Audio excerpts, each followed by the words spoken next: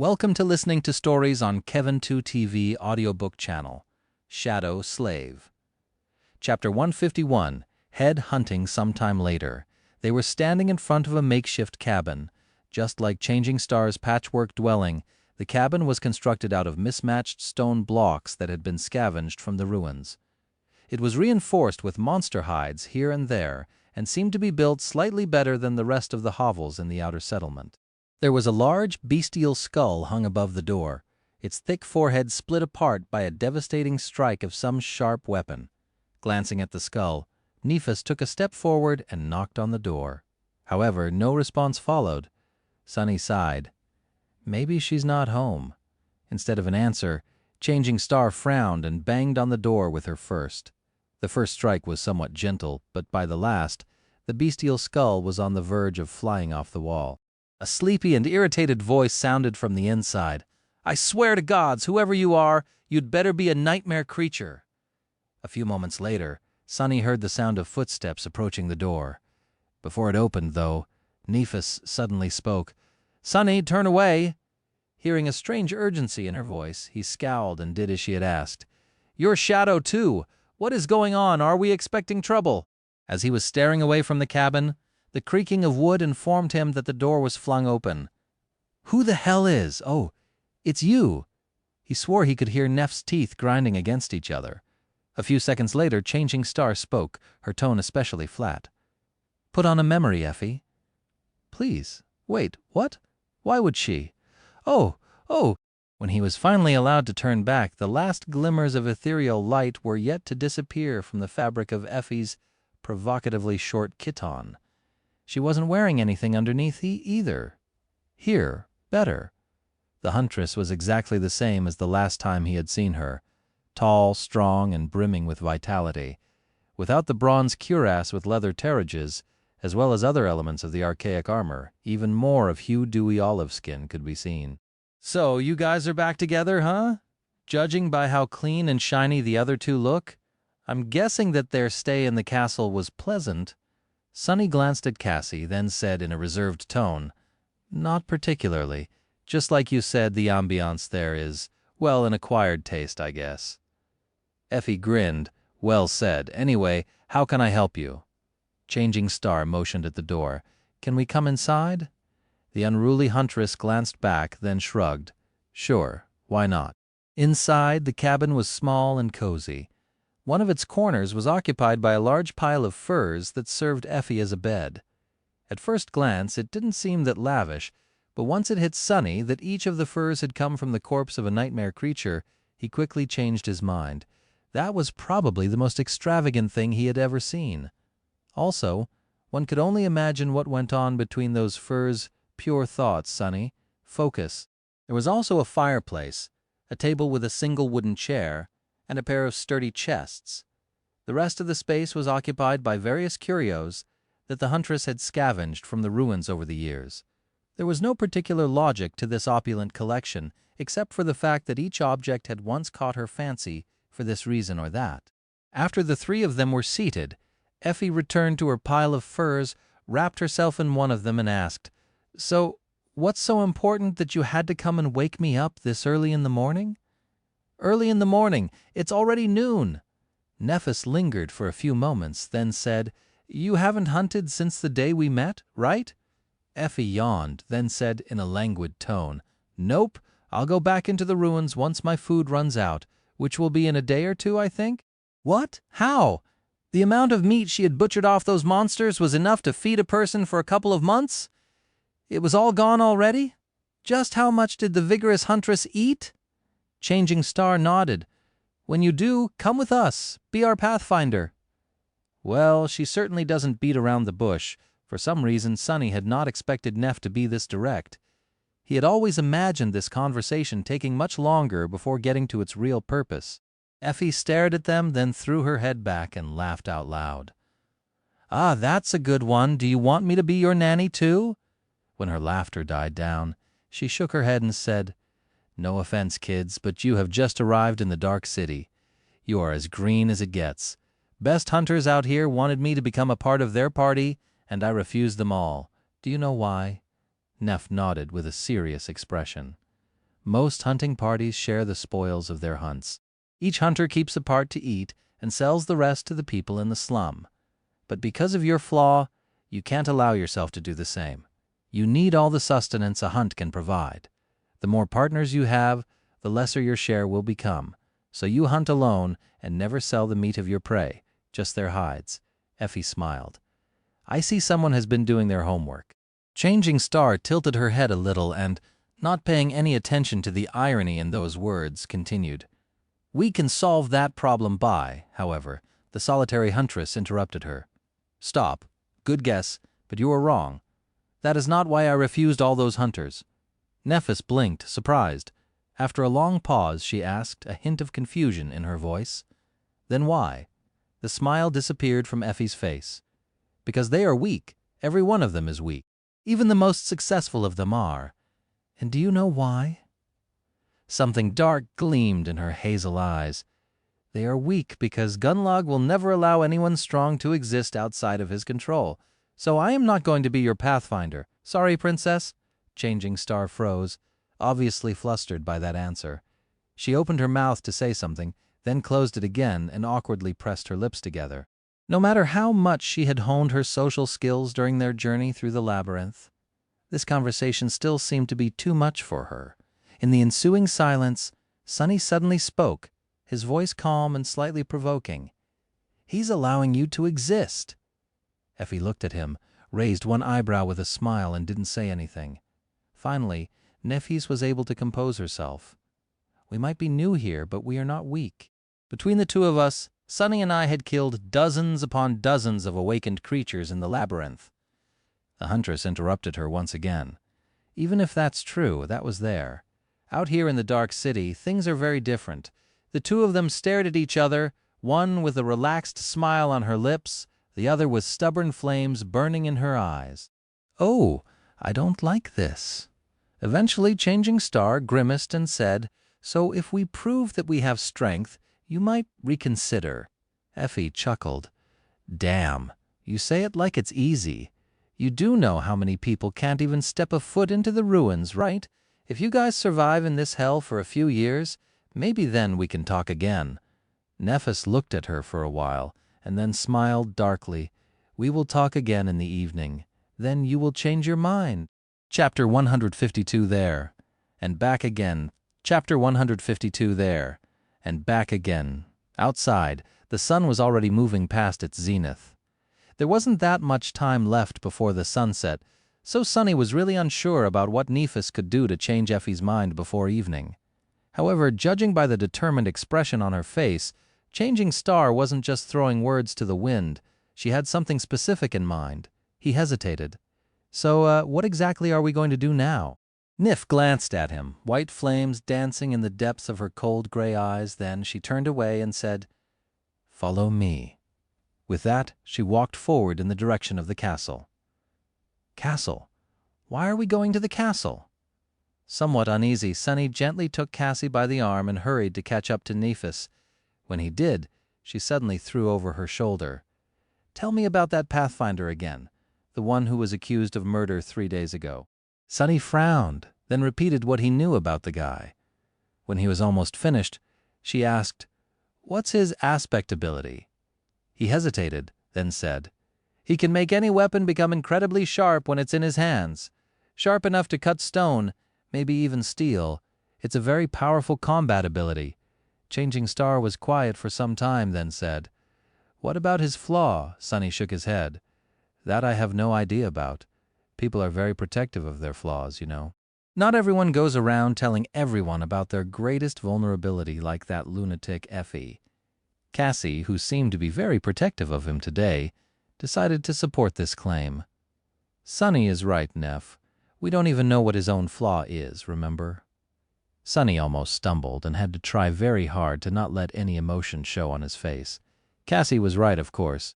While Changing Star and she had shared their flaws with him, Sonny never reciprocated the gesture for obvious reasons.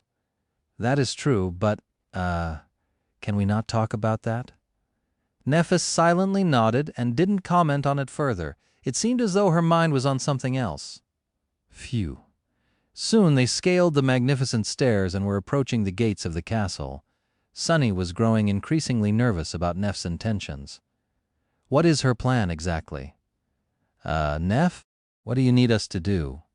She shrugged, then said in her usual indifferent tone, You don't really need to do anything. Just follow me and try to look, virtuous. Look virtuous? What is that supposed to mean? The guards standing watch in front of the gates blocked their path with contemptuous and suggestive looks in their eyes. Contempt was directed toward Sunny, while the rest was directed toward the girls, of course. Stop. What business do you have in the bright castle? Want to pay the tribute? Or maybe want to get paid instead? If you know what I mean?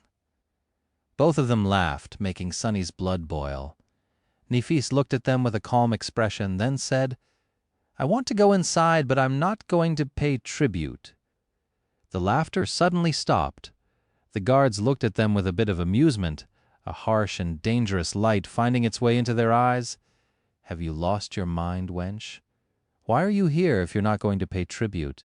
Stop wasting our time.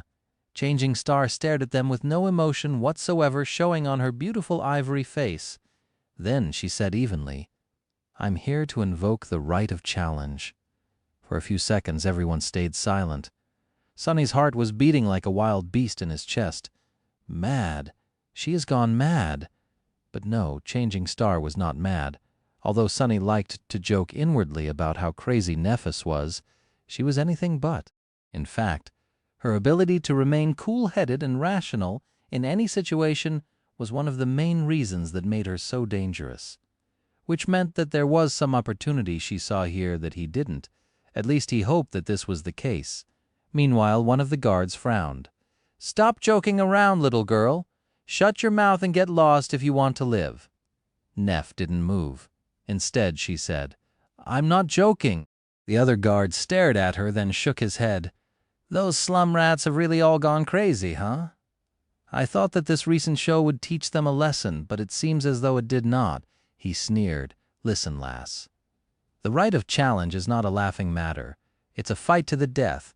No one is going to go easy on you just because you have a pretty face. Do you understand? Changing Star simply nodded.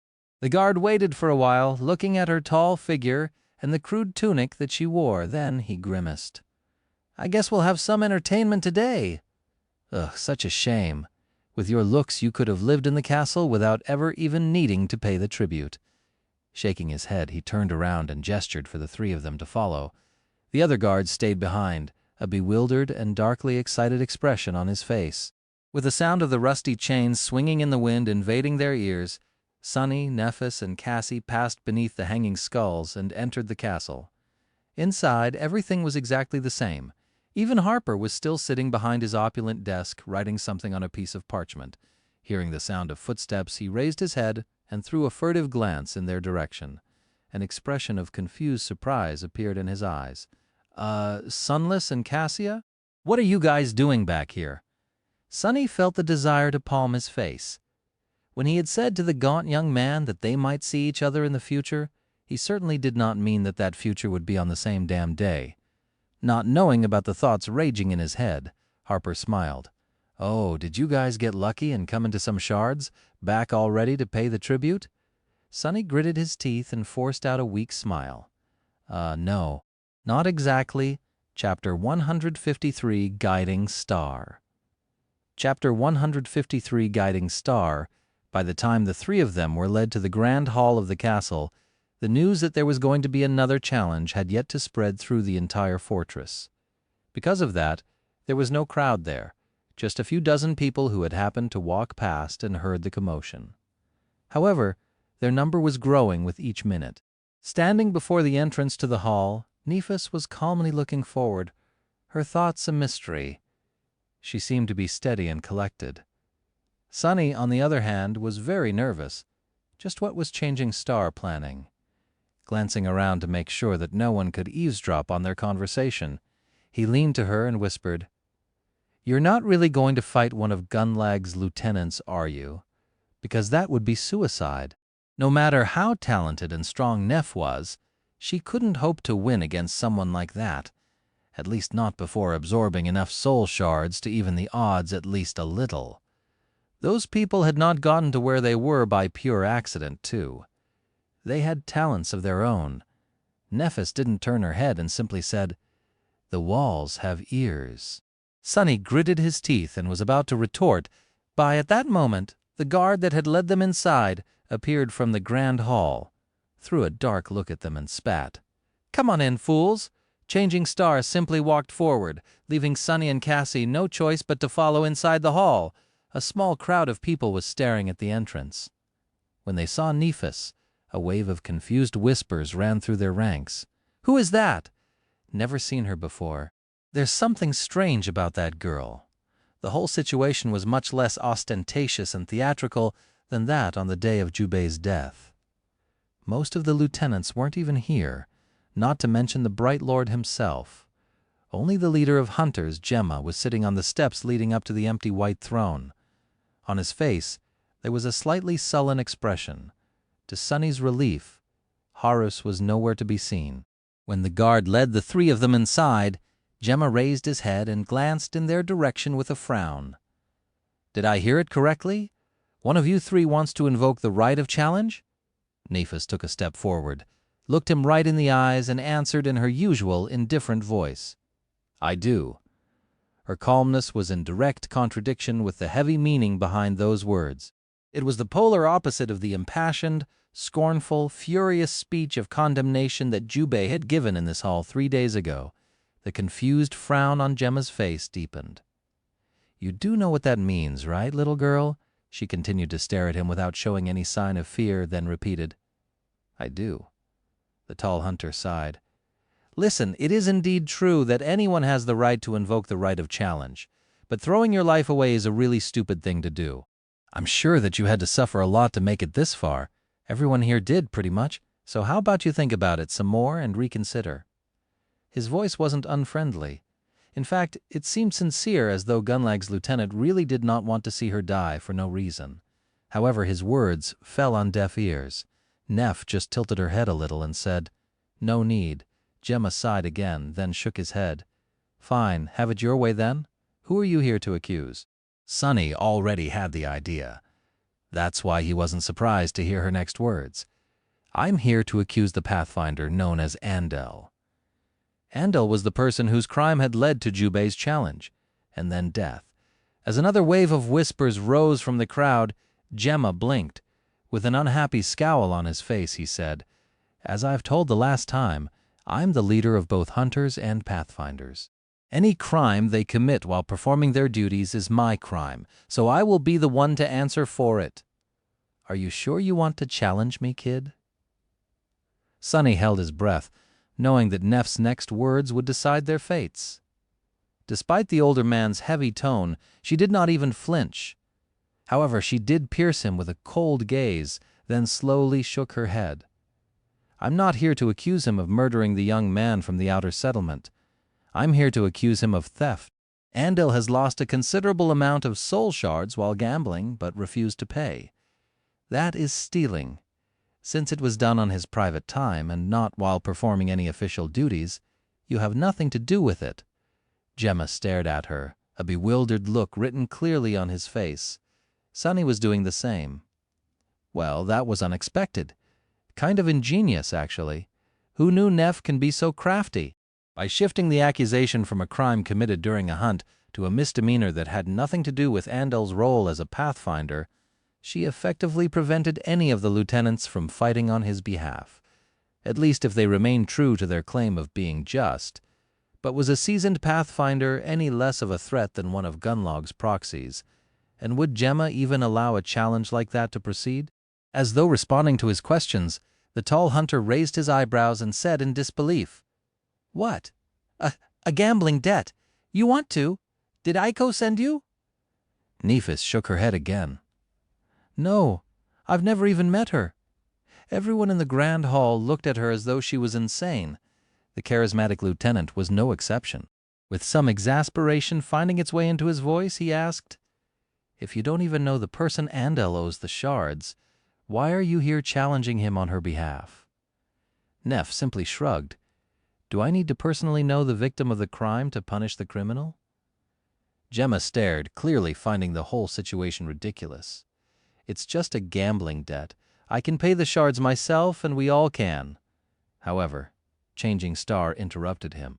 Her voice was still inexplicably calm and even. It's not about shards. It's about justice and law. After all, the law is our only guiding star in this dark world. Without its light, there's only darkness. Her words echoed in the grand hall and put a grim expression on Gemma's face. By repeating what Gunlaug had said here a few days prior, she left him with little choice but to satisfy the request for a challenge. After all, going against it would be tantamount to going against the Bright Lord's will. How devious. Did she learn that from me? The hunter looked away with regret, remained silent for some time, and then said to one of the guards in a dark tone, "Go and bring Andal here. Tell that bastard that after he kills this stupid girl, he and I will have a long conversation about his life choices." Then he glanced at Neff and said, "And you say your goodbyes and prepare for battle. Oh, right. What is your name? Tell us. That way you will at least be remembered." Looking him right in the eyes, Nephis stayed quiet for a bit, and then answered. Her clear voice resounded loudly in the grand hall. "I am Changing Star of the Immortal Flame Clan." Suddenly, everything became silent. Chapter 154, Light of the Seven. Chapter 154, Light of the Seven. Everyone grew quiet. Even Gemma seemed to be slightly stunned by that proclamation. The only person to not react to it at all was Castor, who had entered the grand hall a bit earlier and was now standing by one of the walls, watching Nephis with a complex expression. Her full name was shocking to hear for two entirely different, but equally earth-shattering reasons. Firstly, she had called herself not by a human name, but by a true one. In the entire history of human civilization, only a handful of awakened had managed to earn a true name in their first nightmare. Needless to say, none of them was among the 1,000 sleepers currently trapped on the Forgotten Shore. Even Gunlaug himself did not have one, but Nephis did, and Sunny too, of course, but no one had to know that. Secondly, she had announced herself to be a legacy, and not just any legacy at that, but one from the legendary Immortal Flame Clan. A clan that had been responsible for propelling the entire human species forward not once, but twice first, by helping conquer the second nightmare, then the third. A combination of these facts was enough to set off a metaphorical explosion in the middle of the dark city. If this was true, then she could be considered to be an almost messianic existence here on the Forgotten Shore.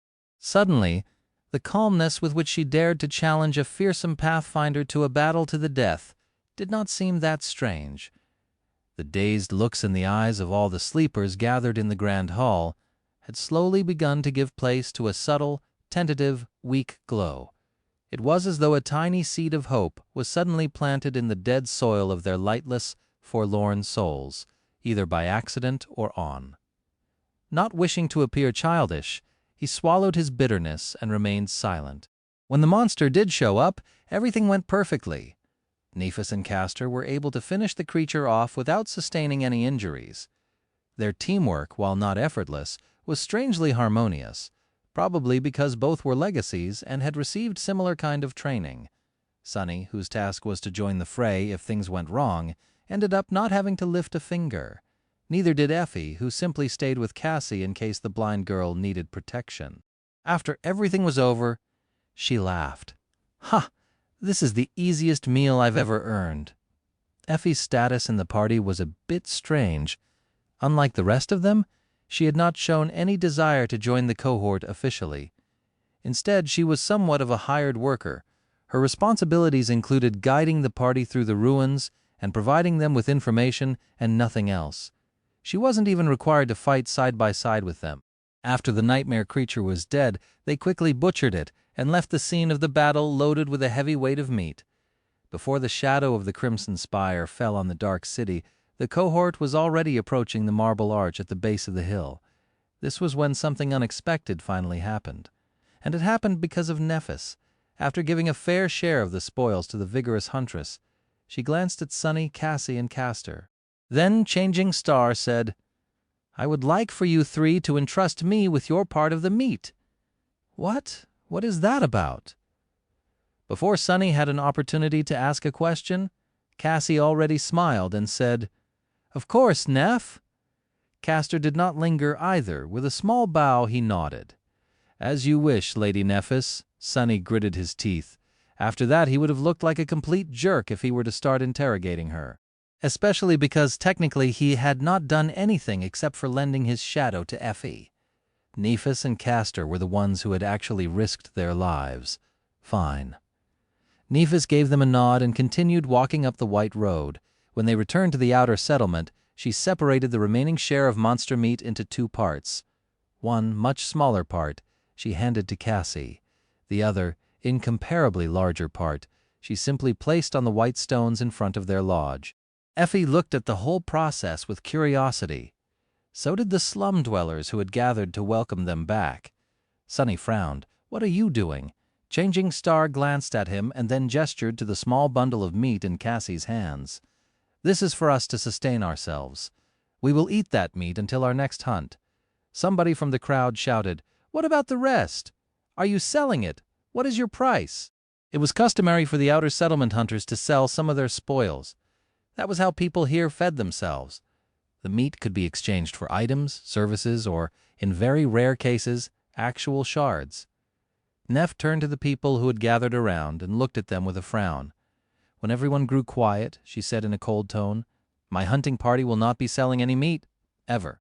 Before anyone had time to react, dismayed by that answer, she took a step to the side, gestured to the large pile of meat, and said, "Instead, we will be giving it away for free." A dead silence hung above the edge of the outer settlement. The slum dwellers who had come to catch a glimpse of Changing Star, or in hope of procuring some food, were all looking at Nephis with a dark mix of mistrust, disbelief, and suspicion. After a while, someone shouted, "What trick are you trying to play? People here are hungry. Changing Star, shame on you." Nephis crossed her arm, furrowed her brow, and answered, "There is no trick. Everyone is free to take a small share of the meat to fill their stomach." The young man who had accused her before laughed. "Why would you just hand it out for free? Do you think that we're fools?" Sunny was being tormented by the same question. He often joked about Neff's foolish nobility, but he also knew that she wasn't really stupid. She always had a reason for everything she did, even if those reasons sometimes seemed insane to him. Lately, he even started to suspect that Neff was much more cynical and pragmatic than he had ever given her credit for. It's just that her version of cynicism was very different from his own. What was she doing? Meanwhile, Nephis pierced the shouter with a cold look, scowled, and said, a hint of anger in her voice, "Why am I not a human? Are you not humans? Does a human need a reason to help others of her kind in this cursed place?" She took a step forward and looked at the gathered people, making them shiver under her heavy gaze. "Shame on me? No, shame on you all for forgetting who you are. We are people, not beasts, in the real world or in the dream realm. This is who we are." Her words echoed above the white stones, mixing with the howling wind. "Now come forward and take some food if you're hungry." The slum dwellers were still not convinced. However, their hunger was stronger than their wariness. Soon the first of them stepped forward, tentatively took a small strip of meat, threw a furtive glance at Nephis, and then hurriedly walked away. When the others saw that nothing happened to him, they became braver. Young men and women dressed in rags formed a messy line. One by one they came forward, received their tiny piece of meat, and then disappeared with haste, afraid that it will be taken back. Slowly, a new kind of light appeared on their faces. It was the same timid, weak emotion that Sunny had noticed in the eyes of the castle inhabitants after Neff had announced her name. It was something that precipitated hope, or maybe faith. With a dark expression on his face, Sunny looked up at the tiny silhouettes of guards observing them from the walls of the magnificent fortress. Nephis was right when she said that they were all still people. However, she was wrong about everything else. Because people were much worse than beasts, he did not like what was happening at all. Chapter 167, Wind of Change. After that day, things moved with a speed that left Sunny disoriented. It was as though he was being pulled forward by an overpowering current. helpless to slow down or change direction. Before he could react to one change, another would happen, making him feel like he was losing control. Everything was happening so fast that he found it difficult to adjust. It was hard not to fear that eventually he would simply be left behind. After that first hunt where Nephis had chosen to give most of the spoils away, she led them on several more. Not all of those hunts went as smoothly, but they did manage to return victorious if a little battered. Every time she paid Effie her share of the meat, took a small amount for them to consume, and gave the rest to the people of the outer settlement free of charge.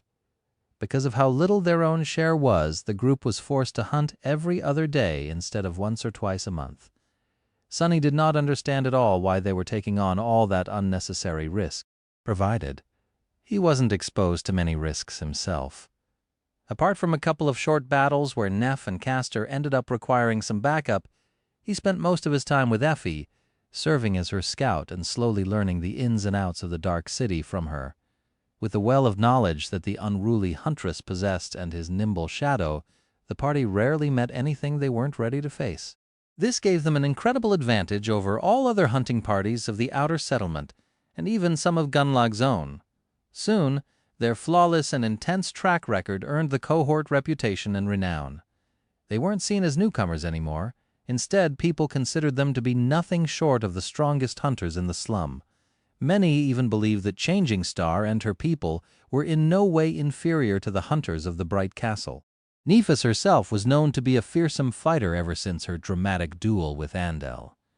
Effie had the reputation as one of the outer settlement's best from a long time ago. Handsome and capable Castor quickly won respect and adoration thanks to his amiable personality, noble bearing, and skill. The three of them were considered to be the core of the party, with Cassie and Sonny existing somewhere on the periphery. People loved Cassie because Neff had entrusted her with the responsibility of handing out the free meat, and also because it was nearly impossible not to love this sweet, exquisitely beautiful, and tragic girl. For most of the slum dwellers, she was the welcoming face of the cohort. Sonny, on the other hand, no one really paid him any attention. With no valiant feats of vanquishing monsters of the Dark City under his belt, most considered him to be a mere support member of the party. Inconsequential at best, a charity case at worst, if they even remembered his existence. Sonny was simultaneously happy to live in obscurity and secretly infuriated by this lack of recognition. It was good that no one suspected how powerful he really was, and yet watching everyone fall over themselves in Castor's presence while completely ignoring his own made Sonny want to kill something or someone, especially because, due to the tactical composition of the cohort, Nephis spent most of her time with the handsome Legacy. They seemed to work especially well together.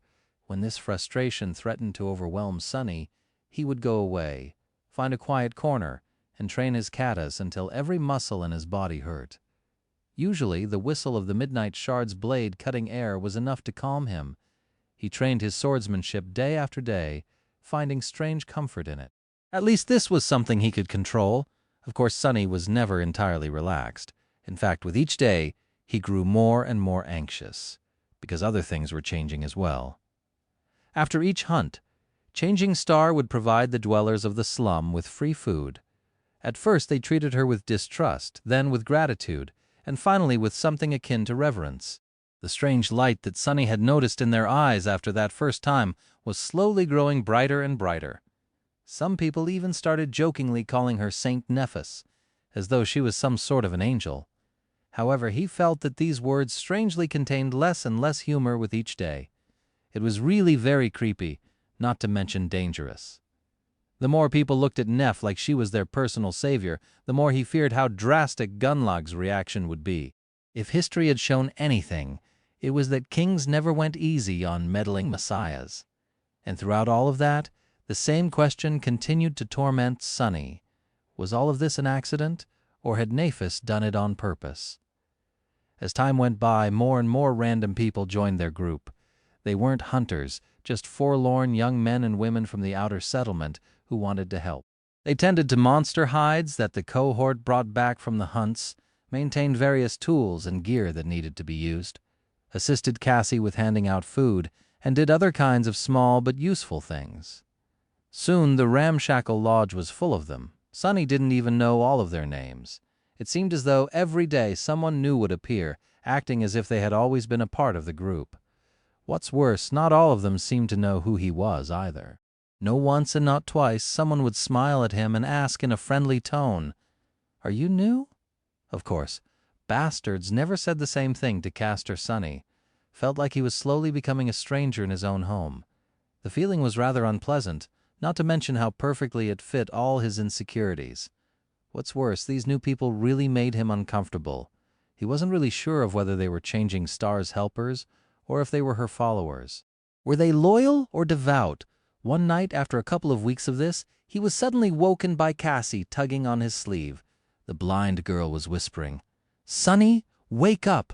A moment later, he was already on his feet, ready to summon the midnight shard. A light coming from the other room told him that Neff was awake too. Gun lag? Did someone betray us? What's wrong? Cassie covered the candle she was holding in her hand and answered in a worried voice, Something is coming from the road. I've dreamt of it. A nightmare creature." Knowing what had to be done, Sunny simply nodded, gripped her shoulder for reassurance, and walked over to meet Nephis. Since their lodge was on the edge of the slum, right in front of the entrance of the ancient road, they had no choice but to fight. That night, the three of them, Changing Star, Sunny, and Castor, battled a devil that had wandered up the hill and fought it off before it could reach the outer settlement. When dawn came, terrified people walked out of their hovels on shaking legs and saw the horrible marks left on the white stones by the beast's claws, as well as puddles of blood, both human and that of a monster, steaming in the morning cold. They also saw Changing Star leaning tiredly on her silver sword. Sunny, who was sitting with his back against the wall of the lodge and breathing heavily, was looking at her too. Back when he was describing to Nephis why Gunlog could never be defeated, he had told her that every facet of life here was under his control. Food, safety, hope, fear, even power itself. Now, Changing Star had given these people food. By protecting the outer settlement, she had given them safety. She had even given them hope. There was also the fear that the inhabitants of the castle felt after Neff had easily beheaded one of their pathfinders. All that remained was power. Finally, the question that pressed heavily on his mind had an answer. No, none of this was a coincidence. Everything that had happened, from choosing the outermost building in the slum as their base to insisting on giving away the food for free, was part of Changing Star's strange but methodical plan. She knew what she was doing all along. But why was she doing all this? What was her ultimate goal? Uneasy, Sunny stared at Nephis and wondered about the future. Chapter 158, Invisible. After about a month of living in the outer settlement, Sunny woke up one morning with the feeling of not belonging anywhere in this world. This familiar feeling had pursued him for most of his life and had returned recently after being gone for some time. With a sigh, he rose from his narrow cot and summoned the puppeteer's shroud. The stone lodge was already full of sounds and voices. The tempting smell of breakfast filled the air. Coming out of his small room, Sunny saw a bunch of Neff's helpers rushing here and there, busy with various tasks. Some of them stopped to greet him, others did not. He paid no attention to them and went outside to wash his face and take a look at the sky. The gray sky of the forgotten shore looked as it always did. Nothing ever really changed in this loathsome hell. On his way back, Sunny noticed a gaunt figure standing hesitantly near the doors of the lodge. The ragged young man looked very familiar. Reaching into his memory, Sunny identified him as the friendly but nervous receptions from the castle. His clothes were much less clean and tidy than they had been before, and his face had become even thinner. The young man had clearly seen better days. "What is he doing there? Coming closer," Sunny called out to the young man. Harper, right? How come you're here?" Harper flinched, then looked at him with anxious eyes. "Oh, Sunless! It's so nice to see you." Sunny stared at him for a while, then asked bluntly, "Did they kick you out of the castle?" Harper's face instantly fell. Lowering his gaze, he stayed silent for a few moments and then said quietly, "I haven't been able to pay the tribute anymore, so yes, I guess they did." Then he glanced up, hesitated, and asked in a weak voice, I I heard that I can get some food here." Sunny tried to give him a reassuring smile. "Sure. Usually we give out meat after the hunts. But if you're hungry right now, I'm certain there's something we can do. Just talk to a girl with red hair. She's in charge of breakfast, I think." Harper smiled, too, the weak light of hope igniting in his eyes. "Really? They will just give me a meal for free." Sunny shrugged. "Why not? We have enough food right now. Most of those guys and girls are always here anyway. They're like guests that won't leave. Doesn't matter, they help around, doing this and that to express their gratitude, I guess. If you feel guilty just eating for free, ask them for some chore. This might not be the Bright Castle, but you'll see that life here can be not bad as well." Guiding the gaunt young man inside, Sunny directed him toward the kitchen and sighed. Even castle dwellers were now coming to their lodge. If this went on, he would have to share his room with some random stranger. What a joke. Entering the main hall, he noticed Nephis and Castor standing near the window, discussing the approaching hunt. This morning, there were several hunters from other parties surrounding them. The cohort had been planning a big joint hunt for a while now, and today was the day. Did they just start without me? Hiding his discontent, Sunny walked over to the group of hunters and greeted them. Castor smiled at him, while Nephis simply nodded. The other hunters glanced at the new arrival and didn't pay him much attention. Fools. If you knew who stands before you? Consoling himself with these childish thoughts, Sunny listened to the discussion. One of the hunters was speaking. "South of the collapsed lighthouse is a good choice, but the awakened creatures living there have an incredibly sharp hearing. Attacking them in large numbers won't be easy. In the past month, their lodge had gone through a transformation. The remnants of broken furniture were long gone and replaced. Some of the new pieces of furniture came from the ruins. Some were made right here by the craftsmen of the outer settlement. There were monster hides and decorations hung on the walls, making the space look neat and presentable. These days, the lodge appeared as the headquarters of a small but prosperous awakened cohort. There was even a large map of the Dark City on one of the walls, with various symbols marking all kinds of useful information. Currently, the hunter was pointing at a particular spot on the map. This spot right here is much more promising. Blood fiends are known to dwell in these parts. They hibernate during the day, so if we manage to find a lair or two— Castor shook his head. "The area you're suggesting is too close to the territory of those strange living statues. We all know how formidable those bizarre creatures are. I still think that south of the lighthouse is better. We just need to think of a way to deceive the hearing of the monsters." Suddenly finding something that he could be helpful with, Sunny said, I have a bell that can." However, his voice drowned in the buzz of the conversation. No one paid attention to his words. Embarrassed, Sunny inhaled deeply, waited for a few seconds, and spoke again. "Actually, we can use one of my 2 sound-producing memories, too." But right at that moment, Castor seemed to come up with a brilliant idea. Everyone listened to him, turning their backs to Sunny. It was as though he was completely invisible. What's even the damn point? Sunny stood there for a minute or two, feeling awkward, angry, and utterly stupid. Then he simply turned around and walked away.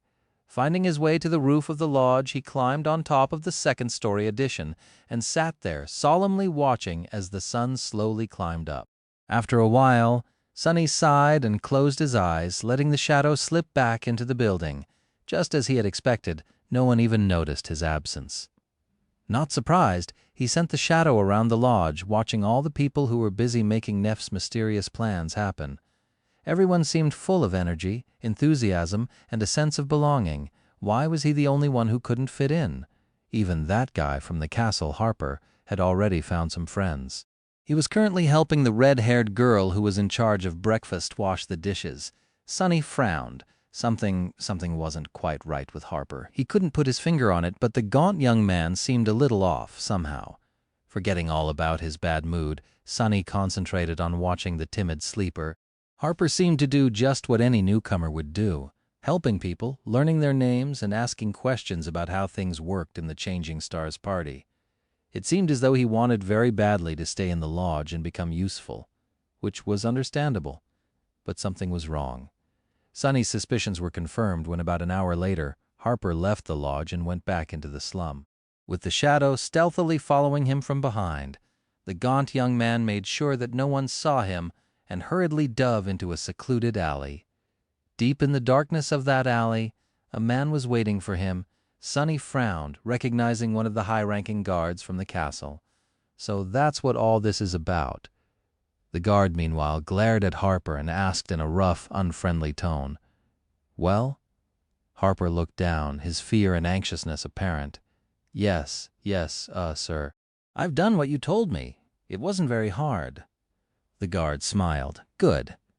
It seems that you really do want to return to the castle." Harper glanced up, a desperate light igniting in his eyes. "Really? So I can return, even though I don't have any shards to pay the tribute?" The smile disappeared from the guard's face. "You will be able to return after you gather all the information that I told you to learn. If you do, I'll invite you inside myself. No need to even worry about the tribute. But remember, I need to know everything about the core members of the cohort, including St. Nephis herself, their aspects, their abilities, their flaws. I even want to know what hand they use to wipe. Understand?" Harper paled. "But sir, things like that, it won't be easy to learn them, especially for a simple servant like me." The guard frowned. "Didn't you say that you knew 2 of the cohort members already? This is why I gave you this chance to begin with." "Did you lie to me, boy?" The gaunt young man flinched. No, I do know them. I actually spoke with Lady Changing Star's scout already. He is a friend of mine." A wide, menacing smile appeared on the guard's face. "What's the problem? Just get that fool talking. Rats like him will tell you everything as long as you pay them a little attention, believe me. I'm willing to bet that this useless freeloader is walking around full of jealousy and delusions of grandeur. Pretend to respect him even a little, and he won't be able to shut up." "Ouch." Harper nodded, then suddenly hesitated. After a few moments of silence, he asked in a timid voice, "Sir, you won't hurt them, will you? They are good people." The guard stared at him for a second or two, then said in a dark, mocking tone, "Why do you ask if you already know the answer?" Hearing those words, Harper deflated. His face darkened, and he lowered his head as though ashamed to look straight. However, he didn't object. That bastard, just wait and see.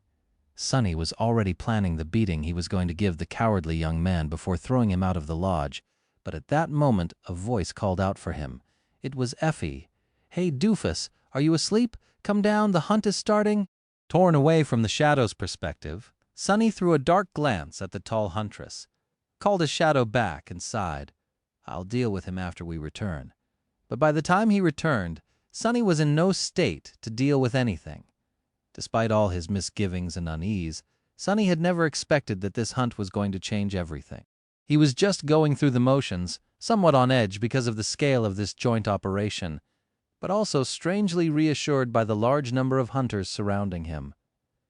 The unusual hunting party left the outer settlement at noon, heading east to the massive ruin of a collapsed lighthouse that was situated at the edge of the city. There were almost 20 of them gathered together, all carefully making their way through the deadly maze of narrow streets, with Effie serving as the chief pathfinder and Sunny helping her by scouting ahead. The plan was as straightforward and simple as possible, however. Nothing was really ever safe in the dark city. Everyone was prepared for the worst, and pretty soon their fears came true. Halfway to their destination, a sudden sound made Effie freeze in place. Raising a fist to signal everyone to stop, she peered into the fog, a dark and foreboding expression on her face. Feeling that something bad was about to happen, Sunny commanded his shadow to return and moved closer to Cassie. His hand was ready to grasp the hilt of the midnight shard out of the air. For a few moments, everything was quiet. Then Effie's pupils suddenly widened. "Scatter!" As soon as the word left her mouth, the experienced hunters dashed in different directions. Sunny himself grabbed Cassie and lunged to the side, dragging her along with him.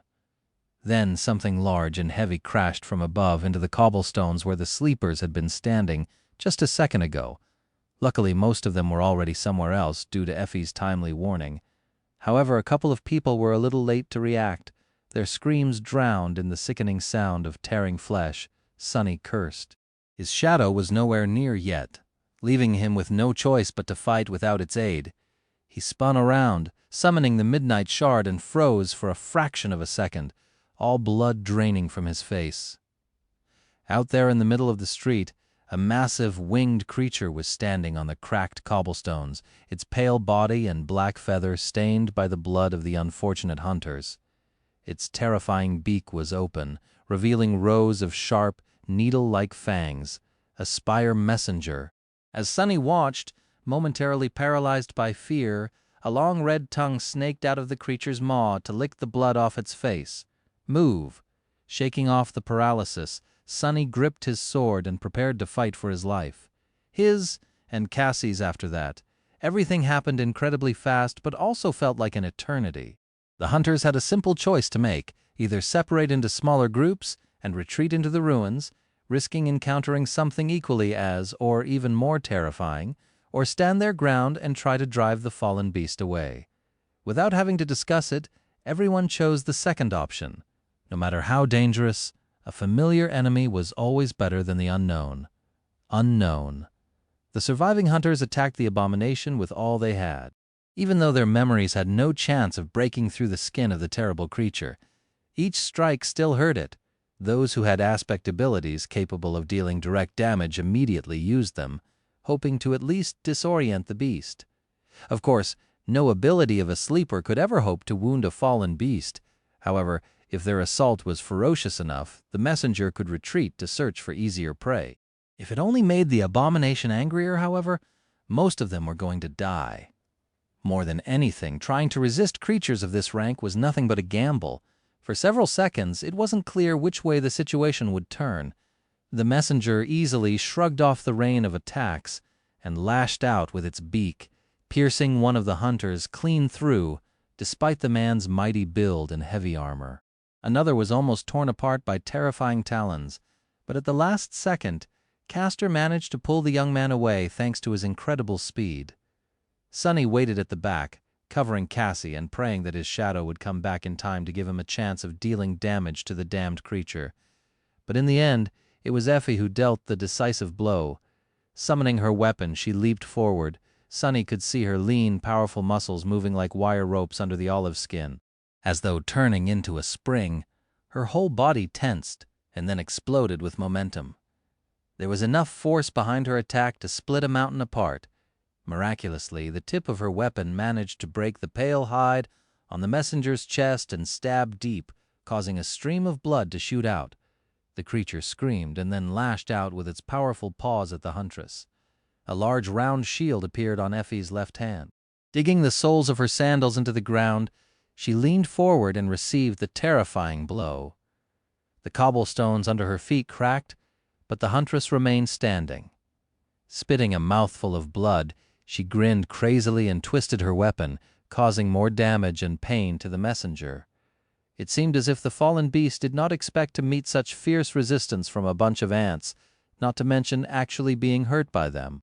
Letting out another scream, it waved its wings to send the sleepers flying back, picked up the dead hunters, and jumped into the air. Soon the abomination turned into a dark spot in the skies. All that remained behind were puddles of blood, broken stones, and the moans of battered humans. Somehow they had survived well. Most of them. Effie straightened, dismissed her shield, and glanced down. Damn, I think my arm is broken. With blood running down her chin, the huntress laughed and leaned on her weapon, visibly exhausted. Sunny wanted to congratulate her on that awesome strike, but then something registered in his mind. Suddenly cold, he stared at Effie's weapon. He had never seen her fight before, so this was the first time Sunny saw what memory the huntress used in battle. It was a spear, an ancient, beautiful spear forged from bronze. Something clicked in his mind, disparate pieces of information connecting together. And then everything exploded, or at least it felt that way. Because Sunny finally understood the future. "Hey, Doofus, you're okay?" Sunny reacted after a second or two, raising his head and staring at Effie with empty eyes. "Yeah, I'm fine, just thinking about stuff." Effie gave him a strange look, then shrugged and turned away. Everyone was too busy to pay him any attention. Not that anyone ever did. Left alone, Sunny staggered and slowly lowered himself to the ground. In his mind, one phrase was repeating itself over and over, growing louder and louder with each second. A woman with a bronze spear drowning in a tide of monster, a woman with a bronze spear. This was a part of the vision that Cassie had seen back at the beginning of their journey, on the night they had spent atop the giant statue of a headless knight. The one that was so harrowing that she had almost jumped into the dark waters of the cursed sea just to run away from her terror. It was also the key that connected every little piece of information that Sonny knew into one cohesive picture and let him understand the true meaning of that terrifying vision. He shuddered, remembering what Cassie had told them on that dark night in stark detail. I saw the human castle again, only this time it was at night.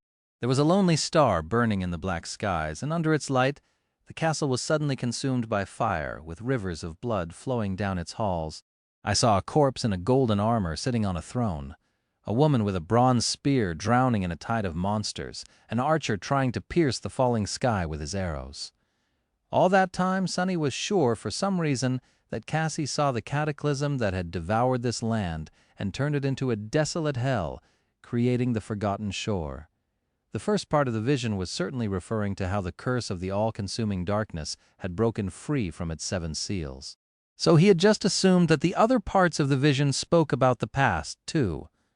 But Effie's spear gave him an epiphany, a terrible revelation that he had been wrong all this time, that the apocalyptic images Cassie had described were not of the past, but of the future. Their future. Trembling, Sonny raised his head and glanced at Nephis, who was using her powers to heal the wounded hunters, her ivory face contorted in a painful grimace. His eyes were wide and full of disbelief. It was all so clear. She was the lonely star that burned in the dark skies above the bright castle, bringing with it fire and rivers of blood. After all, her name was Changing Star, or depending on the runes used to write it, Star of Misfortune. The Star of Ruins, Sonny spent so much time fearing what Gunlag was going to do with Nephis, but he should have been scared of what she was going to do to him instead. A corpse in a golden armor sitting on a throne. Why hadn't he realized the truth after seeing the bright lord for the first time? It was him. Gunlag was the corpse in Cassie's vision.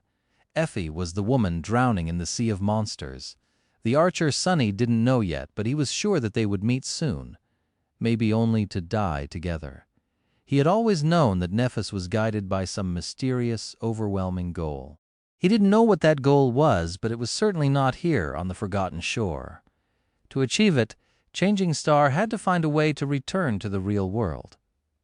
That's why she had always been so unwavering and relentless in her ambition to move forward, overcome any obstacle, endure any pain. At times, it even seemed as though her conviction was more akin to an obsession. Nephis was willing to do anything to fulfill her dream. The comforting words she had told him on their first day in the dark city suddenly resounded in his mind. Only now there was another, colder, and much darker meaning hiding beneath their surface. We will find a way to return no matter what has to be done. We will. No matter what has to be done, there was only one way to leave the forgotten shore, and it lay in the crimson spire. No sleeper could ever hope to reach that gateway in one piece. They would need an army to even try. Maybe then, walking on corpses, 1 or 2 survivors would be able to escape from this cursed place, but Nephis didn't have an army. Yet, to gather one, she would need to kill Gunlag, usurp his power and eliminate all opposition, drowning the bright castle in blood. Only then would she be able to rally every single sleeper left in the dark city and lure them into following her on a suicidal crusade, knowing all too well that most of them would die because of it. No sane person would follow her. They won't, right? Sonny remembered the faces of the young men and women that had become part of their group in the last few weeks, the strange light of hope, or maybe faith, burning in their eyes, the almost religious reverence they felt toward Nephis. No, not Nephis, toward Changing Star of the Immortal Flame Clan, their personal angel. Were they sane still? Finally, he understood every part of Neph's plan. Looking at the beautiful young woman with silver hair, Sonny shivered. And then there was the last part of the prophecy. On their way back, Sonny felt as though he was in a feverish dream. The magnitude of the revelation was too much for him. His mind felt weak, unsteady, and on the verge of breaking apart. He had never experienced such a deep feeling of shock. It was as though the very core of his being was violently shaken. He wasn't equipped with the right tools to cope with it. It felt as if he was on the verge of losing it. Sunny was truly horrified. Don't waste time trying to deal with your emotions. This is not the right time for feelings. You need to figure out how all of this affects you personally, and what you need to do to turn things to your advantage. After all, what was there to be scared of? That many people would die? What did their lives and deaths have to do with him? Yes. As long as he was the one left standing in the end, this whole thing might actually turn out to be beneficial. Hadn't he spent the last weeks being afraid of what Gunalug was going to do to them? Well, now he knew that Gunalug was going to end up as a corpse. Problem solved. Wasn't he crushed by the news that he would spend the rest of his life in this odious hell? Well, now that wasn't a certainty anymore. That last part of the prophecy. Everything was well better than ever. And yet, no matter how much Sunny was trying to be rational, he just couldn't help but be filled with terror. In the crimson light of sunset, he found a reason to leave the lodge and walk to the edge of the stone platform. No one really cared that much about his whereabouts, so it wasn't hard to disappear for a while. No one noticed that something was bothering Sunny, either. They were all accustomed to his moody behavior anyway. Only Cassie seemed to have picked up on something, and Castor, who pretended to be carefree but actually had a habit of watching anyone close to Nephis like a hawk. The bastard. Reaching the very end of the stone platform, Sunny turned around and looked at the outer settlement and the magnificent castle towering above it with hundreds of sleepers rushing to find shelter before the coming of night. A cold and harrowing feeling gripped his heart. All these people are going to die. Neph was going to kill them. Was he willing to help her do it? For some reason, Sunny wanted to laugh. This whole situation was so sick and appalling that it was almost ridiculous. He was never an altruistic type, really. More than that, he always prided himself on being a cynical, selfish, and vicious person. But this was too much even for him. Grabbing his head, Sunny moaned, "What am I going to do?" At that moment, the sound of steps suddenly attracted his attention. A gaunt figure appeared from the slum and walked toward him. Sunny frowned. "Oh, right, that guy. I have completely forgotten about him." Harper stopped a few paces away and smiled timidly. "Sunless. Can we talk?" Harper stared at him with that pathetic, timid smile frozen on his lips. In his eyes there was fake friendliness, worry, and desperation. For some reason, Sunny felt a violent urge to erase the smile of his face. "You scum!" In his rattled state. He was having trouble controlling his emotions. Something must have shown on his face, because Harper suddenly blinked and took a step back. But in the end, the desire to be allowed back into the bright castle won over his caution. He forced himself to stay still, hesitated for a few moments, and said, I wanted to thank you for inviting me into your home this morning." Sunny looked at the gaunt young man. In the twilight of dusk, his pale face was hidden in deep shadows. Finally he answered, "Yeah? We can talk." Think, Sunny, think. But his mind was refusing to obey. Most of it was drowning in the sea of cold terror that had been summoned by the revelation of the future. What little remained was utterly disoriented. Sunny raised one hand and rubbed his face. "He's a spy? He's here to make it easier for Gunlaug to kill us. What should be done?" In the morning, yes. Back before everything changed, Sunny had seen Harper reporting to one of the guards. He wanted to give the cowardly young man a beating and throw him out of the lodge, but that would be a wrong decision. The best thing to do was not to expose the unfortunate to spy, but to feign ignorance and feed him false information. Yeah, that was the optimal way to deal with moles. As an aspiring spy himself, Sunny knew these things well, but would he even able to deceive Harper? By accident, the failed informant had chosen a perfect person as his mark. Sunny knew a lot of secrets and was incapable of lying, but he was also a master of deception, so... Sunless. Sunny flinched and glanced at the gaunt young man. "Sorry, I'm a bit out of sorts after today's hunt. You wanted to talk?" Reassured, Harper smiled again. "You see, I wanted to thank you for everything that you had done for me and for all the people here in the settlement. When I left the castle, I brought a very special item with me. I thought of sharing it with you." Sunny frowned. "A special item? I should see what his plan is exactly, feed him a couple of little truths along with the lies, and then report to Neff in the morning." "Right?" Harper, meanwhile, was nodding energetically. "It's a bottle of liquor. Every month a few are sold by the artisans working in the garden. Getting one is very hard, but I was lucky. Would you like to come and try? My hut is nearby." Sunny got distracted for a few moments, but then forced his meld to concentrate. What was Harper talking about? Artisans, liquor, luck? Why not? Giving Harper a nod, he gestured for the young man to lead the way and followed. As they passed other slum dwellers on their way to Harper's hovel, Sunny couldn't help but feel like they were surrounded by walking corpses. Most of these people were already dead. They just didn't know it yet. But he did. The weight of this knowledge was slowly crushing him. Harper's small hut was even more pathetic than the other hovels in the slum. It was crudely constructed out of rotting pieces of wood, with plenty of cracks to let the cold wind in. Inside there was nothing except for a pile of seaweed thatch that served as a flimsy mattress and a low wooden table. Sunny could understand why the gaunt sleeper was so desperate to return to the castle. At least there was a door. Once inside, Harper looked around with embarrassment and invited Sunny to sit on the floor in front of the table. Then he dug a glass jar from beneath the seaweed and placed it in front of him like a rare treasure, producing a crude iron knife from somewhere. Harper then opened the wax seal of the jar, placed the knife on the table, and poured a milky white liquid into a chipped clay cup. "Here," he handed the cup to Sunny and smiled. Sunny received it and smelled the strange liquor. He remembered many people in the outskirts who had drowned themselves in the bottle or killed themselves with cheap stimulants and drugs.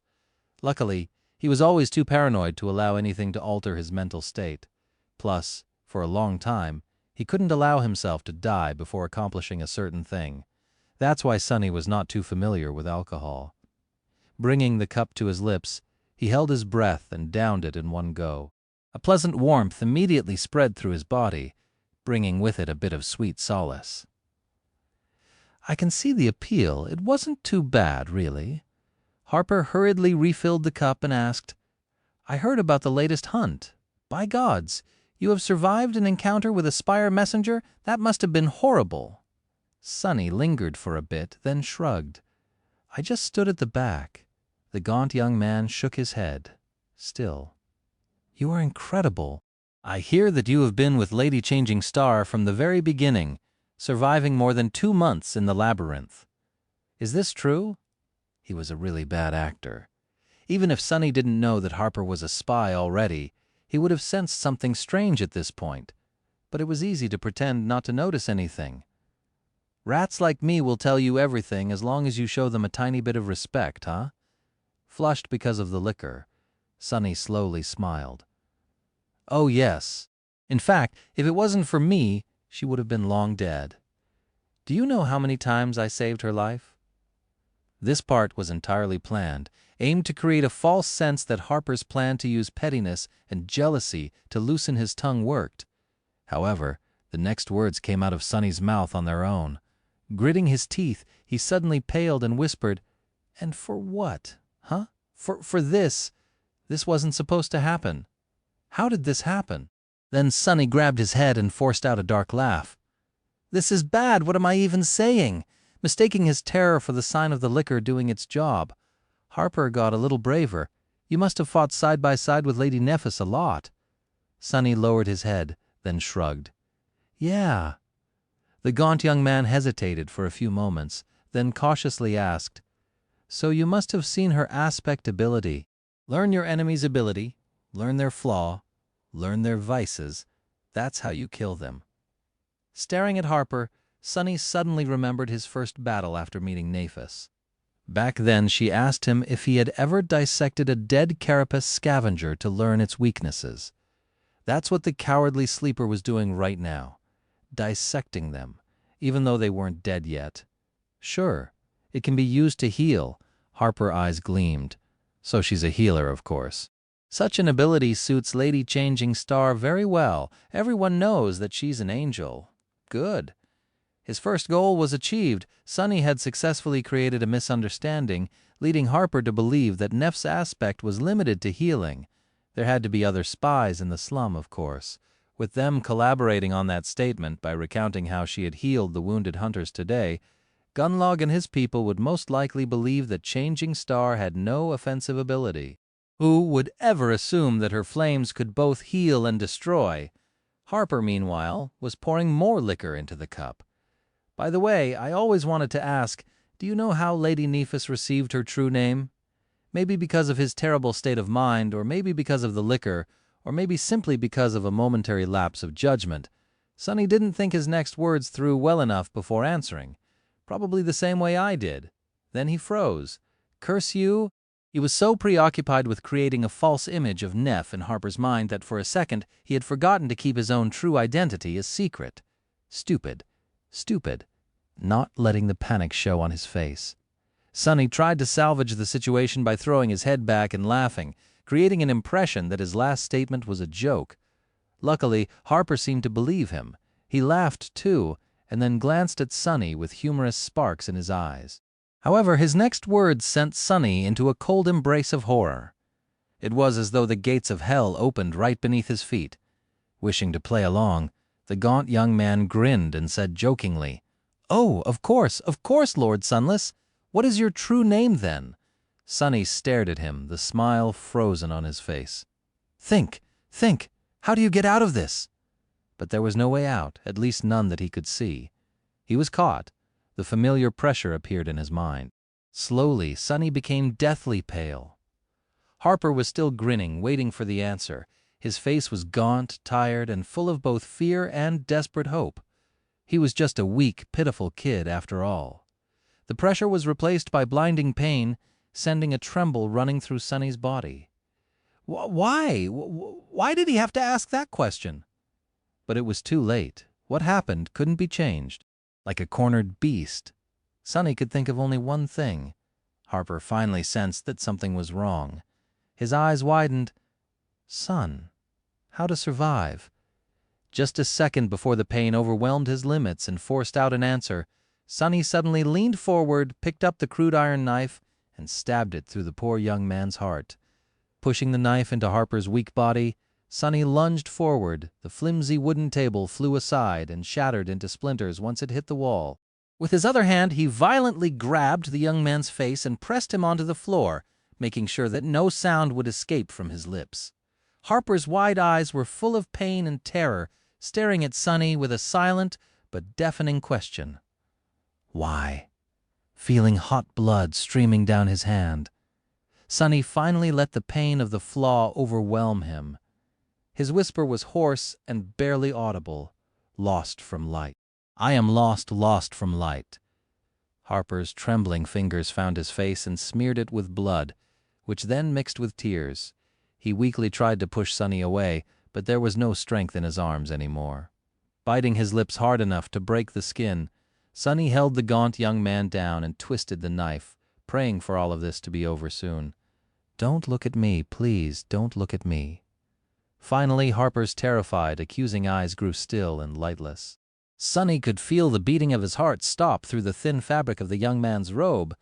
Making sure that Harper was indeed dead, he finally let go of the knife and crawled away. Oh gods! As though summoned by these words, the voice of the spell whispered into his ear. You have slain Dreamer, Harper. Your shadow grows stronger. Contorted in a painful spasm, Sunny bent over and violently threw up. Then he weakly fell on the floor and tried to wipe his face, only to realize that he was spreading blood all over it. I killed him! I just killed a real human! A strange stillness took hold of Sunny. Sitting on the cold stones, he stared at the corpse of the young man that he had just killed and struggled to form a cohesive thought. After a while, he finally succeeded. Too much! Oh, this is too much! All of this was too much for him! Why did he have to go through all of this? The slave caravan, the forgotten shore, Changing Star, and now Harper. What sin had he committed to have to go through this nightmare? Was he actually already dead and imprisoned in the depths of hell? Bullshit.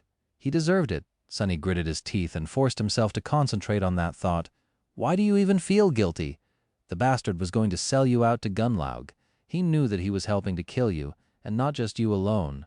Neff, too, and Cassie. But no matter how hard he tried to convince himself that he had the right to kill Harper, deep down, he could not accept it. There were a million ways to deal with the timid, pitiful spy. No, there was another reason. Come on now, there's no one else here. Why don't you be honest with yourself for once? Just admit it. Don't you dare become a hypocrite. Sonny grimaced and ground his teeth against each other. Say it. Reluctantly, he opened his mouth and whispered, I killed him because I wanted to survive. I killed him because it was easy. And just like that, he suddenly felt better. What's the big deal? He was already a murderer anyway. He was planning to help Nephis kill hundreds of people. Affected by the irony of the situation, Sonny barely stopped himself from laughing. He didn't want to make too much noise. Breaking that table was already a mistake. What if someone comes to check on the commotion? That would be bad. That would be embarrassing. Right? What was he going to do with the body? Instead of coming up with an answer, Sonny leaned forward and threw up again. When he sat straight after a while, the door of the hut was open. And there, in the doorframe, his face pale, stood none other than Castor. With a stunned expression on his face, the proud legacy was taking in the sight. The broken table, the smell of alcohol in the air, the bloodied body with a knife sticking out of its chest, and disheveled Sonny kneeling on the floor, his hands and face smeared with fresh blood. Oh no! This is not, however. No words came to his mind. No matter what he would say, the situation was not going to appear any better. Looking him straight in the eyes, Castor asked with horror in his voice, Sonny, what did you do? Sonny blinked and stared at the handsome young man. After a few moments, he opened his mouth and said, What do you think, I killed the bastard? His voice was calm and nonchalant. It didn't matter how Sonny felt inside, in front of Castor, he couldn't show any weakness. He didn't trust the proud scion of the Han Li clan one bit. There had always been something off about him, so if there was ever a time for acting, it was now. Especially because, unlike everyone else in the slum, Castor already knew that Sonny wasn't as useless as everyone believed. He had known it ever since that night when the three of them fought a devil together. Killed the why did you kill him? Sonny stood up and shrugged. He was asking too many questions. Castor opened his mind, stunned, then closed it again. After a few moments, he suddenly frowned. What kind of questions? It seemed as though he had realized something. Come to think of it, what was he even doing here? Oh, do I know Nephis well, what her ability is? How did she get her true name? Stuff like that. Without giving Castor the ability to react, Sonny wiped his hands with a bit of seaweed and added, Actually, this guy, Harper, was sent over to spy on us by Tessai. I caught him making a report to a castle guard officer this morning. Castor remained silent for a while, then asked quietly, Do you have any proof of that? Sonny glared at him and raised an eyebrow. Is my word not proof enough? A wild thought suddenly appeared in his mind. Will I have to kill Castor too? Would he even be able to if it came to that? Not likely. Why, you don't believe me. Bad. The situation was really bad. Depending on Castor's next words, Sonny could find himself in a sea of trouble, and he was powerless to do anything about it. Anxious and uneasy, he stared at Castor. The proud legacy lingered.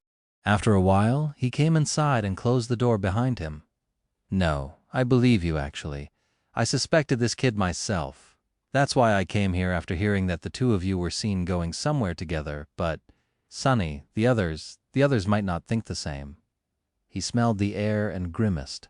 I'm sorry to say that, but you have a reputation for having a bad temper. With alcohol added into the mix and no proof to connect Harper to the castle, you can see how this does not look good. That piece of crap. Sonny scowled, trying to pretend that he was calm. He saw where this was going, so what are you going to do? Castor gripped his shoulder. Then, in a serious and grave voice, he said, What else? I will help you conceal everything, of course. We are comrades, after all. But, Sonny, no one can ever know what you have done here, especially Lady Nephis. This will be our secret, all right? Saying that, he looked Sunny right in the eyes and smiled. Sunny stared at Castor with a grim expression. Despite the amiable smile and reassuring voice, he knew what the handsome legacy was doing. He grew up in the outskirts, after all. Castor had said, "I will help you," but what he actually meant was, "I will own you," because there was no better leverage than a gruesome secret. This help of his was going to come at a price. But what choice did Sunny have, really? Unless he was ready to fight and kill Castor right there and then, thus silencing the only witness of his crime forever, he couldn't refuse. Plus, what Castor thought was going to happen and what would really happen was not as set in stone as it seemed. As long as Sunny was alive, there was hope of turning things around, somehow. He just had to get through this one step at a time. Sunny forced out a smile. "Thank you, Castor. I won't forget it." Then he glanced at the dead body lying at his feet and took a step back, escaping the quickly growing puddle of blood. His face remained calm, but a small, almost imperceptible shiver ran through his body. "So what do we do now?" The proud legacy lingered, then said in a solemn tone, "First things first, we can't let anyone see you like this. Wait here for a while. I'll bring something for you to clean yourself." Sunny sighed. He didn't really want to stay anywhere near Harper, but Castor was right. Walking around covered in blood was a bad idea. And then what? Castor hesitated. Then we will need to get rid of the body, but it won't be easy to do without being noticed, if not by slum rats, then by guards. Don't worry, though, I'll think of something. Just wait for me to return. Sunny hesitated, wondering if he could trust the legacy. What was going to stop him from returning with a crowd of people? But no. Having Sunny in his pocket would benefit Castor more than getting rid of him completely. Still, he sent the shadow to keep an eye on things after the handsome young man went away. Left alone with the corpse, Sunny sighed and sat on the floor, resting his back against the flimsy wall of the hut. He was so tired. The night was slowly descending on the ruins, drowning everything in comforting darkness. Of course, he could still see the bloodied body lying motionless on the stones beside him. For the first time, Sunny wished that his eyes weren't able to pierce through the shadows. Harper's eyes were still open, staring at him accusingly. I am stuck with you forever, aren't I?" Without even looking into the soul sea, Sunny knew that a new shadow had joined the silent ranks of every creature he had ever killed. All he could do was wait. Time slowly crawled. It was taking Castor a long time to gather everything needed without raising any suspicion. He had to avoid prying eyes and waste a lot of time conversing with people who constantly wanted to win his attention. At some point, even Cassie talked to him. "Hey, Castor, have you seen Sunny?" Away from their lodge, sitting on the floor near the corpse of a young man he had killed, Sunny smiled darkly and listened to what kind of excuse the legacy would come up with to account for his absence. After a while, his thoughts began to wander. He listened to the sound of rain falling on the stones outside and scowled. Rain always put him in a bad mood. Because of it, Sunny was always reminded of the past. Unlike Nephis, whose past was clouded in mystery and screamed of tragedy, he came from a simple background. His story was more mundane than tragic. A trivial story of unfortunate people living hard and bitterly in a dying world. Sunny's parents were both menial workers. They were poor, but not destitute. His dad was employed by one of the numerous maintenance crews that took care of the city's outer barriers. His mom worked in an underground factory that produced air filtration systems. Together, their income was barely enough to afford a small cell in one of the human hives in the outskirts. Several months after his sister Rain was born, when Sunny was around 4, his father was killed in a work accident, which was not a rare occurrence among the city maintenance workers. 3 years after that, his mother got sick and eventually passed away. Factory workers like her often got sick and died due to the harsh conditions, so it wasn't a rare outcome either. Sunny and Rain were sent to a government child care facility. His sister was young and cute, so she was eventually adopted. Sunny, however, was older and had behavioral problems which made him pretty much completely undesirable. After enduring a few years in a series of increasingly vile foster homes, he finally managed to run away and learned how to survive on the streets of the outskirts.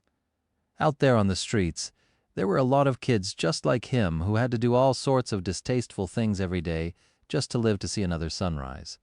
However, even then, most of them didn't last long.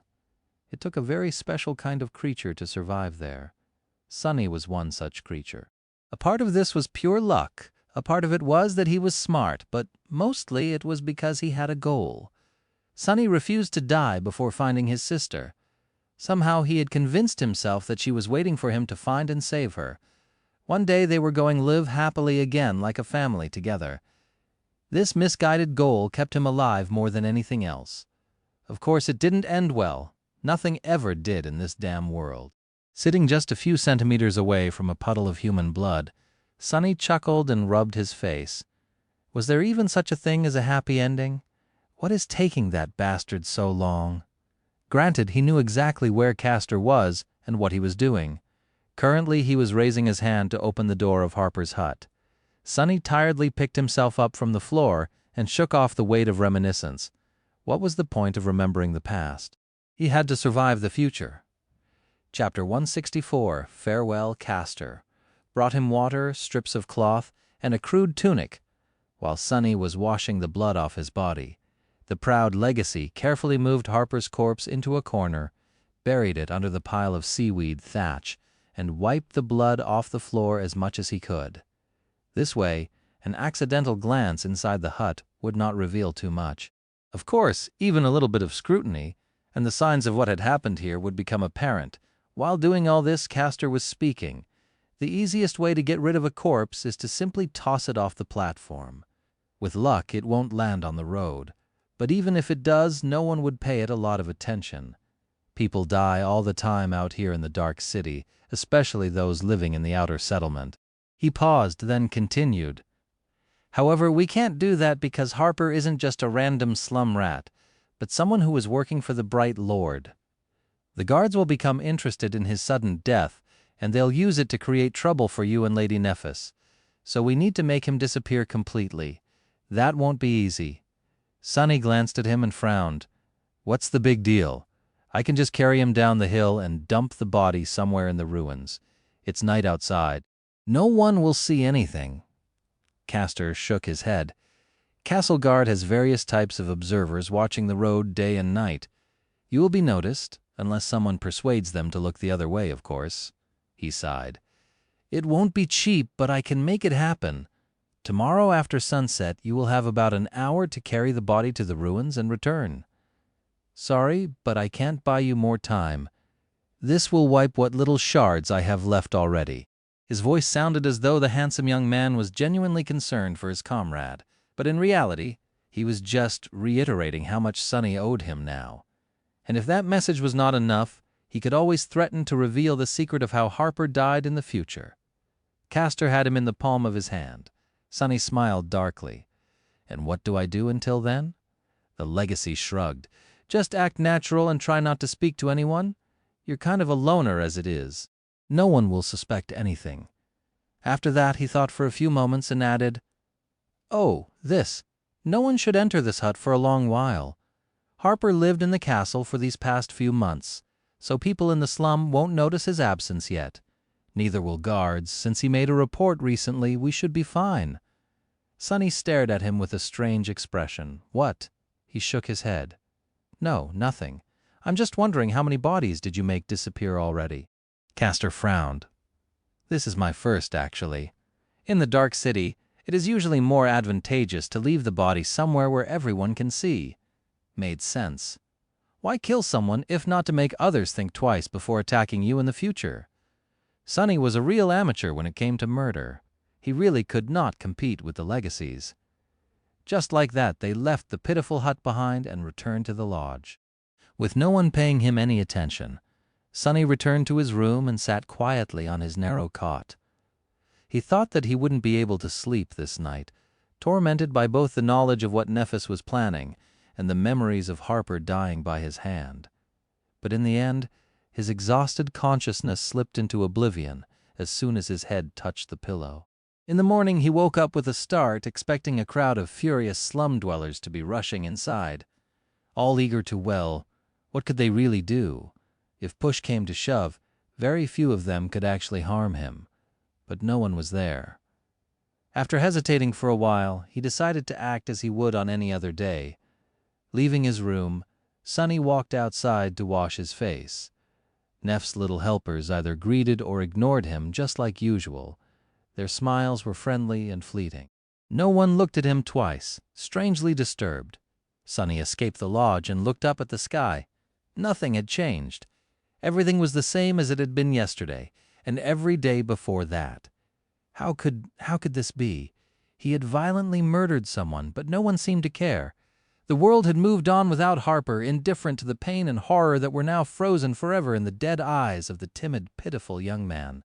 Even the guards did not seem to notice the disappearance of their spy. Sunny rubbed his face, hiding a pained grimace. His head hurt with a terrible migraine. If they don't care, why should I forget about that fool? But he did care. Irrational as it was, he felt compelled to mourn the death of his victim, even if he was the only one who would. Maybe because this situation was eerily identical to how he had always imagined his own death to happen, utterly unnoticed. Discarded and forgotten, with not a single soul to care that he had ever existed. Pathetic. Returning inside, Sunny entered his room and sat on the cot, staring at the wall. He spent most of the day there, going out only once to pretend to train with the midnight shard. While he was repeating the katas, he thought that he caught sight of Nephis observing the movements of his sword with a frown on her face. But a second later she was distracted and drawn away by the never-ending torrent of tasks required of her. Good riddance! Go chat with Castor, see if I care. His sudden anger surprised Sunny. Well, at least it was better than the grim apathy that reigned over him this whole day. What's wrong with my mind lately? It's like I'm back on the Ashen Barrow. Frowning, he dismissed the midnight shard and returned to his room. However, someone was waiting for him there. It was Cassie. The blind girl stood silently with her back to the door, holding the wooden staff in her hands. Her face was unusually still. It almost looked bleak. Sunny's heart skipped a bit. Did she find out? Forcing out a fake grin, he made his voice sound cheerful and said, "Oh, hey, Cass, do you want something?" She turned to him and, after a moment of hesitation, smiled. However, something about her smile was off. It was almost as though it was as forced as his own. The blind girl lingered, then said, "No, nothing in particular." Sunny blinked a couple of times. "What's up with her today?" Meanwhile, Cassie raised her hand and found his shoulder. "No, actually, I have a present for you." He raised his eyebrow. "A present?" She nodded. In the next moment, a spark of energy suddenly traveled from her body into his. Sunny flinched. "You have received a memory endless spring." Wasn't it that pretty glass bottle of hers? One that contained an almost endless amount of water? Why was she giving it to him? "Why are you gifting me this all of a sudden?" She was silent for a few moments, then gently shook her head. "I just wanted to." "Why? Can't I give you something after everything that you have done for us?" Sunny hesitated. "I guess you can. I just didn't expect it." Cassie gripped his shoulder and remained motionless for a weirdly long amount of time. Then she looked away and said, her voice light and even, "We'll meet again soon, Sunny." "Weirdo." He patted her hand and said, a little embarrassed, "Of course we will. Where would I go? This lodge is too small for us not to bump into each other all the time anyway." She slowly removed her hand and chuckled. "Yeah, you're right, of course. I'll go now." With that, she turned away and headed for the door. Sunny stared at her back and shrugged. "All right, bye." What has gotten into her? Reaching the doorway, Cassie froze for a second. Without turning her head and letting him see her face, she lingered for a while, then quietly said, "Goodbye, Sunny." Chapter 165, Power. For the rest of the day, Sunny had nothing to do but count the hours until sunset. When the night descended, he would have to return to the scene of the crime he had committed, retrieve the body of his victim, and carry it into the ruins under the cover of darkness.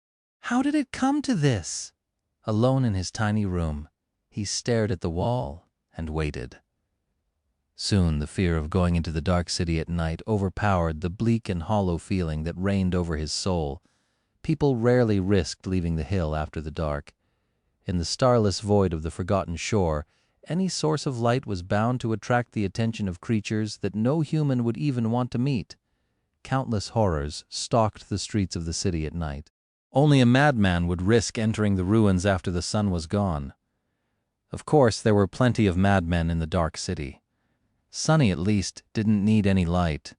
He also knew the area surrounding the bright castle well enough to avoid most danger. The weeks he had spent learning from Effie didn't go to waste.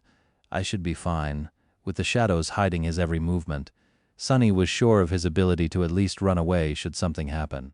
Still, with each passing minute, his heart felt colder and colder. When the shadow of the crimson spire drowned the world and colored his thoughts with the eerie feeling of dread, he gritted his teeth. It's almost time, however, before the sun completely disappeared. Another unexpected guest appeared at the doorstep of his room. Looking at Sunny with a scowl, Nephis gestured for him to stand up and said in an even tone, "Come with me." Sunny's heart skipped a bit. What? What does she want? Suppressing the sickly fear of being caught, he lingered for a few moments, then slowly stood up and followed Changing Star out of the lodge. Together, the two of them walked to a secluded part of the slum. Neff remained silent, not even looking in his direction. She seemed calm, like always. Sunny, however, struggled to keep himself from panicking. Various thoughts, one darker than the other, found their way into his head. Did that bastard Castor tell her everything? Finally, they reached the remote alley where no one would have been able to overhear their conversation. It was filled with nothing but the crimson light of sunset and deep shadows. Turning around, Changing Star looked at him with a frown. Sunny met her gaze, his face grim. He felt as though he was staring at his judge and executioner. "I've seen you practicing with the sword today. Your moves were weak and aimless. It was as if you had lost all clarity. What were you thinking about?" Sunny slowly exhaled. So that's what this was about. She didn't know anything. She just picked up on the turmoil raging in his mind. He should have felt relieved, but for some reason, Sunny felt anger rising in his chest instead. With a crooked smile, he looked away and answered, "Murder? I was thinking about murder." Nephis tilted her head, waiting for an explanation. Sunny remained silent for a few moments. The said, his voice strangely cold. "You once told me that the essence of combat is murder, didn't you?" She gave him a nod. He stared at her, then said, "Well, how come you know so much about murder, Neff?" "Huh? I wanted to ask you that since the day you cut off Andel's head without so much as batting an eye, you were out here preaching about how we are all fellow humans, not some beasts. Was Andel not human?" She scowled. "Is this what it's all about?" Sunny gritted his teeth. "It's a part of it." Nephis was silent for a long time. At some point, she absent-mindedly raised one arm and rubbed her neck. Finally, she said, "It's not that I have murdered a lot of people. It's that a lot of people have tried to murder me." Sunny blinked. "Why would anyone want to kill you?" She smiled. "Why, all kinds of reasons, really. My family was really powerful once, don't you remember? But power, it's a dangerous thing, Sunny. You can't reach its peak without creating a lot of enemies. And when your power disappears one day, all those enemies remain." Turning her face away, she said with her usual indifferent voice, "I think I was, 5, 6 years old when someone tried to kill me for the first time? It was my nanny. She led me to an empty room, put her hands around my neck, and tried to strangle me. I thought that it was a game for the first few seconds at least." Neff looked at him with white sparks dancing in her eyes. "That was how I learned what weakness is, and when my teacher, who happened to walk by, rushed inside and used his aspect ability to kill her, that was how I learned what strength is. So yes, I'm not a stranger to severed heads, Sunny. Is that what you wanted to know?" He stared at her, then slowly shook his head. How frightened she must have felt. How powerlessness. He knew how it felt all too well. Somehow, Sunny had never imagined that proud and indomitable Changing Star had tasted it too, was shaped by it, just like he was. Meanwhile, Nephis smiled, but there was no humor in her eyes. "So then, what did you want to know? Huh, Sunny? What is this all about?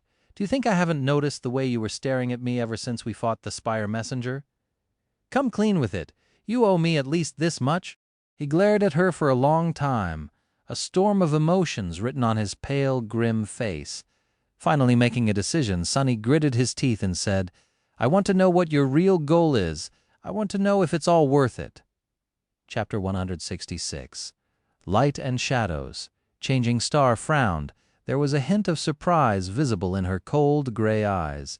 My goal? Isn't it obvious? She gestured to the slum that surrounded them and the magnificent castle towering above it. I'm trying to help these people. What else? Sonny sighed. Then, turning his face away, he asked, Hey, have I ever told you about my sister? Nephis blinked. No. Why bring this up all of the sudden? He smiled wistfully. I just was reminded of her recently, so I thought I'd share. You see, our parents died when we were little. She got adopted, but I ended up on the streets. Life wasn't really sweet for me. In fact, it was nothing but unsavory and bitter. So young as I was, I simply imagined that it was the same for her. That's why I got obsessed with the idea of finding her. I had this fantasy in my head, of saving and protecting her, becoming a family again. Sonny grimaced. But how could a penniless, undesirable like me find anyone? You know how the city databases are, even if they're functional? Unsealing anything requires you to be a citizen, and one of a considerable rank, too. However, I was ready to do anything to accomplish my goal, so I saved up money. A street kid can't earn much, but even then, I saved up as much as I could. A dark expression appeared on his face. Even if I had almost nothing to eat, I would keep putting away the pathetic amount of credits I had earned through doing all kinds of horrid crap. And after 4 or 5 years of this, by the time I was nearly 17, I finally had enough to hire a private investigator. He smiled. You see, there was this detective who sometimes hired us nobodies to gather information for him. His services weren't cheap, but I trusted him. Or in him, at least. So I gave all my money to that guy and told him to find my sister. And you know what? He did. One day, about a month after we made the deal, he gave me a piece of paper with an address written on it. So I went there. Nephis hesitated for a few moments, then asked in a quiet voice, So, what happened? Did you meet your sister? Sonny rubbed his face, glanced at the sky, and said, Sort of. I actually met her near the tram terminal. Only at that time, I didn't recognize her. You see, despite my lofty ideas of being her savior, I couldn't even really remember what she looked like. There was this girl around 12 years old, wearing a tidy school uniform. She was walking in the same direction as me. I only realized that it was her after she entered the house from the address. He was silent for a while, then continued, his voice strangely emotionless. It was already dark. I think it was raining. The house was situated in a really nice district. They actually had the whole house to themselves, just one family living in it. Can you imagine? Well, I guess you can anyway. There was even a lawn and a window, a big window that shined light outside. Watching them through that window was almost like watching a TV show. Sonny remembered the splendor of it, his own embarrassing astonishment, and tried to smile. However, he failed. Standing in the shadows just outside the edge of that light, I observed her family for a while. She had parents who loved her and treated her well. She had real food, and enough of it to never go hungry. She had pretty clothes and expensive textbooks. She even had cute younger siblings. They were all smiling, laughing, and having a great time together. Nif looked at him and asked, So what did you do? Sonny didn't answer immediately. Instead, he remembered how he just stood there, watching those happy people. How he looked down at his own frail body, his dirty and ragged clothes, the bruises on his bloodied knuckles, and realized how utterly out of place he was in that picture. After years of dreaming of finding his sister and saving her, he was faced with the simple fact that she never really needed him. She probably didn't even remember that he existed. More than that, returning into her life would not bring anything good to her. He didn't have anything pleasant or beneficial to offer. He could only make things worse. Out there on that dark and rainy night, while Sonny was standing in the shadows, something in his heart was extinguished forever. Something inside him died. No matter what kind of situation he would find himself in after this, nothing would really compare to the darkness he felt in that single moment. After remaining motionless for a long time, he slowly backed away, turned around, and walked into the darkness. A few days after that, he began showing the first symptoms of being infected by the nightmare spell, and the rest was history. Shaking off the unpleasant memories, Sonny pretended to be carefree and shrugged. I did the only selfless thing that I have ever done. I turned around and went away. Do you know why? Nephis slowly shook her head.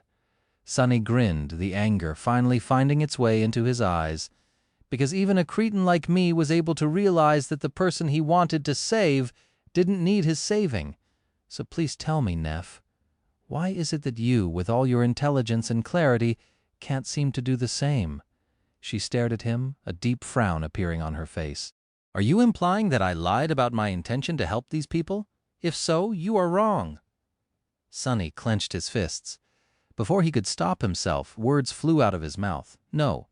To be completely honest with himself, he had to admit that he simply did not want to stop them.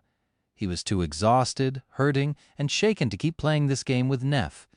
It was time to bring everything to light. Maybe then he would be able to regain clarity. Glaring at Changing Star, Sunny spat. "Fuck you, Neph!" She blinked. "What?" He smiled crookedly. "I said go fuck yourself with that bullshit, Saint Nephis. You might have fooled everyone else, but I know you. I know you better than anyone else, so I don't buy your whole savior act even for a second."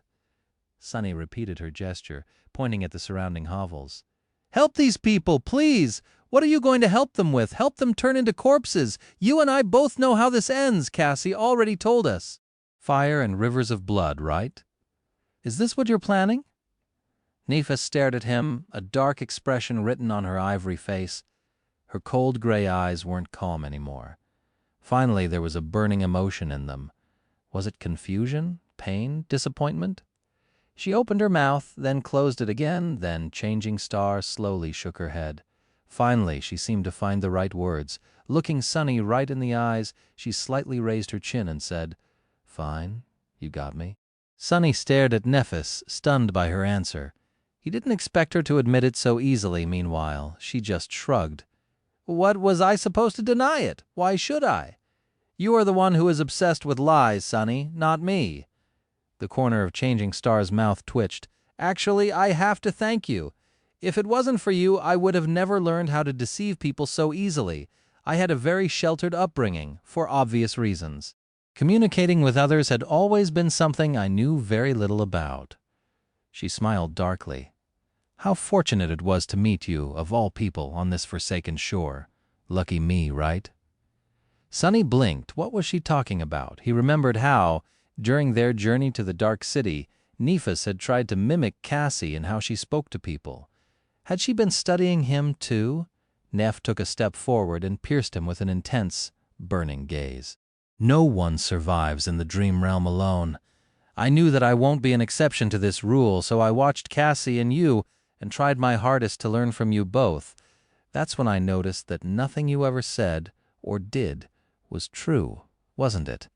Crap. Sunny felt a cold shiver running down his spine. She scoffed. "No matter what happened, you somehow always managed to keep your real thoughts, desires, and reasons hidden. I've never seen anyone so adept at deception." "Congratulations, Sunny. The mind games you played with us were almost as devious as the mental hex of the Soul Devourer. It was nothing short of inspiring."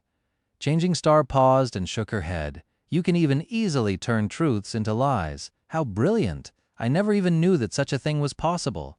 Silly me. I didn't know a lot of things before I met you." She smiled. "So you see, while you were learning how to use a sword from me, I was learning how to use people from you. So please, Sunny, accept my sincere gratitude. I could not have wished for a better teacher. Without you, none of this would have been possible."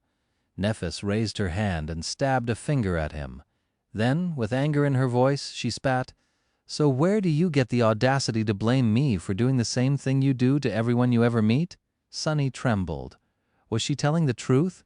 Did Neph actually learn how to be this manipulative and vile from him? Oh no. Someone that inexperienced couldn't have found a worse role model even if they tried. What a cruel twist of fate to be sent into the dream realm together with a damaged, vicious man like him. Sunny gritted his teeth. That's not the same. Changing Star scowled. "How is what I'm doing different? I haven't told a single lie to these people. I gave them just enough truth to make them deceive themselves, just like you taught me. But what now that it was turned around on you? It is suddenly not fair. Now you won't settle for anything less than the whole truth, she smirked. Fine, I'll tell you. Yes, you're right. There's going to be fire and rivers of blood. That is my plan. So what? How is it worse than this pathetic, hopeless existence? It isn't. I am going to kill Gunlog. After he is dead, the bright castle will become engulfed in a civil war, with each of the 5 lieutenants vying for the throne. I am going to kill them too. And when I am the last one standing, her eyes glistened, I will gather those of us who remain alive and make a road of bones for the lucky few to reach the gateway. That is my promise. That is the salvation I offer to the people of Dark City, a chance to return to the real world or die like a human should, standing tall and with a sword in their hand, instead of living in fear like a rat. I thought that you of all people would understand. Sunny stared at her in disbelief. How could she be so nonchalant about the idea of causing the deaths of so many people? Had their lives no value in her eyes? But then he realized that he was looking at it all wrong. He was looking at it from his own perspective, the perspective of someone who was used to surviving at all costs, to putting survival above all else. However, that was how his old self had viewed the world. After coming to the forgotten shore, Sunny had learned that there were things more valuable than staying alive, and he learned it from Neff. To her, a life that was not worth living was that much worse than a worthy death. Maybe, in her mind, she really was trying to help these people. But who gave her the right to make that decision on their behalf? Shaking his head, he whispered, Is it really so terrible to live here? Is Gunlag really so bad that you would rather see all of us die than let us remain under his rule? A dark expression appeared on Changing Star's face, with cold contempt ringing in her voice. She said, Gunlag has done many despicable things, but I won't judge him for those. Who knows if any of us would have done any better? Keeping 1,000 hopeless people alive in this hell is the kind of task that can turn a saint into a demon. No, there is only one crime he committed that I can never forgive. Sunny raised an eyebrow. Which one? She lowered her chin and gritted her teeth. It's that he gave up. She looked at Sunny and said, her voice full of intensity, It's that he never even tried to reach the gateway. With so many years to prepare and hundreds of powerful fighters under his command, do you really think that there was nothing he could do to enter the Crimson Spire? No, he simply changed his mind. Why return if he can live like a king here in the Dark City? He abandoned his duty as an awakened and submitted to the spell. And because of how he reigned, destroying people before they grew powerful enough to threaten his rule, Gunnalug also prevented anyone else from trying. However, Sunny glimpsed something else from what Nephis had said, a hint of her true motivation. The words she chose to condemn Gunlog were just too peculiar. Despite the fact that the Bright Lord had committed all sorts of atrocious acts and caused the deaths, humiliation, and sorrow of countless people, the thing that enraged Changing Star the most was not his corruption and cruelty, but something entirely different, the fact that he had submitted to the spell and failed to complete his trial, considering which family she hailed from. Was this the key to her mysterious goal? Frowning, Sunny asked, Don't you think that maybe he just wasn't willing to see hundreds of people die? All these young men and women living in the outer settlement and the Bright Castle, how many of them are you ready to sacrifice to achieve your goal? He grew silent, afraid that her answer would confirm his suspicion. Neff straightened her back and glanced at him. Once again her eyes were firm and calm. Without pausing to think, she said, not a shadow of a doubt in her voice, All of them, of course. Sunny grimaced and turned away, feeling a terrible headache. The sun was almost gone, and the night was following in its footsteps. He didn't have much time left. With a desperate smile, Sunny looked in Changing Star and asked, What can be so damn important? What can be so valuable that you are ready to condemn everyone here to death? He shook his head, guessing that he already knew. Don't tell me that it's some stupid crap like bringing the glory of the immortal Flame Clan back. Duty of the Awakened? What? You gave a terrible oath to become the first human to conquer the 4th nightmare, like your father conquered the 3rd and your grandfather the 2nd, or even worse, is it something even more foolish? Are you planning to save the damn world? Nephis stared at him for a few moments and then grinned. Something dangerous and unfamiliar awakened in her eyes. No, not completely unfamiliar. It was the same strange maniacal glimmer he had seen once before, right after saying the three strange words to her. Aster, Song, Vale, back then for a few moments, Changing Star had turned from a calm and composed young woman into someone he wasn't sure he recognized anymore. With a soft chuckle, Neff shook her head. Save the world? No, I'm not going to save the world, Sonny. Then the smile disappeared from her face, and white flames suddenly ignited in the depths of her cold, gray eyes. With dark and frightening conviction, she said, I'm going to destroy it! Her words echoed in the darkness, making Sonny feel an irrational feeling of dread. He stared at her, both failing to comprehend and afraid to believe in what he had just heard. Destroy the world? What? Deeply inhaling the cool air, Changing Star looked up at the sky. This world, Sonny. This cursed place. The dream realm? No, I won't be the first one to conquer the fourth nightmare. I will be the first one to conquer every nightmare. I'll go through them one after another, destroying anything and anyone who stands in my way. And when I get to the heart of the nightmare spell, I'm going to obliterate every part of it. I'm going to rip it to shreds. I'm going to decimate and bring it to ruin. She looked him in the eyes and said, You think Gunlaug can stop me? You think a fallen terror can stop me? Those three ghouls can stop me? No, Sonny, nothing will stop me. Anyone who dares will die. I'll kill them all. Taking a step back, Sonny stared at her with wide eyes. He shivered, feeling something cold touch the back of his neck. Then he grimaced and asked, a hint of anguish in his voice, Why? Why do you want to destroy the spell so much? A corner of Changing Star's mouth curled up slightly. After a few moments, she simply said, Because I hate it.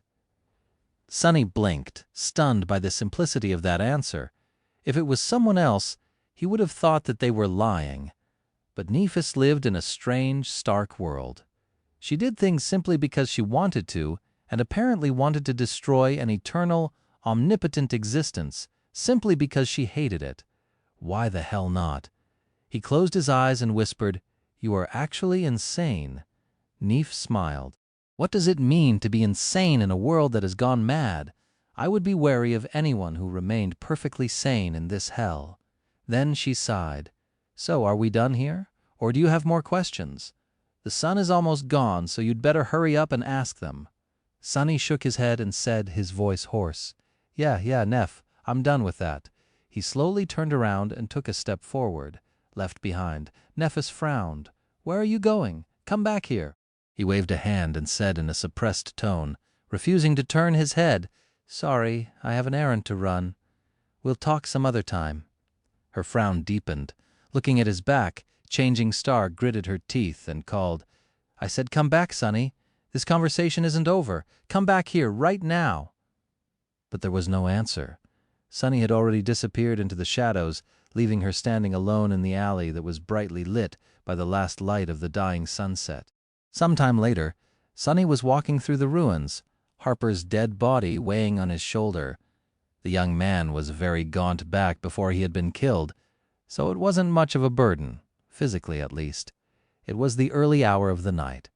Surrounded by nothing but darkness, Sonny was left alone with his thoughts and emotions. But strangely, both his heart and mind were empty. He couldn't be bothered to think or feel anything right now. It was all just too much and too sudden. Plus, he would much rather concentrate on not stumbling on some horrific monster. Ending up eaten by a nightmare creature right now would be very ironic, but still unpleasant. He felt guilty about murdering Harper, but not enough to die while trying to dispose of the body. He would much prefer not to die for his sins. Luckily, the area he was traversing was familiar to Sonny. He knew which streets were comparatively safe and which he needed to avoid, where the really horrible monsters lives, and where he could pass without being sensed by anything.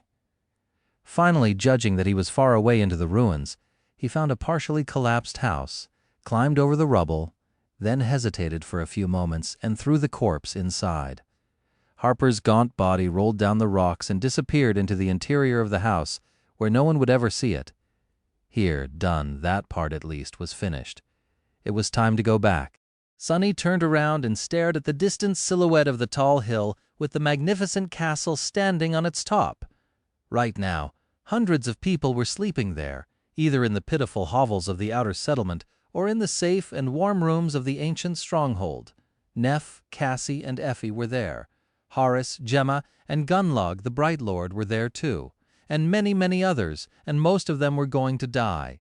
Looking at the white marble walls of the castle, Sonny could see his future vividly, watching helplessly as changing star builds here sect, helping her defend herself from Gunlag, going on hunts, being invisible once he comes back, afraid to get close to anyone lest the same thing that happened to Harper repeats itself up until the moment everything ends in bloodshed and terror. Castor was there too, waiting to use his leverage over Sonny to make him his obedient minion. Sonny wasn't deceived by the amiable personality of the handsome legacy. He knew that nothing good was going to come of accepting his help. In the end, he just stood in the shadows and looked into the distance at the tiny human enclave that persevered against all odds in the cursed nightmare of the forgotten shore, like a lone glimmer of light. After remaining motionless for a long time, Sonny quietly sighed, turned his back to it, and slowly walked into the darkness. 3 months later, Sonny was back at the castle. Well, to be precise, he had returned here once before to buy a few items that were hard to come by in the ruins.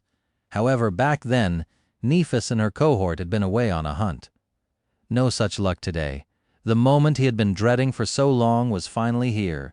Hearing Changing Stat's voice, Sonny slowly turned around, glanced at her, and forced out a smile. "Hey, Neff, long time no see." He tried to sound casual, but a slight tremble betrayed the storm of emotions raging in his heart. Why did she have to be here? The turmoil of their sudden meeting was exasperated by the fact of how different they looked. The past months only made Nephis appear more radiant and splendid. Her white armor was pristine and graceful, her silver hair clean and combed. Sonny, on the other hand, looked like a pile of dirt that had somehow come to life. Both he and the puppeteer's shroud had seen better days. He didn't want to see her, but even more than that, he didn't want her to see him in this sorry state. What if Neff gets the ridiculous idea that he was somehow miserable after falling out with her? Nonsense. He was doing better than ever. He lived in a palace, ate delicious food every day, and had even become incredibly wealthy. If anyone should be miserable, it would be her. You do realize that you said that out loud, do you? Sonny blinked, remembered where he was, and stared at Changing Star in shock. Huh? What? She smiled with a corner of her mouth. You just zoned out and mumbled, "Why did she have to be here?" under your breath. That was not very polite. Sonny hid his embarrassment behind a grin and said, "Yeah, well, I meant it." Neff sighed. "I'm glad to see you too, Sonny. It's good that you're alive." Trying to conceal his discomfort, he shrugged. "What, you didn't expect me to survive without you?" She looked at him for a while and slightly shook her head. "No. On the contrary, I knew that you would be fine." Then she paused for a moment and added in a flat tone, "After all, a cockroach like you is not easy to kill." Sonny scoffed. "Now who's being impolite?" Nephis stared at him in confusion for a couple of moments, then chuckled. "Oh, sorry, I meant it as a compliment." He was glad to see Neff, too. As much as Sonny wanted to deny it, he had desperately missed her calm presence. Somewhere along the way, without even noticing, he had grown reliant on having her by his side. But meeting her was also a nightmare. After all, nothing had really changed after their bitter quarrel. Even though the intensity of it all diminished, the future that Cassie had foretold was still inevitable. Now that the initial shock of running into Changing Star disappeared, Sonny took a closer look at her. Nephis looked stronger. He didn't know how much soul essence she had been able to absorb while he was gone, but it seemed like it was a lot. Neff was always confident and arresting, but now her presence grew to a completely new level. But then again, he was not the same weak fool either. The Dark City had made him into a fearsome creature as well. The months he had spent hunting monsters in the absolute darkness of the cursed ruins turned him stronger, smarter, and much more deadly. If a little bit insane, Sonny doubted that any human on the Forgotten Shore had killed as many powerful nightmare creatures as he had in the same amount of time, at least not in single combat. Don't go on a tangent and forget where you are again. With a flinch, Sonny realized that he had been silent for a long time. An awkward silence hung between them, threatening to make him look bad. I need to say something, like, how have you been? No, that's a stupid question. How about? However, before he could speak, Nephis asked, So what brings you to the bright castle? Are you back? Startled, he scratched the back of his head and scrambled to find an answer. Oh, just doing some shopping. She blinked. Shopping? Wait, did that sound weird? Sunny's eyes widened. Wait, did I say that out loud again? He slapped his mouth shut and looked at Changing Star in horror. God damn it! Who knew that a habit of talking to myself would be so detrimental to keeping my dignity intact? On the ground next to him, the shadow was having a swell time basking in his anguish. It was shaking its head and dying laughing. Several seconds later, Sunny was finally able to speak again. Yeah, shopping. I have some soul shards to spare, so I wanted to buy a memory. Or few. Nephis looked at him for a while, then said, I see. Then she turned away and asked, her voice calm and even as always, Do you want to go somewhere and talk? Sunny's heart skipped a bit. He gritted his teeth. Sorry, no can do. I'm waiting for someone. Changing Star lingered for a few moments, then asked, You're hiding in that alley because you're waiting for someone?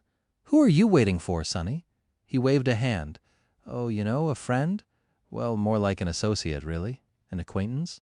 Neff remained silent for a few moments, then said in an even tone, You can just say no. No need to invent some. But right at that moment, an enchanting voice came from the entrance of the alley. Sunny, hey, are you here? Turning around, Sunny saw a beautiful young man with gorgeous auburn hair and mesmerizing green eyes enter the alley. He was wearing an armor made out of burnished brown leather and blue silk clothes beneath, all of which fit him perfectly. On his face there was a bright smile.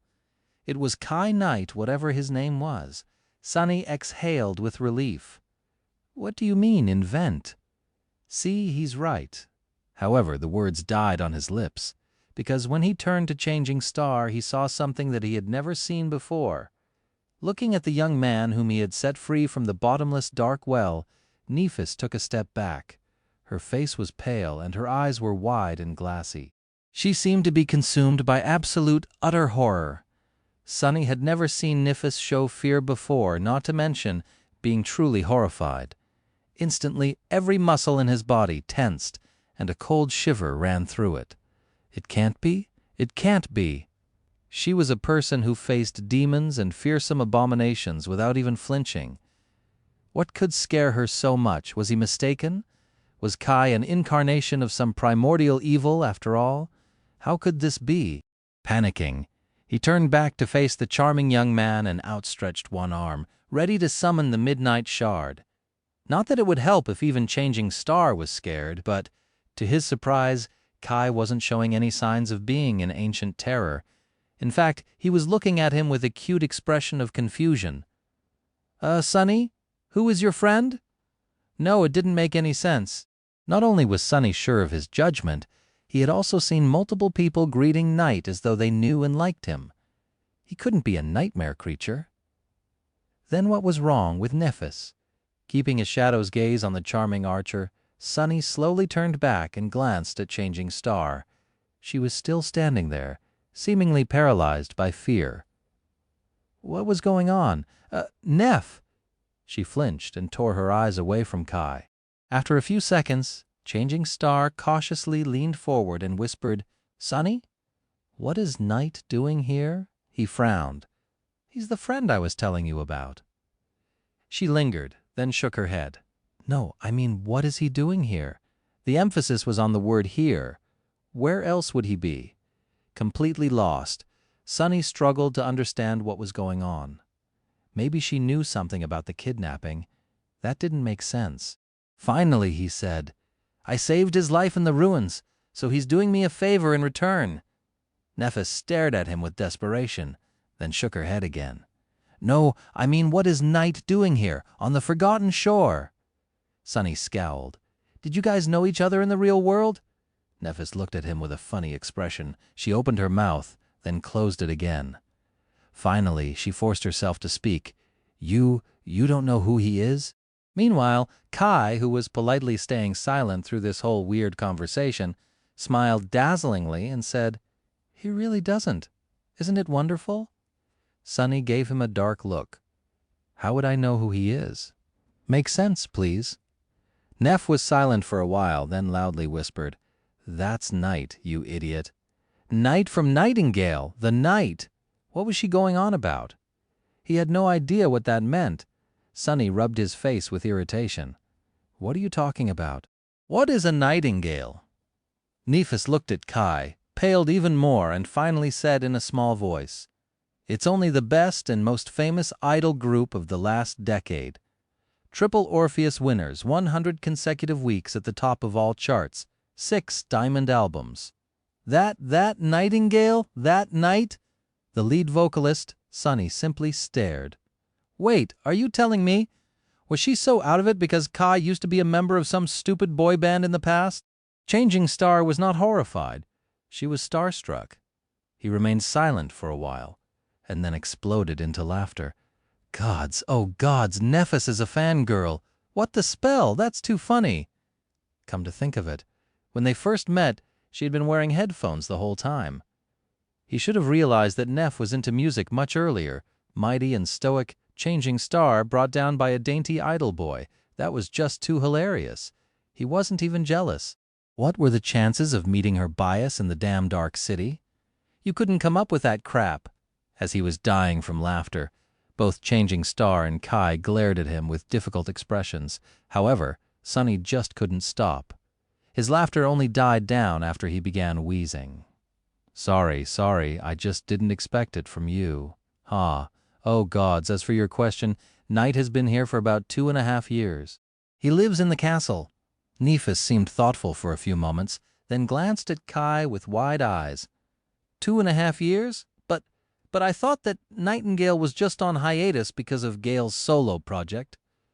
"Oh, there's a Gale too, I can't even." Kai smiled apologetically. "I'm afraid not. I have indeed spent all this time here in the Dark City. My agency had to come up with some cover story, I guess. With how things are, they can't even spin things and release a posthumous album. Poor guys. You know, since I'm not technically dead or even hollow, just asleep." Neff gave him a shy nod. "Oh, I see." Trying to remove the awkward atmosphere, Kai offered her another smile. "By the way, it's so nice to meet another friend of Sunny's. What a surprise. I thought that he was a complete, a solitary person. I'm sorry, but I didn't catch your name. Was it Neff?" Looking at him, Sunny grinned. Then he cleared his throat and said in a relaxed tone, "Oh, right, I forgot to introduce you. Sorry, by bad night. This is Nephis, although these days she goes by another name. You might have heard it, meet Changing Star of the Immortal Flame Clan." Now it was Kai's turn to stare at Neph with horror. The corner of his eye twitched.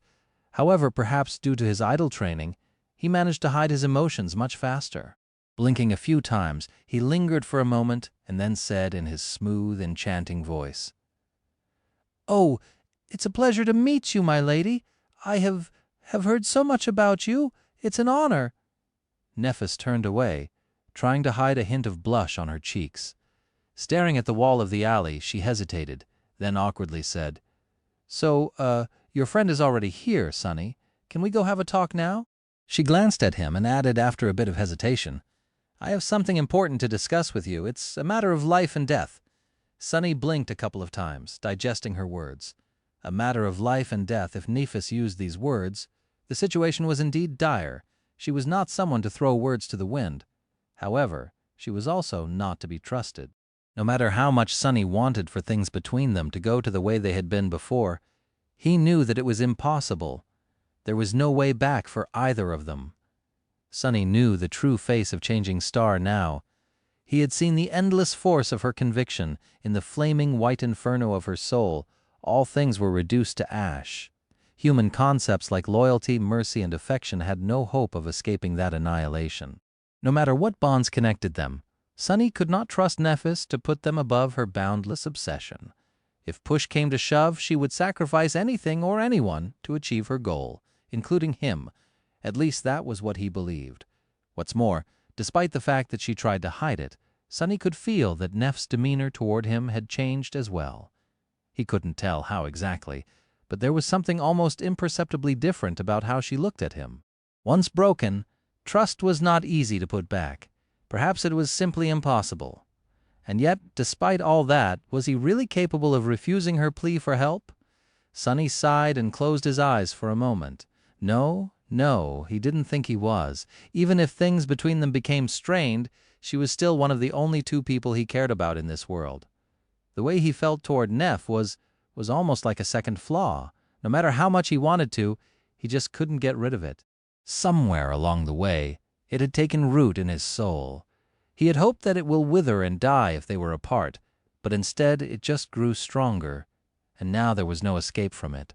Sunny could feel himself being pulled back into the mess of humanity once again. Damn it. This was exactly why he had been reluctant to return here. After suffering so much to leave it all behind, why would he ever want to abandon his peaceful, pleasant, delightful life of solitude? Curses. But he just couldn't refuse Neff. However, that didn't mean that he was going to become her compliant sidekick again. Even if they were going to work together, they were going to do it on his terms. Focus. You came here to purchase memories to feed for the Stone Saint. Changing Star was looking at him expectantly. Sunny tried to appear confident and casual as he said, "We can have a talk, but not right now. I'll come find you when I'm done with my business." Whatever it was that she wanted to discuss, it could not be extremely urgent, after all. Nephis had no idea that he was going to return from the ruins today. If there was no time to waste, she would not be wasting it on him, logically. Changing Star was silent for a few moments, her face indifferent.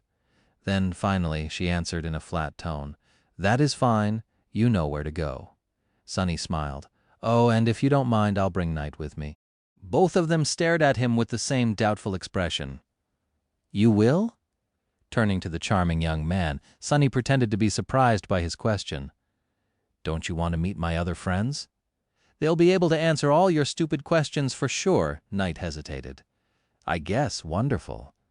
Sunny gave him a nod and glanced at Nephis, who was clearly wondering if her idol could really be trusted. "It's decided then." Now, if you'll excuse us, truth be told, he didn't trust the pretty archer that much either, but his ability to detect lies would come in incredibly handy during the conversation with Changing Star. She was the one and only graduate of Sunny's School of Deception and Lies, after all. Pushing Kai away, he waited until they were at an appropriate distance and asked, "So what did you find out about the memories?" Soon enough, they were entering the bright castle. Sunny felt strange returning to this splendid, suffocating place. This time, he came as a guest of a well-regarded resident, not as a slum dweller seeking to exchange a soul shard for a moment of respite from the cold, darkness, and terror. The guards did glance at him with disdain, but remained passive. Walking under the swinging skulls, they entered the familiar hall of beautiful colored glass windows. The opulent desk that Harper used to sit behind was still there, only now a similarly downtrodden young woman was scribbling on a piece of parchment instead.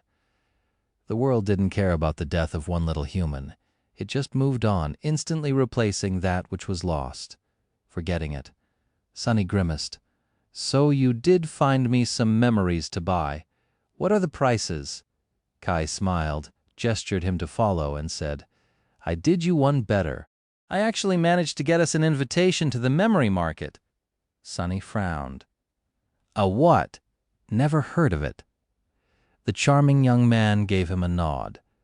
"That's not surprising. It's a place where you can peruse various memories and purchase them for an acceptable price. I say acceptable, but you know who has all the shards in this place, so usually they only let the members of the host in." Made sense. Gunlog would never allow memories to freely circulate among people who did not belong to him. The guards and hunters, though, needed a place to exchange memories that didn't fit their aspects for either shards or something that did. "Then how did you get the invitation?" Kai shrugged. "It's not that hard if you have the shards. Problem is, very few of us free folk do." To Sunny's surprise, they actually entered one of the forbidden areas of the castle. After walking down a few long corridors and going down several flights of stairs, A sturdy wooden door appeared before them. There was a symbol of a sword and shield drawn on it, winking at him. Knight opened the door and walked inside. Sonny followed once he saw the interior of the room.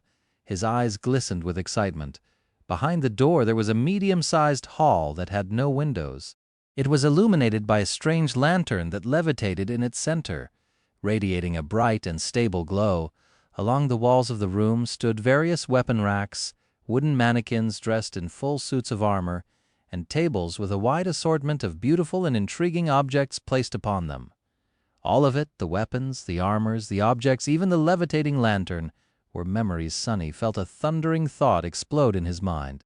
For a few moments, he was only able to think about one thing. Money. That is so much money inside this unassuming hall, hid a fortune that could rival that of an entire corporation. He was barely stopping himself from drooling. Sonny brought back from his covetous stupor. Sonny blinked a couple of times and glanced at Kai. Huh? The beautiful archer hesitated for a moment, then said, I was saying, this is Steve. He is in charge of this place. Only now did Sonny notice that there was someone else in the room. It was a man that was old by the standards of the dark city, nearing 25 or so. He had a round face and cheerful eyes, which were currently full of doubt and hints of disgust. His gaze, of course, was aimed at Sonny. Have you looked in the mirror, bastard? Apart from his extremely tall stature, there was one other special thing about Stev's appearance, and it was that he was fat. He was the first obese person that Sonny had met in the dark city. Having a belly like that in a place like this must have required a lot of work, talent, and dedication. He didn't know whether to be impressed or appalled. In any case, Sonny decided to not get on Steve's bad side. He wouldn't want to get eaten by this ogre, after all. Nice to meet you, Steve. I'm Sonny. The ample giant looked down at him, then glanced at Kai and said in a strange voice, Knight, my dear friend, are you sure this dirty vagrant is a customer? Sonny frowned. Be civil, be civil. Hey, fat bastard. Are you sure that this dirty vagrant won't break every bone in that fat blob you have for a body? In the dead silence, both Kai and Stev stared at him with wide eyes. Then Steve leaned back and let out a thunderous laugh. This little gremlin is a funny one, Knight. Well, good. Very good. If there's one thing I lack in this cave, it's entertainment. Chuckling, he shook his head and said, Still, my goods aren't cheap, my dear friend. Sonny, a good memory will cost you a dozen shards at least. Much more if you want something really useful. Are you sure you have the means to shop here in my emporium? How many shards can a slum rat like you have? Sonny blinked. I think there was a misunderstanding. Have you seen me? Do I look like someone who would ever be able to buy something from you? Of course not. I've never even absorbed a single soul shard that should tell you how many of them I have. Kai gave him a strange look. Because of how confident Sonny had been while traversing the ruins, he must have assumed that his companion was sufficiently powerful. However, now he suddenly learned that Sonny had never absorbed any soul essence. With his ability to sense lies, the charming archer would know that it was the truth. Well, of course it was. He absorbed plenty of shadow fragments instead. Sonny gave away that misleading secret on purpose. He didn't want Knight to start questioning the amount of soul shards he was about to spend, letting the archer think that he was too obsessed with wealth to expend any on increasing his power would hopefully lessen the impact a bit. Meanwhile, Sonny shook his head. No, no, Kai here is the one who'll be handing you the shards. I'm just here to point him at the right ones. I have an eye for good memories, you see. By which he meant that his eyes were literally capable of peering into the very essence of memories and discerning their true traits. But neither of them needed to know that. Steve scratched the back of his head. Well, in that case, take a look around. Ask me any questions if something catches your eye. Then he glanced at Knight and scoffed. You could have just asked me for advice, you know. It's not like I can lie to you. Kai smiled with embarrassment. Oh, yeah, sorry. When Steve walked away, he leaned to Sonny and whispered, So the favor you wanted from me is to pretend to buy a memory and then give it to you so that no one knew that you have a hidden ace. Sonny stared at him. Actually, it was a good theory. Having a weapon or tool that no one knew about was a very good advantage. Unfortunately, Kai didn't really know who he was dealing with. Sunny shook his head. "No, I don't want you to buy a memory on my behalf." Then with an earnest smile, he added, "I want you to buy around 10. Kai's beautiful green eyes widened. Leaving the charming archer struck dumb and speechless, Sunny walked away and started perusing the various memories on display. There were a lot of them. By his estimations, at least 100, if not more. All sorts of weapons immediately attracted his attention. There were straight swords, curved swords, estocks and rapiers, scimitars and sabers. Various daggers and knives called to him, shining in the bright light on the enchanted lanterns. There were a dozen or so of pole arms, from spears to glaives to halberds to naginatas. Several battle axes were displayed nearby. Further away, war hammers, maces, and flails radiated a silent feeling of crushing force. A few bows received a dreamy look from Kai. There were suits of armor, too, from leather to metal, light to heavy, scale to plate. Elegant, unrefined, graceful, barbarous, whatever a person could wish for. Some of them were shaped like actual armor. Others looked like cloth garments. Placed on tables, various objects begged for his attention. Gods only knew what enchantments they possessed. Well, to be precise, Gods and Steve, and Sunny walking among the memories. He would periodically place his hand on them. Immediately, the inner weave of the memory would be laid bare to his eyes, which were changed forever by the drop of weaver's ichor. Studying the logic of the weave, he was able to glimpse its purpose. Of course, there weren't any truly remarkable memories in the hall. Who would want to sell something like that? However, even then he managed to separate really good ones from simply acceptable, from borderline awful. That last category was what he came here for. Quantity over quality, remember? Sunny was almost done choosing the absolute worst memories out of them all when his sight suddenly fell on a badly illuminated corner. In that corner, covered in a thick layer of dust, stood a seemingly discarded suit of armor. When Sunny saw it, his hands slightly trembled. Chapter 173, Black Armor. For a moment, Sunny froze. However, a second later he continued to behave just like before, as if nothing had happened. The first rule of haggling: never let the enemy see that you're interested in buying something. And Sunny was dead set on haggling until Stev's ears started to bleed today. Pretending as though he had not noticed the dusty armor, he walked around a bit more, slowly approaching the corner where it was displayed. Judging by the neglect with which the armor was kept, the master of the memory market did not know its true value. Sunny really wanted to keep it that way. Because if he was right, that armor was much more valuable than anything else here. He didn't know for sure, but suspected that it was nothing short of a true treasure, because he recognized it. The suit of ancient plate armor was jet black in color, its design intricate and solemn. It radiated a feeling of dark resolve and stalwart, adamantine grace. All parts of it were perfectly fitted to one another, creating an almost seamless barrier of impenetrable steel, or rather stone, because the dusty armor was almost exactly the same as the one the stone saint was wearing. Of course, there were some differences. For starters, this one was somehow more impressive. It felt as though it had once belonged to a creature of higher status than the steadfast Shadow. While Shadow's armor was made out of dark granite, this one was cut out of pure black onyx. Its glossy surface seemed to absorb and devour any light that fell on it, and that was just in its dormant state. Once it was animated like that of the stone saint, who knew how fearsome it would become. Why was this treasure gathering dust in a badly lit corner of the memory market? Sunny frowned. Yes, he was most likely the only person in the Dark City who had seen the formidable living statues up close. But still, everything about the onyx armor screamed of how incredible of a memory it was. What was it doing here? Neglected and seemingly forgotten. He had a lot of questions. Finally, he managed to reach the armor without showing how interested in it he was. With a false expression of boredom on his face, Sunny raised a hand and absent-mindedly put it on the jet-black breastplate. A moment later, his mask of boredom almost cracked. His pupils widened. What he saw beneath the surface of the armor shocked him to the core. The weave of ethereal diamond strings inside it was on a completely another level from anything he had ever seen. It was much more complex and vast than even that of the puppeteer's shroud, which was not surprising, considering that there were no less than 6 glowing embers connecting it all together, and those embers were much larger and brighter than those inside his current memories.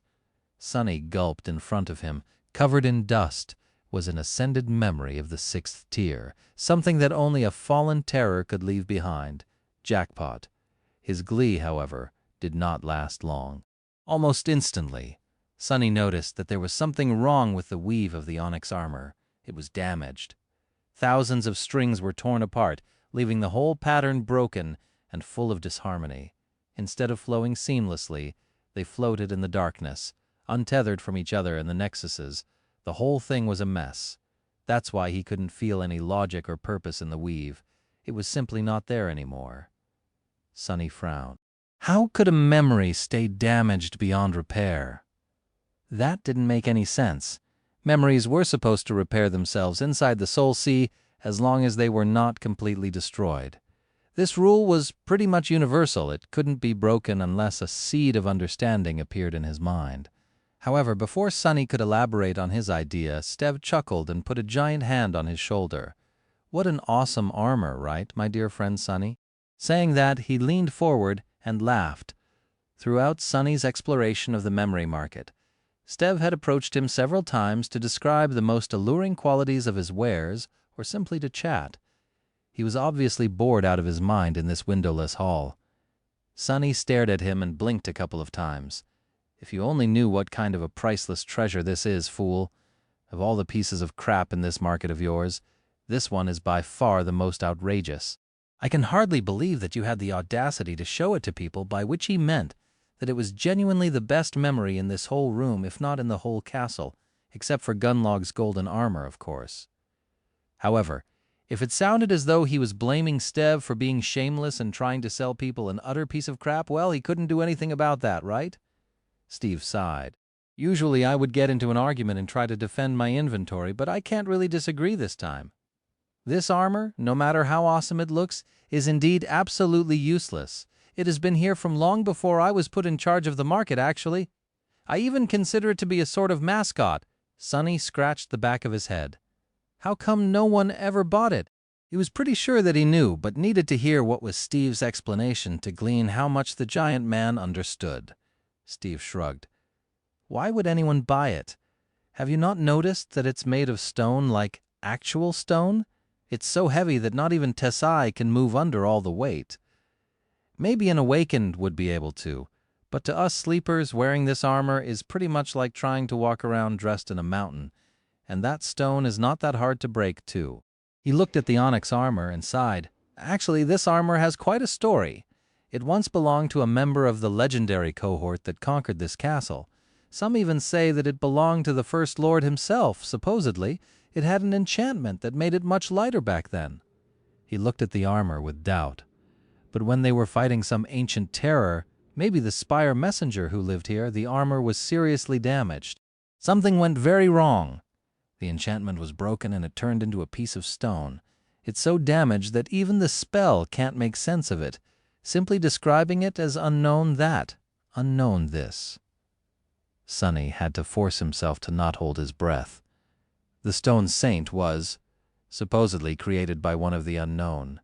It made sense that the armaments of her kind were, too. Regardless, it didn't matter that much. He was now pretty sure that he knew why the onyx armor was remaining in its dormant form and couldn't repair itself. It had to do with the difference between the sleepers and the awakened. Once a sleeper finished his trial by walking through a gateway, they would take the final step to becoming a true awakened. Their way of entering the dream realm would change. Their aspect would unlock a second ability, and their core would evolve to the next rank. There was a quantitative jump in power, but most of the difference came from the qualitative one. Chapter 174. Shopping Spree. Just like dreamers gained the ability to perceive and interact with soul cores, awakened were able to interact with soul essence. By channeling it inside their bodies, they were able to utilize it more efficiently and achieve greater results. The ability to channel soul essence was also vital to unlocking the full potential of higher rank memories. Besides the general rarity of such memories, there was another reason why legacy clans did not just equip their scions with weapons of tremendous power, and let them sail to the gateway without meeting any resistance. It was because sleepers simply had no way to activate powerful enchantments. Even Gunlag was mostly using his transcendent armor just for its durability, with a single passive enchantment serving as a nice but unimportant bonus. In the hand of an awakened with the ability to channel soul essence into it, the golden armor would have been far more formidable, which is where the paradox that rendered the onyx armor unusable came into play. From his experience dealing with the Stone Saint, Sunny knew that her armor, just like the strange creature itself, had a very special spell weave. It was, in essence, a living armament. Unlike most memories that could function on their own, it was simply a piece of dead stone when the main enchantment wasn't active. So, after the onyx armor was damaged, it had to be awoken with soul essence to assume its true form and repair itself. However, there was no human on the Forgotten Shore capable of channeling soul essence, and so it remained broken, which in turn made it useless to all the humans here.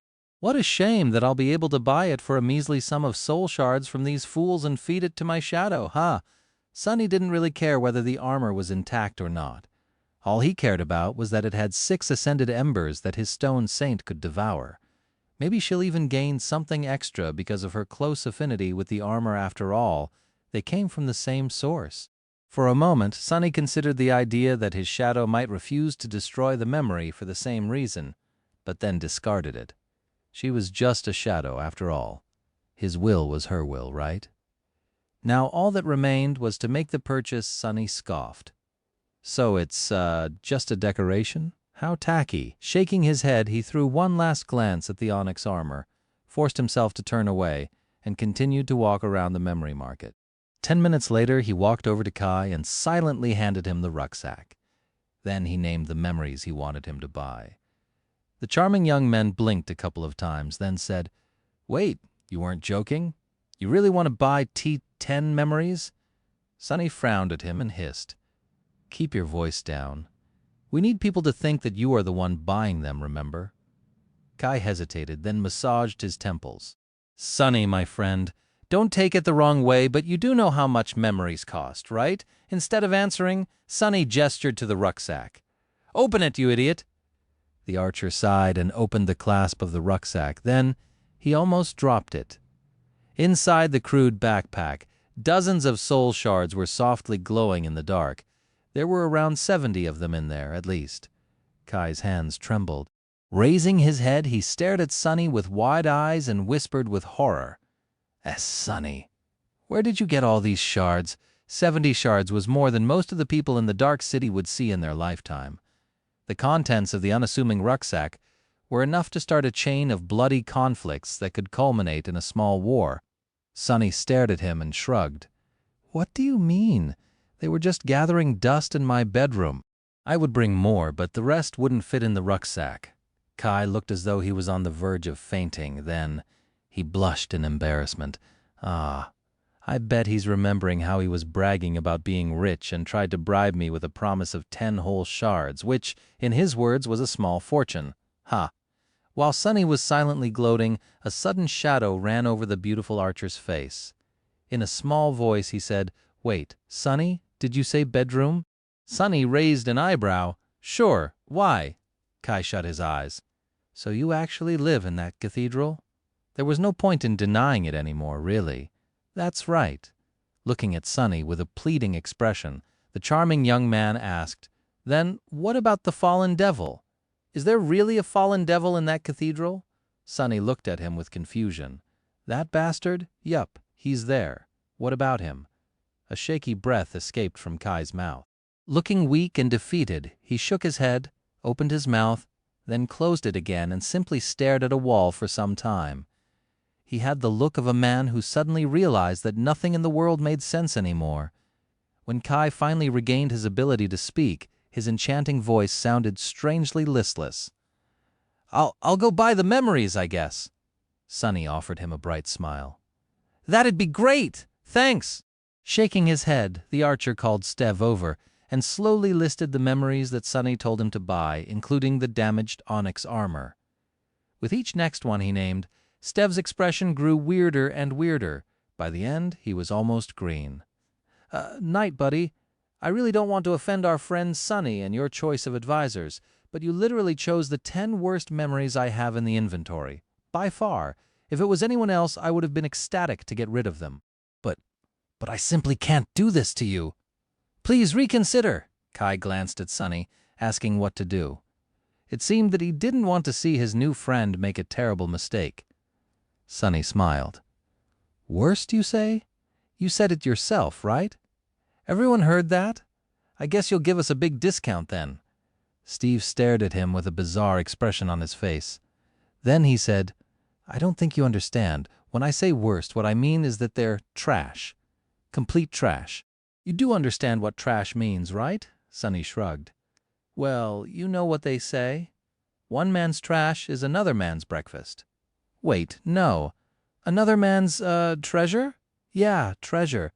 That's right. Sometime later, in an empty corridor of the Bright Castle, Kai took Sunny by the hand. A moment later, several sparks of energy traveled between them.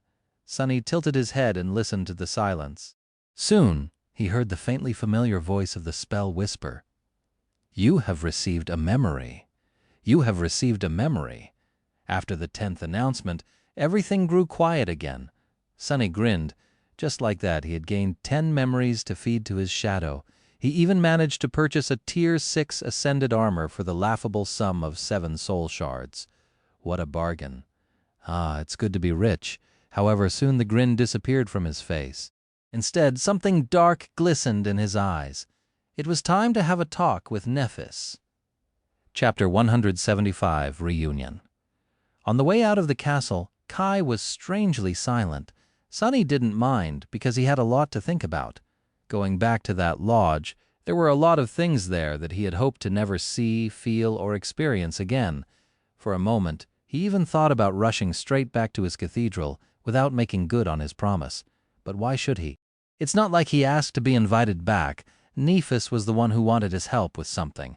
Just pretend like you don't care. Also, demand to be compensated for whatever it is they want you to do.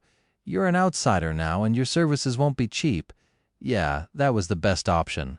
He wasn't going to agree to anything that didn't serve his own selfish interests. And there were a lot of things that Changing Star, with her thriving hunting party and following, could provide him with. There was this one thing in particular, something he really wanted to do but couldn't on his own. Maybe they would be able to help him with that. As they were approaching the lodge, Kai suddenly asked in a serious tone, Sunny, why did you want me to come with you, really? Sunny sighed.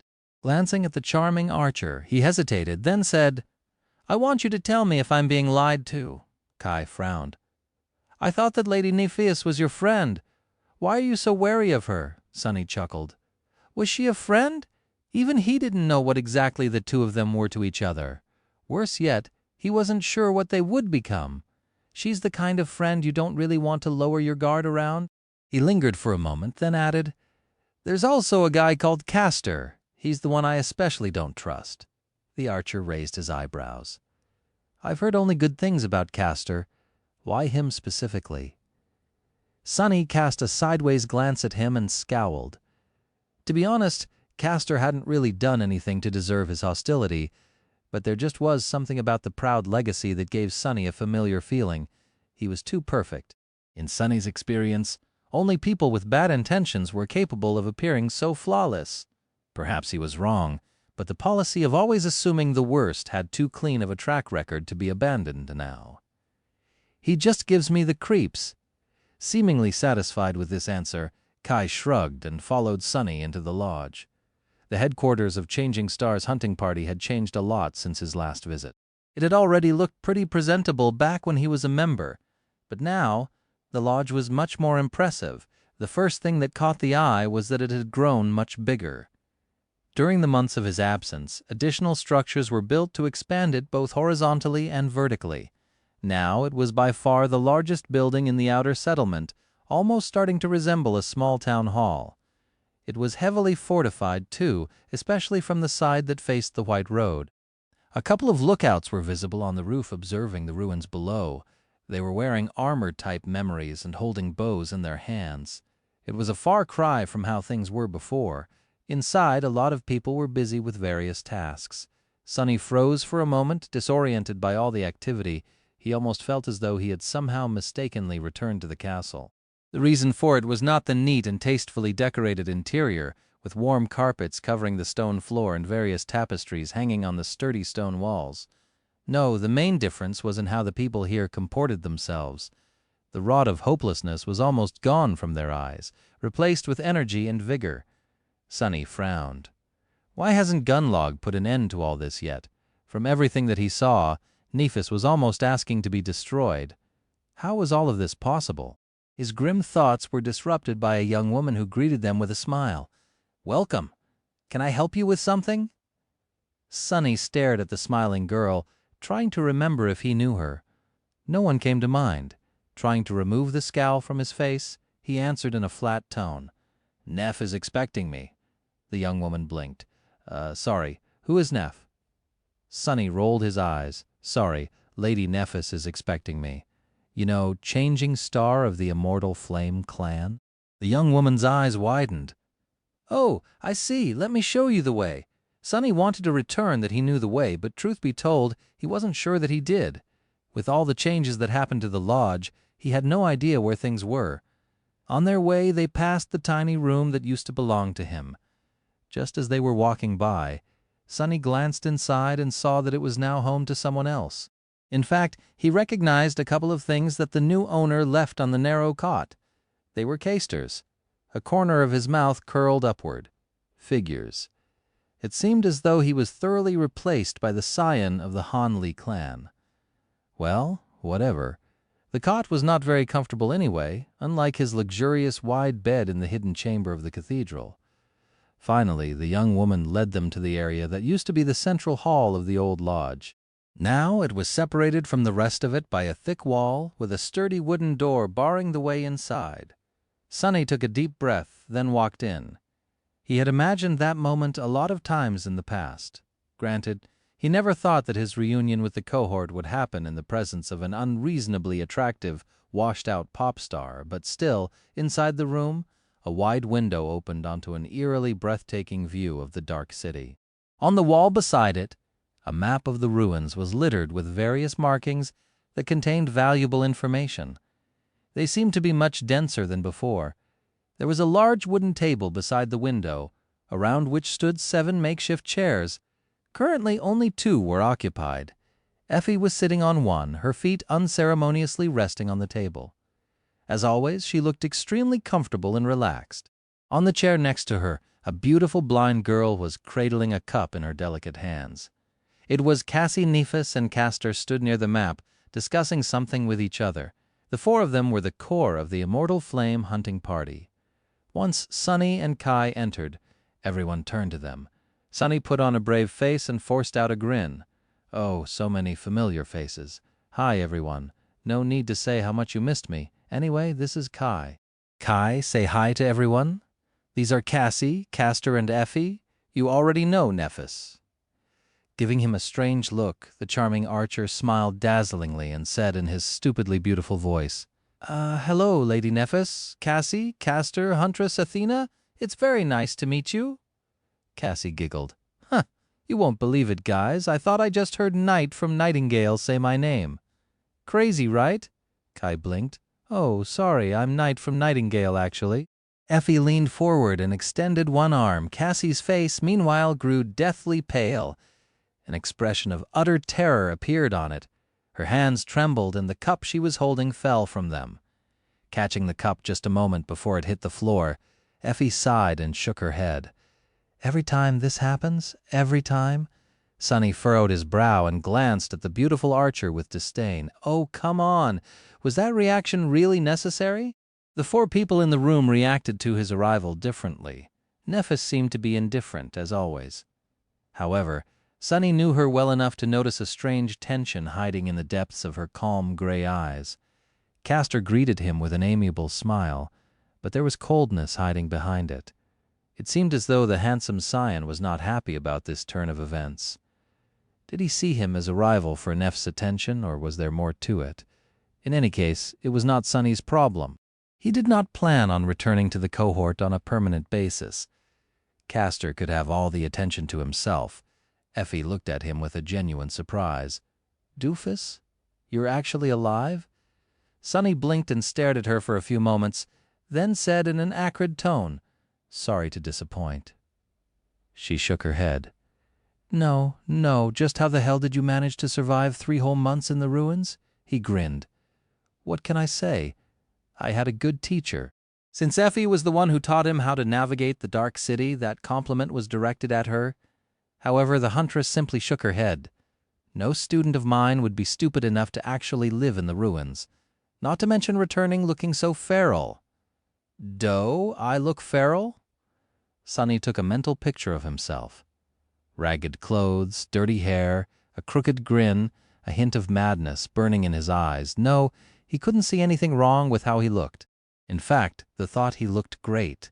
With an offended frown, he glanced at Effie and said, "Yeah? Well, you look like you've gained a little weight in all the right places.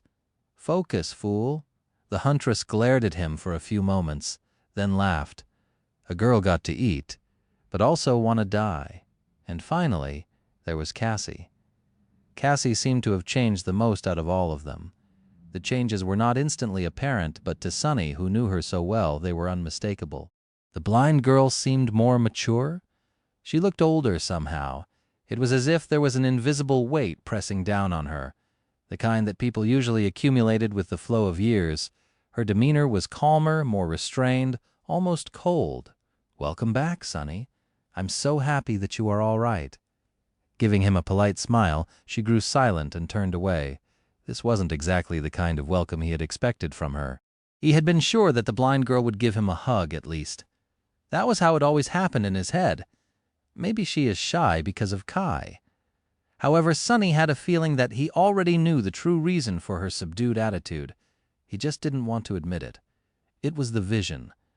That damn vision chasing away the feeling of dread. He sat down on one of the chairs and offered another one to Kai. "So, what did you guys want to discuss?" Nephis and Castor exchanged glances. Before saying anything, Castor walked over to the door and closed it. After that, he summoned a memory that looked like a bone flute and placed it on the table. Immediately, something in the room imperceptibly changed. Sonny raised an eyebrow. "What is that thing?" The handsome young man sat on a chair next to Changing Star and said, "This memory has an enchantment that creates a cone of silence. No one outside this room will be able to hear what we're talking about now." Ah! This fact alone was already enough to tell Sonny that they were going to discuss something that had to do with the Bright Lord, Gunlog himself. Suddenly, he felt an irrational desire to be anywhere else but in this brightly lit room. The wide window began to look very alluring. He sighed. "So, the Bright Lord is finally ready to obliterate you all. Can't say that I'm surprised. If anything, it's strange that he didn't make a move much earlier." Effie giggled. "Oh, did he ever?" Nephis glanced at her, making the huntress fall silent, and turned to Sonny. "You're right. The Bright Lord is indeed about to make a move. We have withstood his previous attacks, but they were just a rehearsal. A few provocations to test out strength now. He is ready to act in earnest, and that's why I need your help." Sonny raised his eyebrow. How can a cockroach like me help the great and mighty Changing Star of the immortal Flame Clan? Effie gave him and Nephis a strange look, then cleared her throat. "Don't take it to heart, Princess, but I sort of agree with Sonny. What can this little imp, no offense, Sonny, do that we can't? I mean, he is a decent scout, but, hey, offense taken." Changing Star smiled, then looked at Sonny. "Don't be misled by his act, Effie. Sonny might behave like a cowardly weakling, but in fact, he's the last person in the Dark City I would want to face in combat. He is far more dangerous than anyone thinks he is. Isn't it right, Sonny?" The smile froze on his face. A few moments passed in silence, with everyone staring at him. Finally, Sonny sighed. "Oh, well, I guess the secret is out of the box. Surprise, everybody, I'm actually not a weakling. Who could have thought, then?" He glared at Effie and added in a mocking tone, "Oh, my mistake. Actually, everyone, except for you, already knew." "It seems that you are, however," Neff interrupted him. "That's why he was able to survive 3 months in the ruins, just like he had survived 2 in the labyrinth. Sonny is an extremely formidable fighter. Wow. Is she trying to flatter me? He's just a bit of a devious asshole. But that's exactly what makes him so dangerous. I guess not, looking at Effie. Sunny shrugged and smirked. If you don't believe her, just ask Knight. Suddenly dragged into the conversation. Kai coughed, hesitated for a moment, and then said, yes, I can confirm. He is indeed a bit of an asshole. Sunny's face twitched. Not that! Tell them how I saved you! The charming Archer fluttered his eyelashes with an innocent look, then added, Oh, right indeed, Sunny saved me in the ruins last night. He is a very exceptional and resourceful individual. Sunny glanced at Effie with triumph.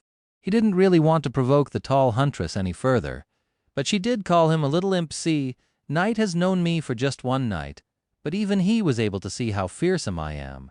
You and I, on the other hand, had hunted together for an entire month. How come you're so dense? Whatever. It's not like he would be spending a lot of time with Effie.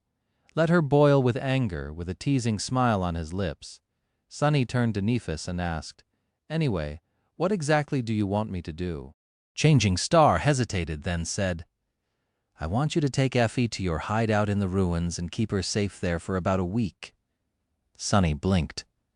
Oh no. I'm dead. Sunny grew silent and tried very hard not to look at the huntress, who was glaring at him with murder in her eyes. Did he hear it right? Excuse me? Keep her safe?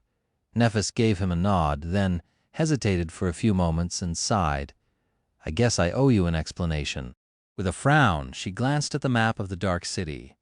Her gaze was fixed on the symbol of a tower drawn in its center with white paint. The bright castle, after a few moments, she said, You asked why Gunlog hasn't killed us all yet? This is a good question, however. The answer is complicated. Changing Star turned her head and looked at Sunny. Partially, it is because I have not challenged him openly yet. I also haven't done anything to justify an intervention. Everything we have accomplished for the benefit of the outer settlement not only fell outside the purview of his reign over the castle, but also strengthened the human position on the Forgotten Shore overall. Officially, he has no grounds to accuse me. Sunny scoffed. It's not like Gunlog really needs justification. He only needs the pretense of one, and even then just barely. Nephis slightly frowned. You are right. If he really wanted to escalate the situation and bring about an open conflict, he could have easily created a reason. Alternatively, he could have sent Horus under the cover of night to make me disappear without a trace. But he didn't, and we are not entirely sure why. Sunny blinked. You don't know? Glancing at Castor, Neff shook her head. There are several possible reasons. Perhaps he is uncertain if Horus will be able to dispose of me. Perhaps he is using the growing status of the outer settlement as a deterrent against his lieutenant's ambitions. Perhaps he is just confident and patient. Whatever the case, Gunlag more or less tolerated our existence for these past 4 months. Castor sighed and added, Of course, there were still challenges we had to overcome. If we weren't cautious in how we dealt with these provocations, things would have been very different. Changing Star nodded. Indeed, there were several attempts to taunt us into confrontation already. Nothing too bloody, though, however. Things seem to have changed. We received word from the castle that Gunlag is going to act against us soon. This time he is aiming at one of my companions. The attack will be a serious one, and the target is Effie. Sunny glanced at the unruly huntress and raised his eyebrows. He had a lot of questions. Why her? Castor clenched his fists. It could have been any of us, really. But Effie, despite all my warnings, got into a rather vulgar argument with a bunch of guards who came into the outer settlement for some entertainment. Coincidentally, some of these guards went missing last night. No one knows what happened to them. Oops. Sunny was pretty sure that he knew exactly what had happened to them, though, after all, he was the one who killed them. But Castor didn't need to know any of this. Actually, I might know something about that, Kai suddenly said, smiling like an idiot. Who asked that fool to open his mouth? He tried to make the archer shut up with a murderous stare, but it was already too late. Kai enthusiastically went on to describe how he was kidnapped, put in the well, and then rescued by a mysterious stranger who turned out to be Sunny. Luckily, he was under the impression that the kidnappers were all slaughtered by the Black Knight, not realizing that Sunny was the one who had lured them into the cathedral in the first place. After personally killing their leader, if Kai knew the full truth, things might have turned rather awkward. After he was done talking, Castor sighed. "Thank you. This is a very valuable piece of information. Sadly, it doesn't change anything. Effie is still in danger. The Bright Lord is going to use her as a hostage and force Lady Nephis to challenge him. If she does, he will kill her. If she doesn't, Effie will die, and our reputation will be ruined. Either way, he wins." Sunny cast a sideways glance at Effie, who was still relaxed and seemingly undisturbed by the prospect of dying horribly in the dungeons of the Bright Castle. In fact, she was currently more interested in fishing out a piece of meat that was stuck between her pearly teeth and not paying Castor any attention. What a lunatic! Sunny thought with scorn, making his shadow shake its head at the irony of that statement. Turning to Nephis and Castor, he asked, "How do you know all this?" In fact, this question was moot. He already had the idea.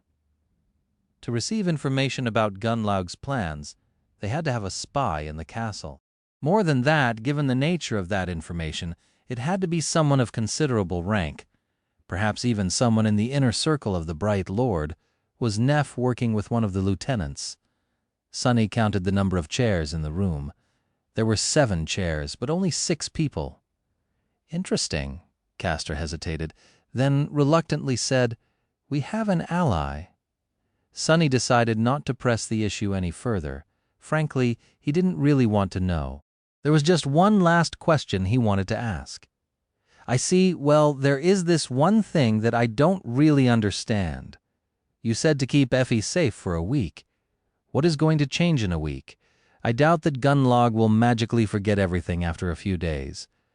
A heavy silence descended on the room. No one seemed to want to speak first. After a few moments passed, Nephis finally broke the silence. Looking in the window, she leaned back and said in her usual, even indifferent tone, "In a week, we will be ready to leave the city." Sunny almost fell from his chair. That was not what he had expected to hear. Soon another map was spread on the table. This one was drawn on a piece of crude parchment made out of monster hide, and much less detailed than the one hanging on the wall. Well, that was understandable, because the second map did not depict the Dark City, but the Forgotten Shore itself. Sunny stared at it in stunned silence. Yeah, Nephis had not wasted any time during these 3 months. He had no idea how she had gathered all this information, but there was a lot more on the map than he could have ever imagined. At the center of it, a straight black light depicted the Crimson Spire. The labyrinth flowed from it, devouring the parchment like an ocean of blood. To the east, a small circle of black ink with a symbol of a white tower inside of it marked the Dark City. The city was perched on the edge of another, much larger circle. It didn't take too much effort to recognize the Cyclopean crater, after all. Sunny had traversed it on a rickety boat once a lifetime ago. However, only now, looking at it in scale, did he finally realize just how giant the crater was, and how vast the Forgotten Shore itself appeared. Back on Earth, it would have been as large as a continent. The Dream Realm was indeed much bigger than their own planet, considering that just one of its numerous regions was this enormous. There were other symbols on the map that he didn't recognize. However, several of them attracted his attention, especially on the other side of the crater, almost exactly opposite the Dark City. A symbol of a tree depicted the Ashen Barrow. Some distance to the east of it, on a straight line, there was a mark in the shape of a red cross. Another red cross was drawn inside the crater just outside the eastern side of the Dark City. The third one was about a week's worth of traveling time to the north, near a symbol that looked like a grotesque, misshapen skull. The fourth one was halfway between the ruins and the Crimson Spire. The fifth one lay to the south, about the same distance as the third, drawn atop the symbol of an arching bridge. The last red cross was at the very edge of the parchment, far away to the south, beyond the labyrinth. Near it, 2 symbols were drawn. One was a crown, and the other one was a question mark. Sunny quickly realized what these crosses represented. They were the giant statues of the 7 forgotten heroes who had given the terrible oath to vanquish the darkness and created the Starlight Legion. The one to the east of the Soul Devourer was the statue of the knight that he had used as a shelter on his first night in the Dream Realm. The one near the walls of the city belonged to the woman whose hand had saved them from drowning in the dark sea on the night of their escape. The other 4 crosses most likely marked 4 more headless statues. But where was the 7th? Frowning, Sunny glanced at the map and said, "So let me get this straight. You want to leave the dark city, cross the labyrinth, reach the edges of the forgotten shore, and then return?" Nephis smiled. Pretty much yes. He sighed. If we somehow survive the months of traveling through the labyrinth and actually manage to escape it, why the hell would we return? The smile on her face withered. Changing Star lingered for a few moments, then pointed to the 3 symbols at the lower edge of the map: the red cross, the question mark, and the crown. The first lord of the castle led an expedition to find the way out of the forgotten shore. This is where their trace disappeared from what we were able to learn. An unassailable mountain chain blocks the path to the south. They ventured into the mountains and never returned. Nothing but death awaits us there. Sunny scratched the back of his head. So you aren't really looking for a way out? You're looking for the remains of the cohort of sleepers that had conquered the castle 15 years ago. Neff nodded. There's an item that they took away from the castle. If we find it, we'll have a chance in the fight against Gunlog. Sunny frowned. He felt as though she was not telling him everything. Maybe what little trust remained between them was not enough to share those secrets. Maybe she didn't want someone else in the room to hear them. But then again, he didn't really care. Changing Star's business was her own. Sunny was just here as a potential mercenary. As long as the reward was worth it, he was ready to not ask any questions, provided that not knowing the answers was not going to get him killed, of course. Feeling his hesitation, Nephis added, "The way to the mountains is not as dangerous as you think. There is a method we can use to reach them comparatively safely. But once we're there, that's where we'll need your talents. Having you with us will make a lot of things easier." Sunny looked at her with doubt. "How do you know all this? It's not like there's anyone in the Dark City who was alive back then." Nephis shrugged. "There isn't, but there are stories. Some written evidence. However, most of this we have learned from Cassie's visions." She gave the blind girl a warm look. "Cassie has helped us a lot." Sunny had to think. If Changing Star made this plan, it meant that she had good reasons to believe that it was doable. Of course, there would be danger. Nothing on the Forgotten Shore was ever safe or easy, but there was a rare opportunity in all of this, too. He felt very tempted to leave the ruins for a few months in the company of an extremely formidable cohort. Outside the walls of the Dark City, nightmare creatures were generally of a lower rank than those inside. The efficiency of his hunting would be much higher, which would land him more shadow fragments and memories to feed to the Stone Saint, especially if powerhouses like Nephis, Effie, and Castor were fighting alongside him. But more importantly, if Cassie was there to warn them of the dangers that they had no business trying to fight. He never forgot how many times her affinity to mysteries and revelations had saved their lives in the past. Like on that awful night when they had summoned a terrifying mimic from the depths of the dark sea. With a true seer accompanying them, the most harrowing thing about the labyrinth, the cursed black waters, were not as unknowable and thus deadly anymore, so he was not immediately against the idea, more so because he would be additionally compensated for the efforts. But there was something else that he had to consider. Looking up, Sunny glanced at the people gathered in the room and cleared his throat. I would like to talk to Nephis alone, please." Most of them just stared at him without moving. Castor especially did not seem happy about the prospect. "What is it about him and Neff? Why is he so possessive?" But after Changing Star gave them a look, they reluctantly stood up and left the room one after another. Soon, Sunny and Nephis were left alone. He hesitated for a long time before finally speaking. His voice was raw and hoarse. "Neff, why are you doing this? Why are you trying to pull me back? Don't you know how this all will end?" She watched him silently for a while with an inexorable expression. Then she simply said, "Because there's only 2 people I trust in this world, Sunny. One is Cassie, the other one is you. I only trust you to have my back." He couldn't help but laugh bitterly. "Have your back, Neff. You know what awaits the 2 of us in the future? This story won't have a happy ending." There'll be only sorrow, pain, and rage, remember? Changing Star lingered for a few moments. Her face was calm and firm. When the silence became almost overwhelming, she finally answered, "Life is not a story, Sonny. It only ends when you die." He smiled crookedly, not knowing how to answer. "So, will you help me?" Sonny sighed and stood up, glancing at the map of the forgotten shore one last time. "I don't know. I need some time to think. I'll take Effie and keep her safe for a week. You'll have the answer once we meet again." She nodded, accepting that condition. Turning around, Sonny forced himself to appear nonchalant and left. As soon as the door closed behind him, his expression changed. "Damon, I forgot to discuss my compensation. It would look really silly if he went back now, right? Right?" The shadow palmed its face, once again, lamenting the stupidity of its master. Chapter 179, New Generation. Once outside, Sonny spent some time finding Effie and Kai. The two of them were in the dining area of the lodge, discussing something between themselves. There was no sign of Cassie anywhere, but he did notice Castor observing him from the stairs leading to the second floor. "Is she avoiding me?" Somewhat disappointed, Sonny landed on a chair next to the two locals he had come to know and gave them a dark look. "What? The two of you know each other?" Kai smiled. "Who doesn't know Huntress Athena? We had a few brushes in the past?" Deciding not to inquire what type of brushes he was talking about, Sonny sighed and asked, "Does she know about that peculiar flaw of yours?" The charming young man blinked a couple of times, then said with confusion, "I guess so. I don't make a secret out of it." Great. Of all the people in the world, he got stuck with two weirdos who had no qualms about telling every random stranger about their most hidden vulnerability. Well, if he had a flaw like Kai's, he wouldn't worry about it too much either.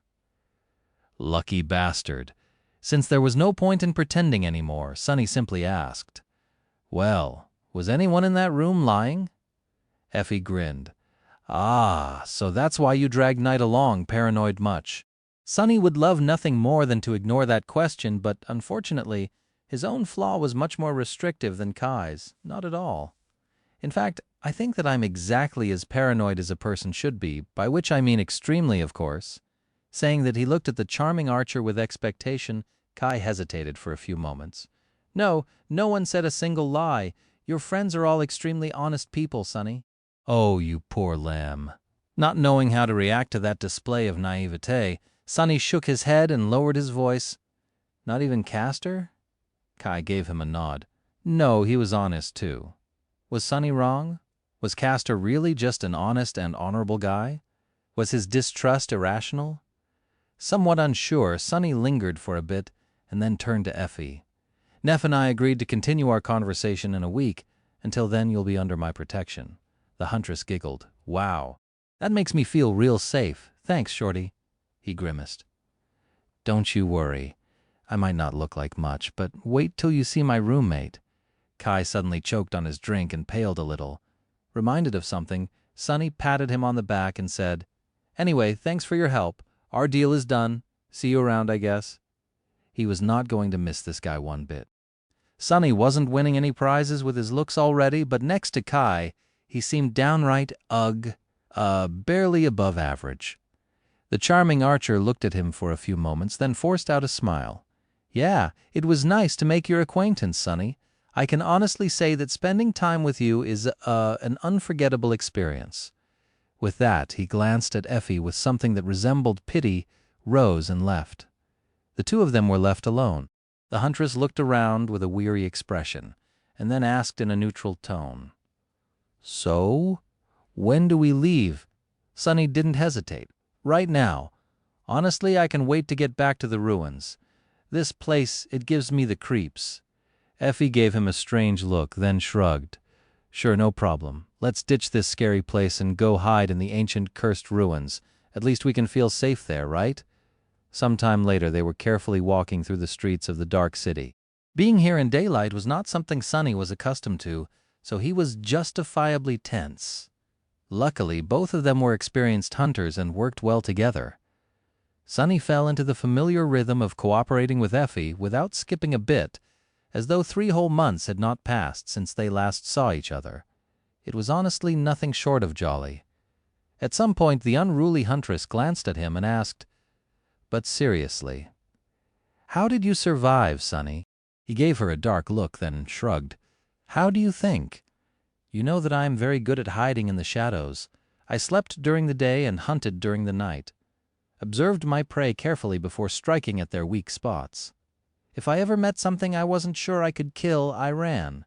She became thoughtful for a while, then said, "It's noticeable, you know. You've changed. You feel like a true hunter now." Sonny grinned. "Well, I would hope so. I hunted more nightmare creatures than was reasonable, really." She smirked. "How many?" That was a good question. Sonny hesitated before answering. "Around 60? Yeah, no more than that, I think." Together with those terrors he had slain in the labyrinth, his kill count had long ago moved past 100. Effie blinked and looked at him with a dark expression. That many hunts in only 3 months, the number was nothing short of staggering. Actually, it was completely insane. Out in the real world, it was widely known that awakened nightmare creatures were too tough for mere sleepers to fight. Anyone who managed to prevail in a battle against one would earn themselves a proper reputation. Killing a dozen would make a person famous. If Sonny were to return home and claim that he had slaughtered 100, most of them in a cursed ruin populated by fallen abominations, the news of his accomplishment would fly around the whole planet in an instant. He would be hailed as an unparalleled genius and a hope of the entire generation. And yet there were dozens of people just like him in the Dark City, many of them even more accomplished. Much more. Effie had several hundred hunts under her belt. There were a couple more hunters in the outer settlement whose track record was just as impressive, even if with the death of Jubei their numbers had shrunk. Inside the bright castle, there was Gunlaug himself, his 5 lieutenants, all the pathfinders of the host, more than a few experienced hunters, and even a handful of guards with a lot of battle scars to prove their prowess. All of them were at a level that sleepers simply weren't supposed to ever achieve. The Forgotten Shore was truly an interesting place. If Nephis were to somehow succeed and bring even just several of them back to the real world, how would the world change? Would other things that had been considered impossible before suddenly have their status put under scrutiny? Was it the reason why the spell gave her the name Changing Star? Was Neph destined to not only create change, but also be the catalyst of it? Consumed with these thoughts, Sonny walked through the cursed ruins. Soon a familiar shape of the cathedral appeared before his eyes. Looking at it, Sonny shuddered. He had been honest when he told Effie about how he managed to survive all this time. However, he had failed to mention how close he came to dying in the process. The memory of his first visit to the cathedral and its consequences was something he really liked to avoid. Chapter 180 Breakpoint. It happened a few weeks after he left the castle behind. Back then, Sonny was just starting to feel confident in the absolute darkness of the cursed night. He stalked the ruins, searching for prey and slaying one monster after another. Looking back, those few victories might have gone to his head a little. Or maybe he was just too sane to survive alone in the Dark City. It was the first meeting with the Black Knight that caused him to lose that state of mind. Sonny did not become interested in the ruined cathedral by accident, nor was he led there by empty curiosity. In fact, he had noticed something strange about the ancient temple, and decided to explore it after careful consideration. Because the thing he saw was too alluring to ignore. At dawn, for a few short minutes, he could see a weak, ethereal, golden glow emanating from the dark cathedral. The same golden glow he had seen twice before. Once deep within the ruby droplets of his own blood after consuming the drop of ichor, and another time exuding from Changing Star's unconscious body after her battle with the horror of the depths. Without having to guess, Sonny knew what this golden shine was. It was the light of divinity. With his own eyes altered by the drop of divine blood which was left on the talons of the vile thieving bird after it had stolen Weaver's eye, Sonny was somehow able to perceive it. Considering that both Nephis and he possessed some measure of divine affinity, it wasn't hard to come to this conclusion. More than that, the circumstances surrounding the awakening of his ability to see the golden glow supported it. Thus, hoping to find another treasure equal to the drop of ichor, Sonny entered the ruined cathedral. Then he froze for a second, awed by its grandeur. That second was all it took for the Black Knight to skewer him on his sword. Sunny didn't know how the massive devil managed to avoid being seen by his shadow, nor how he got so close without making any noise. All he knew was that a menacing black giant suddenly stepped forward from the darkness that enveloped the temple and pierced him with a wrathful gaze. There were two scarlet flames burning in the impenetrable emptiness behind the visor of the knight's helmet. Looking at them, Sunny felt as though he was staring into the eyes of death itself. However, even though Sunny was caught by surprise, his body moved on its own. Countless hours of practice did not go to waste. In the end, it were the reflexes that Sunny had engraved into his muscles and bones that saved his life, even if only by a hair's breadth. Because of his quick reaction, the massive greatsword of the evil creature did not cut him in two. Instead, it simply disemboweled him. Feeling a blinding pain pierce his abdomen, Sunny staggered and looked down, only to see a river of blood flowing from his stomach, which was cut wide open. The red ropes of his intestines were clearly visible in the terrible wound, already on their way to falling out. The horror of seeing something that should have been inside of him moving to the outside was much more powerful than the excruciating pain of his flesh being torn apart. Pressing one hand against the wound, Sunny fell on his back and weakly tried to crawl away. However, the Black Knight was already moving, rising his greatsword to deliver a finishing blow. For a fraction of a second, everything froze. Sunny didn't have time to come up with an elaborate plan, nor even think things through. All he knew was that he had to buy himself a chance to crawl away somehow. Of all the memories at his disposal, nothing seemed to be of use. Not the austere and razor-sharp midnight shard, not the ominous and powerful puppeteer's shroud. His mighty Tier 5 armor did not even slow the black blade for a moment. Even augmented by the shadow, they were not a match for the terrifying devil of the ruined cathedral. In the end, Sunny simply thrust his hand forward and let a small and ordinary-looking rock fly from it into the depths of the ancient temple. His shadow wrapped itself around the little stone, enhancing its enchantments. In the next moment, the rock suddenly howled, replicating the scream of the last nightmare creature that Sunny had killed. Augmented by the shadow, the howl shook the walls of the cathedral, causing dust to fly into the air. The Black Knight stopped, then looked over his shoulder in the direction where the howl was coming from. He seemed to hesitate for a moment.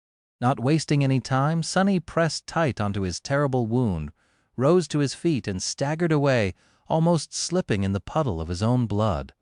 Groaning from pain, he tried to reach the exit of the old temple. Miraculously, he did. The Black Knight stopped in the doorway, simply following the small figure of the mortally wounded human with the burning flames that served him as eyes. Then it indifferently turned away and slowly returned into the darkness. Some time later, Sunny found himself lying in a ditch somewhere in the depths of the dark city. He had found his way to this ditch and crawled into it, hoping to hide himself from the monsters stalking the ruins at night. He was consumed by pain, fear, and disbelief. Was this how it was all going to end? Was this how he was going to die? He wanted to cry for help, but knew that no one would come. He wanted to simply cry, but for some reason nothing but laughter escaped from his lips. Funny, it was just too damn funny. An outskirt rat like him dying in a ditch. What a fitting end. Why wouldn't he laugh? It was all just so hilarious. A laughing fit sent him into an ocean of suffering.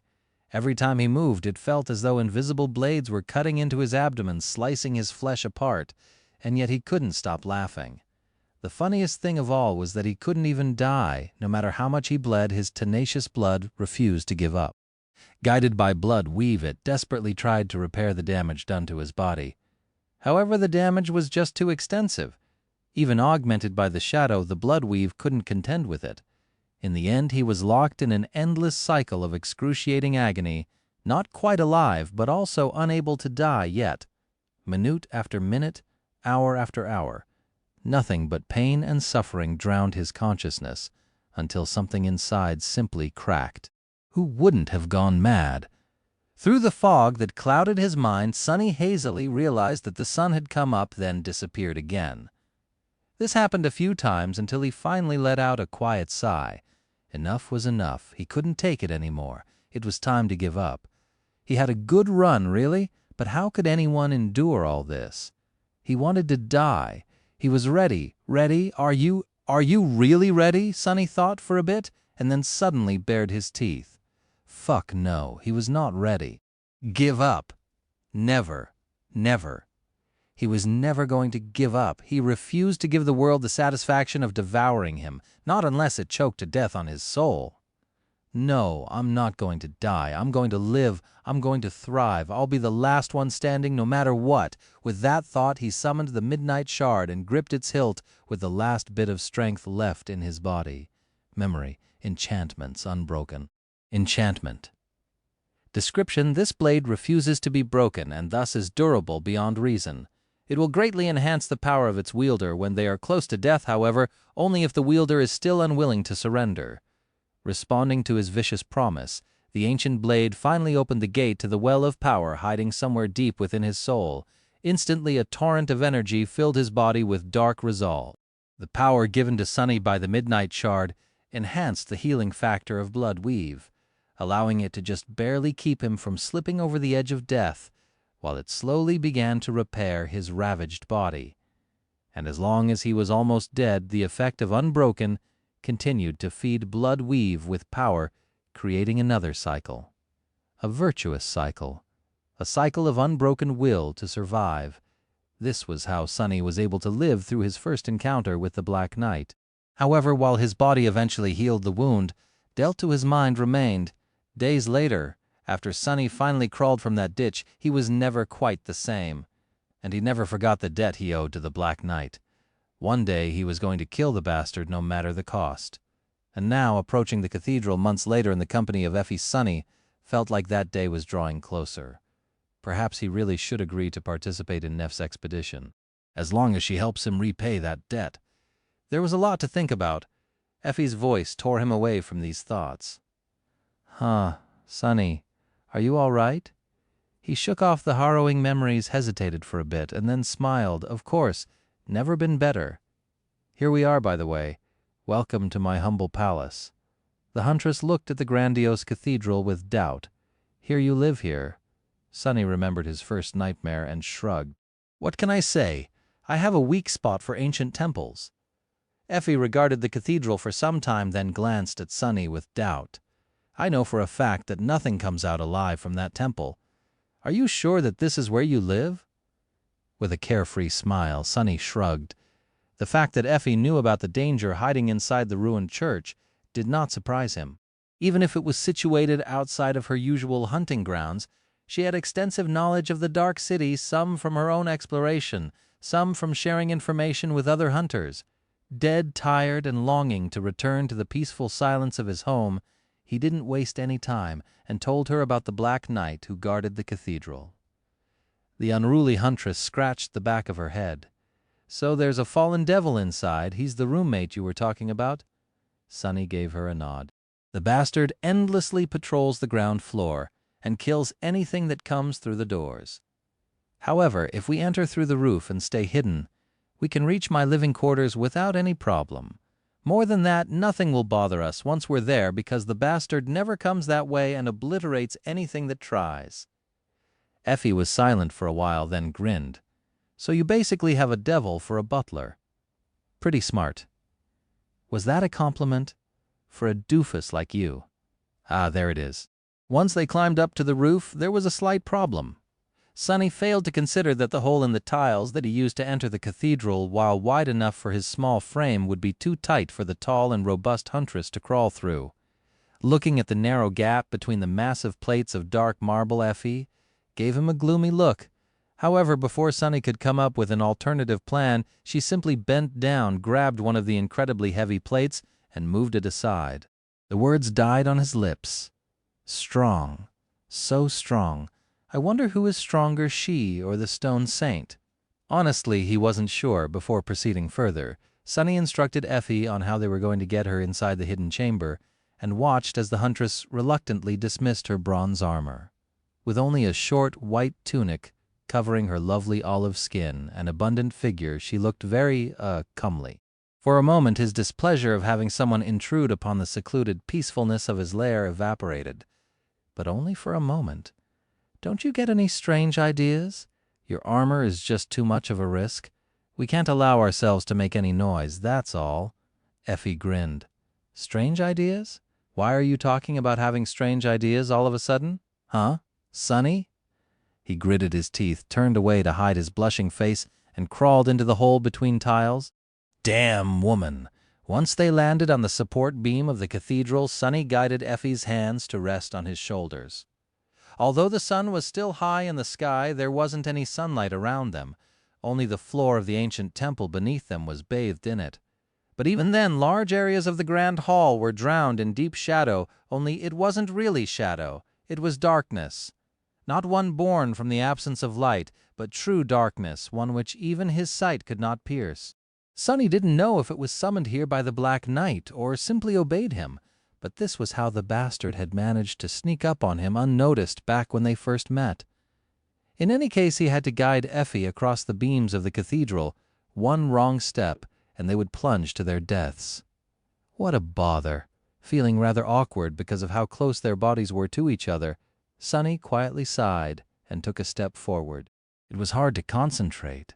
Strange ideas, who's having strange ideas, not me. A few minutes later, they reached the hidden balcony behind the statue of the unknown goddess. Despite the fact that nothing out of the ordinary had happened, Sonny was rather on edge. Something told him that this was going to be a really long week. Once they entered his hidden chamber, Sonny informed Effie that she was free to create, light, and speak. Not wasting any time, the unruly huntress summoned a radiant memory and looked around with curiosity. The beautiful and spacious room that had once belonged to the priestess of this ancient temple was suddenly flooded with soft light. The intricate engravings on the walls created an atmosphere of sanctity and elegance. Here and there stood various pieces of furniture, most made out of opulent pale wood, with a few mismatched pieces that Sonny had scavenged from the ruins. Effie whistled. "Have to give it to you, Sonny. You sure know how to live in style. Who would have thought?" He smiled. Jealous. She sighed. The important thing is that even if Gunlaug tracks us here, none of his people would be able to enter. So we're indeed safe. Slightly disappointed, Sonny shrugged. "Well, make yourself at home. I'll show you the back exit and other stuff later." With that, he furtively glanced around and tried to quickly hide a few things from sight to make his home more presentable. If he had known that there was going to be a guest here, he would have cleaned up the mess a little in advance. Not that Effie paid it much attention. She walked around with curiosity, studying the engravings on the walls and ancient furniture. But then suddenly Sonny heard a loud giggle coming from behind. Turning around, he saw Effie standing in front of the wardrobe hidden behind a stone panel. The wardrobe was currently open, showcasing the garments left behind by the priestess. The huntress looked at him with a strange smile. Why? Why is she staring at me? What? Effie shook her head. No, nothing. It's just, Sonny, when I first saw you, I thought, look at this tiny boy. He's just like a toy.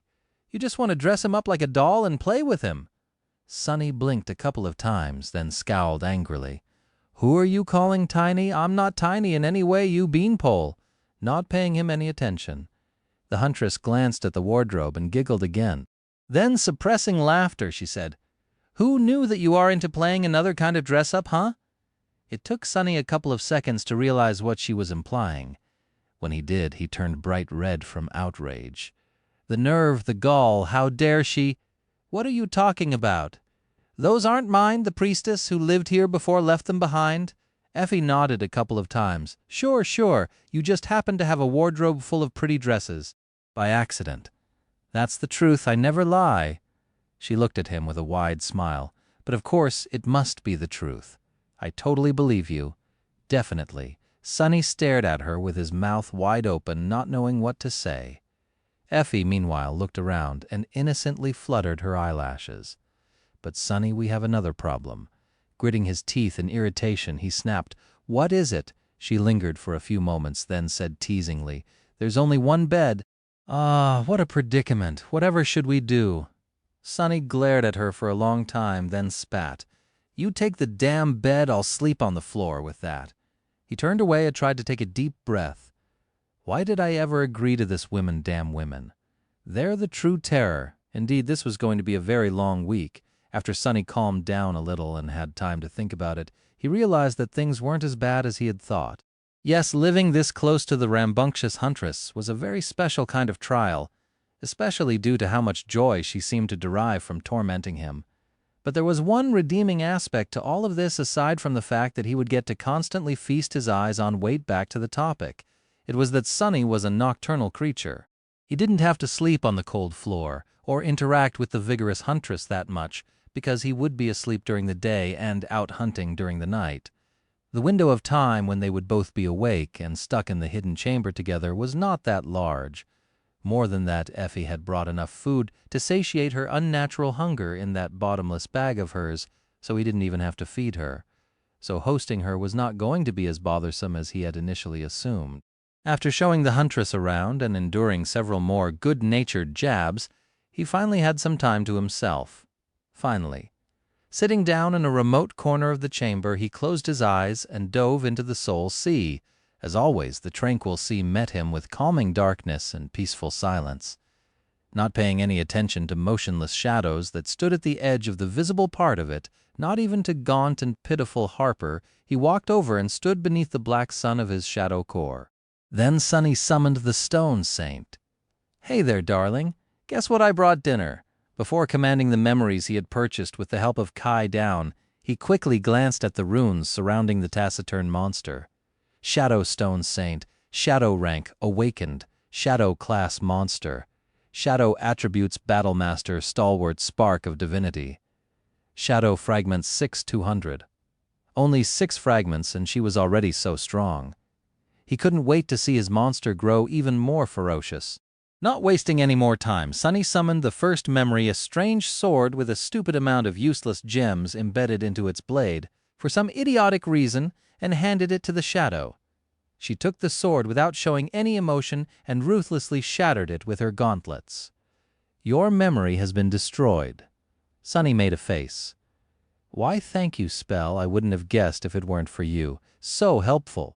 2 torrents of ethereal sparks entered Stone Saint's body and were absorbed by the dark embers burning in the depths of the living shadow that hid in her body. Stone Saint has grown stronger. Was it just him, or did the spell sound a bit hurt? "Well, tough. I didn't hear you complaining when Neff was promising to rip you to shreds." He grinned and glanced at the runes again. Shadow Fragments 7-200 satisfied Sunny summoned the next memory. The process repeated itself. Stone Saint has grown stronger. Stone Saint has grown stronger. As the number of shadow fragments saturating the core remnants inside his pet monster grew, his mood continued improving. This was the best feeling ever. Shadow Fragments 8, 12 Fragments 10-200. Shadow Fragments 11-200. Finally, after the 9th memory was consumed, the runes describing the number changed to 20 out of 200. The Stone Saint looked considerably stronger already. Remembering the changes that happened to his own body after his first few kills, Sunny could more or less gauge how much her condition has improved. The increment wasn't really that substantial, but in battle the tiniest advantage could often decide everything, especially considering that it was going to be doubled by the augmenting effect of his indispensable but impudent shadow. All of this was just a prelude anyway. The main event was yet to come. Full of anticipation, Sunny called the onyx armor down. If his calculations were correct, this relic alone should give the Stone Saint 12 shadow fragments, almost as much as the 9 lesser memories combined. The jet-black suit of ancient plate armor appeared in the air in front of him.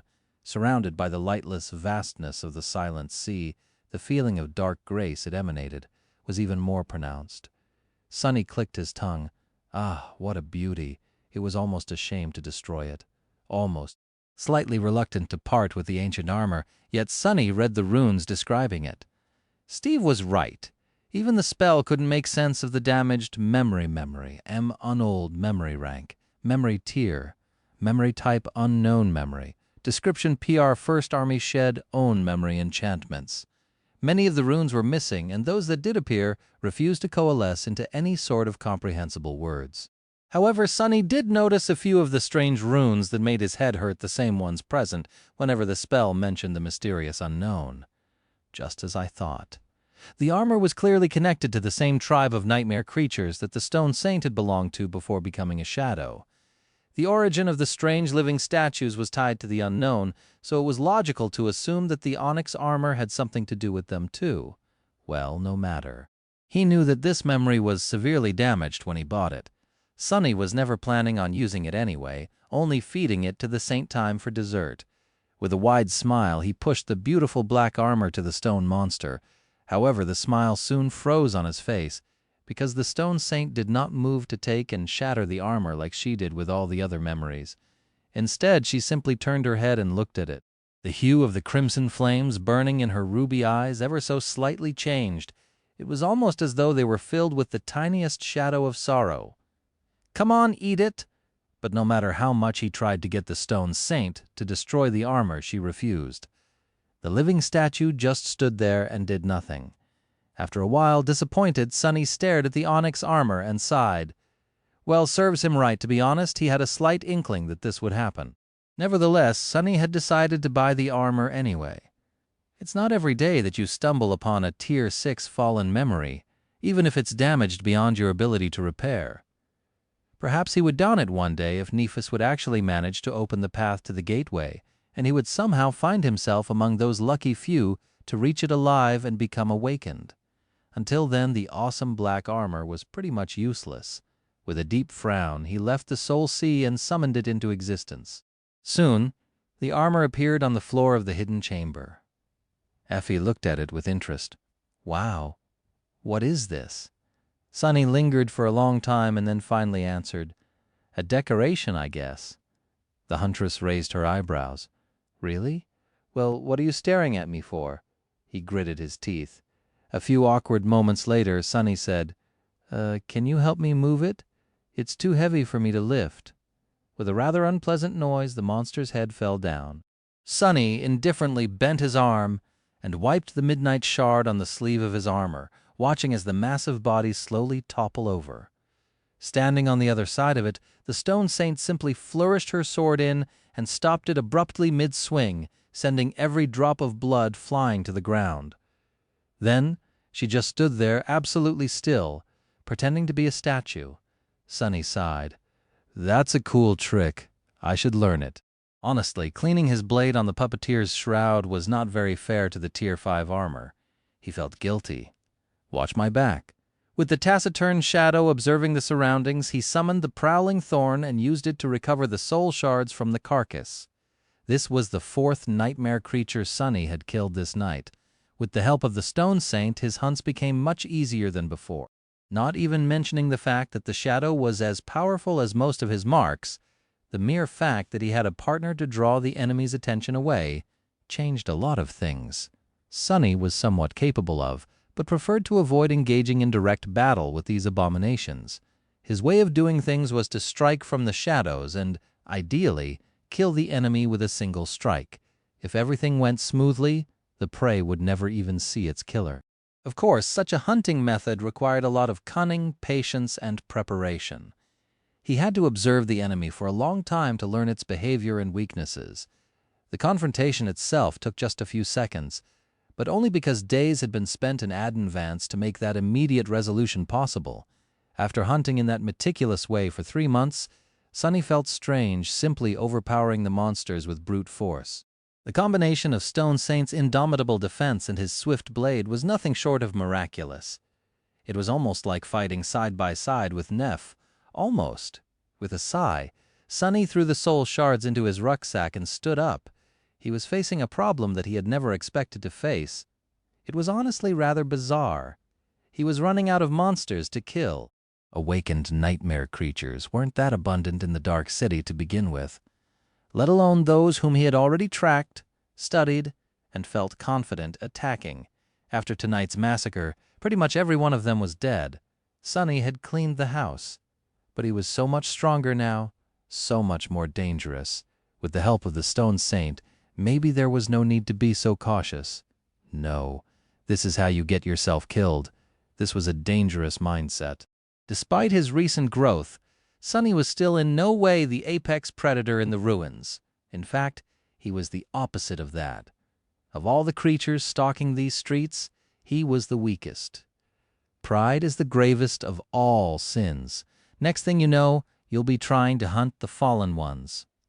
Sunny would perhaps survive a confrontation with a fallen beast, maybe, but actually defeating one was a whole other conversation. And if he had the misfortune to stumble on something of a higher class, his chances of making it out alive would not be very high. He could start investigating one of the awakened creatures that he knew of, or simply go home. However, something was bothering Sonny. There was this feeling in his head that he had a seed of an idea, but then got distracted and failed to fully form it. What was I thinking about just now? Whether or not to hunt again tonight, how powerful he had become with the help of the shadow. How it was not very practical to wipe the blood with the sleeve of the puppeteer's shroud. Oh, right, back when he saw the stone saint shake off the blood of her sword. He had thought that this would be a cool trick to learn, and at that moment he got a feeling that he was onto something. I should learn it. I should learn it. Suddenly Sonny's eyes became bright. If he could learn this trick from the stone saint, what else would he be able to learn from her?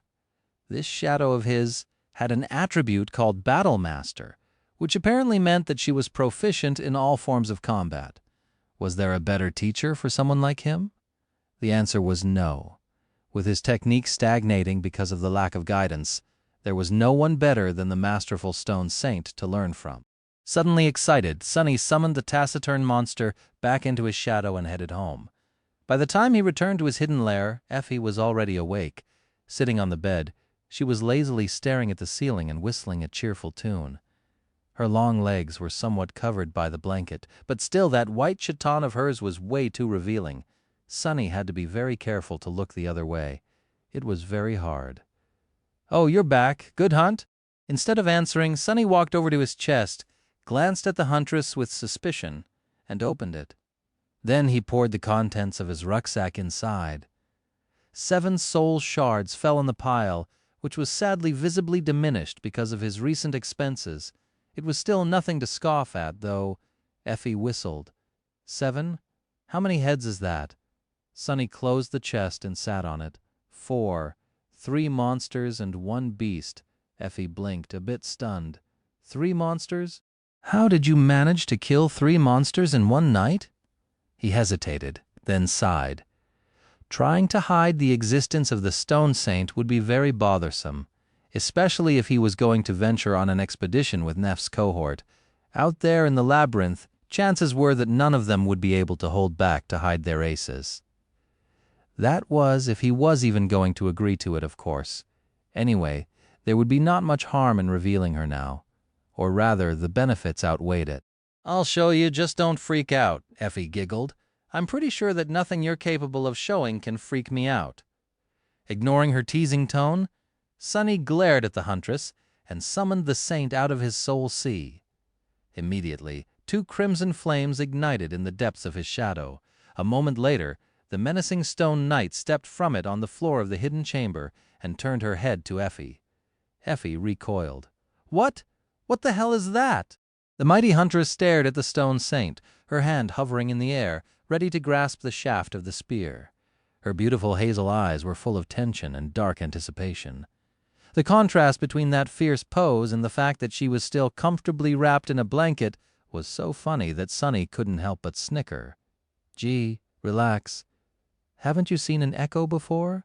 Effie blinked. "That thing is yours? Wait, you got an echo?" He gave her a nod and gestured at the stone saint. "Yes, I did. Meet saint, ain't she a beauty?" The huntress stared at the taciturn creature, then scowled with outrage. "You lucky bastard. You do know that I haven't even caught a sniff of an echo after 3 years in this pit? How dare you get one before me, huh?" Sonny laughed. "Actually, this was my 2nd echo. The first one got killed in the labyrinth." Effie glared at him for a long time, then shook her head with an expression of utter dejection. Finally, she turned to the shadow and studied her. "Wait, is she what I think she is?" Sonny nodded. "Yeah." The huntress stood up from the bed and, leaving the blanket behind, walked barefoot around the stone saint. She studied her from all angles and then said, "How the hell did you manage to kill one of those things and survive?" Sonny, who had found himself involuntarily studying Effie from all angles as well, blinked a couple of times and shrugged. Actually, they got wiped out by a group of fallen. It was an epic clash, to say the least. I just happened to be there in time to finish one off, and here we are. Effie stared at the shadow with admiration. What class is she? Sunny smiled. Awakened monster. But I watched her kill 2 fallen beasts, so I'd say she's an elite among her peers. Anyway, you can see how it's not impossible to hunt 3 monsters in one night with her by my side. I studied them in advance, of course. That's why we were so fast in dealing with them. The huntress crossed her arms, thought for a bit, then gave Sunny a strange look. Why are you showing her to me? With how paranoid you are, I'd expect you to keep such a treasure hidden. He stood up, lingered for a moment, then said, With what I have planned, showing her to you is sort of a requirement. Effie grew silent, then gave him a mischievous smile. Ah, sorry to disappoint. Don't get me wrong, I'm up for all kinds of fun. But Sunny Nightmare Creatures is where I draw the line. He frowned, not quite getting what she was talking about. Then his eyes widened. What? You? What kind of a degenerate are you? Training. I wanted to use her for training. The unruly huntress blinked innocently. Training? Sunny, there's nothing wrong with being a bit inexperienced at your age. In fact, it's quite charming. You don't need to resort to this kind of thing, you know? Inexperienced? Who are you calling inexperienced? I'm plenty experienced. Wait, crap! What are we even talking about? Dying from laughter, Effie left Sunny to fume with outrage and walked over to the makeshift kitchen while shaking her head. Soon the tantalizing smell of roasting meat filled the air. I'm going to kill her. Should I kill her? It's going to be pure self-defense anyway. A week of this will be the death of me. With a sigh, he tried very hard to calm down. When his thoughts returned to their usual cadence, Sunny stood in front of the stone saint and slowly exhaled. It was time to learn on his way back to the cathedral. Sunny had made a hard decision. He decided not to augment his body with the power of the shadow during his practice with the stone saint, even though he knew that this was going to bring him a lot of pain in the future. He was adamant about his choice. There were several reasons why he wanted to face his pet monster with his own physical ability and nothing else. The first and most simple reason was that Sunny knew that the shadow would not always be there when he needed it. Just like during the battle against the Spire Messenger, when it had been away scouting, circumstances in which he was going to have to rely on nothing but his own prowess were bound to happen. Not to mention that it had been his own reflexes, and not the shadow that saved him from being cut in halves by the Black Knight. The second reason was less evident. It had to do with the existing hierarchy of power in the Dark City. At the very top, there were the fallen. Beneath them, those creatures that were merely awakened. And at the very bottom, sleepers. Any fight that a human could face in that cursed place was going to be against an overwhelming force. With time, Sunny had adjusted to this reality, and was able these days to face the lower classes of the awakened abominations on almost equal terms with the help of the shadow. He was still weaker, but not by that much. However, deep down he knew that sooner or later he would be forced to fight against fallen enemies. And he was also almost sure that he would have to cross swords with humans that had saturated their cores to the brim with soul essence, and were thus much stronger than him. For that reason, his experience hunting monsters who were not much stronger than his augmented self was actually an impediment. It dulled his edge and made him forget what it actually meant to struggle against an enemy who was leagues above him, the knowledge and mindset that he desperately needed to retain to have a chance of surviving the future. He had to keep himself humble. And lastly, there was one truth that he had learned during these 6 months on the Forgotten Shore, and it was that nothing was more beneficial to one's growth than fighting against a superior opponent, especially if that fight ended in your loss. One defeat taught a person more than a dozen victories against weaker enemies would. The problem was that in this cursed place, any defeat meant death, so Sunny actually had little experience losing to someone. From start to finish, he tasted loss only 3 times, once in a battle against the Carapace Centurion, once when he had faced Nephis under the branches of the Soul Tree, and once in this very cathedral when the Black Knight's sword had sliced his stomach open. Each of those defeats taught him more than anything else did. So, having the opportunity to fight with a monster who was much more powerful than him, and yet had no desire to kill him, was an extremely rare and precious opportunity. That's why Sunny steeled himself and let the shadow rest on the floor while he faced the stone saint. Taking a deep breath, he summoned the Midnight Shard, assumed a defensive stance, and looked the menacing stone knight right in the eyes. Attack me. Not wasting even a second, she did just as she was told. Oh crap! The shadow attacked with the vicious strength of a true monster. Knowing perfectly well that his strength was not enough to block her sword, Sunny desperately moved the midnight shard to deflect the strike to the side. The countless hours of practice and hundreds of thousands of times he had repeated his katas had not been in vain. His body moved with lightning speed, placing the blade in the path of the stone saint's weapon at just the right angle. Feeling the impact reverberate in his bones, Sunny gasped from the pain and stood his ground.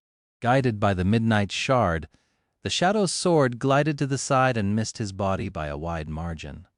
However, before Sunny had time to congratulate himself, the saint simply continued moving forward and slammed into him. Being hit by her shield felt like crashing into a stone wall at high speed. Flying back, Sunny impacted against an actual wall and rolled to the floor. A small yelp escaped from his lips. Getting distracted from her food for a moment, Effie glanced at him and called, "Sunny?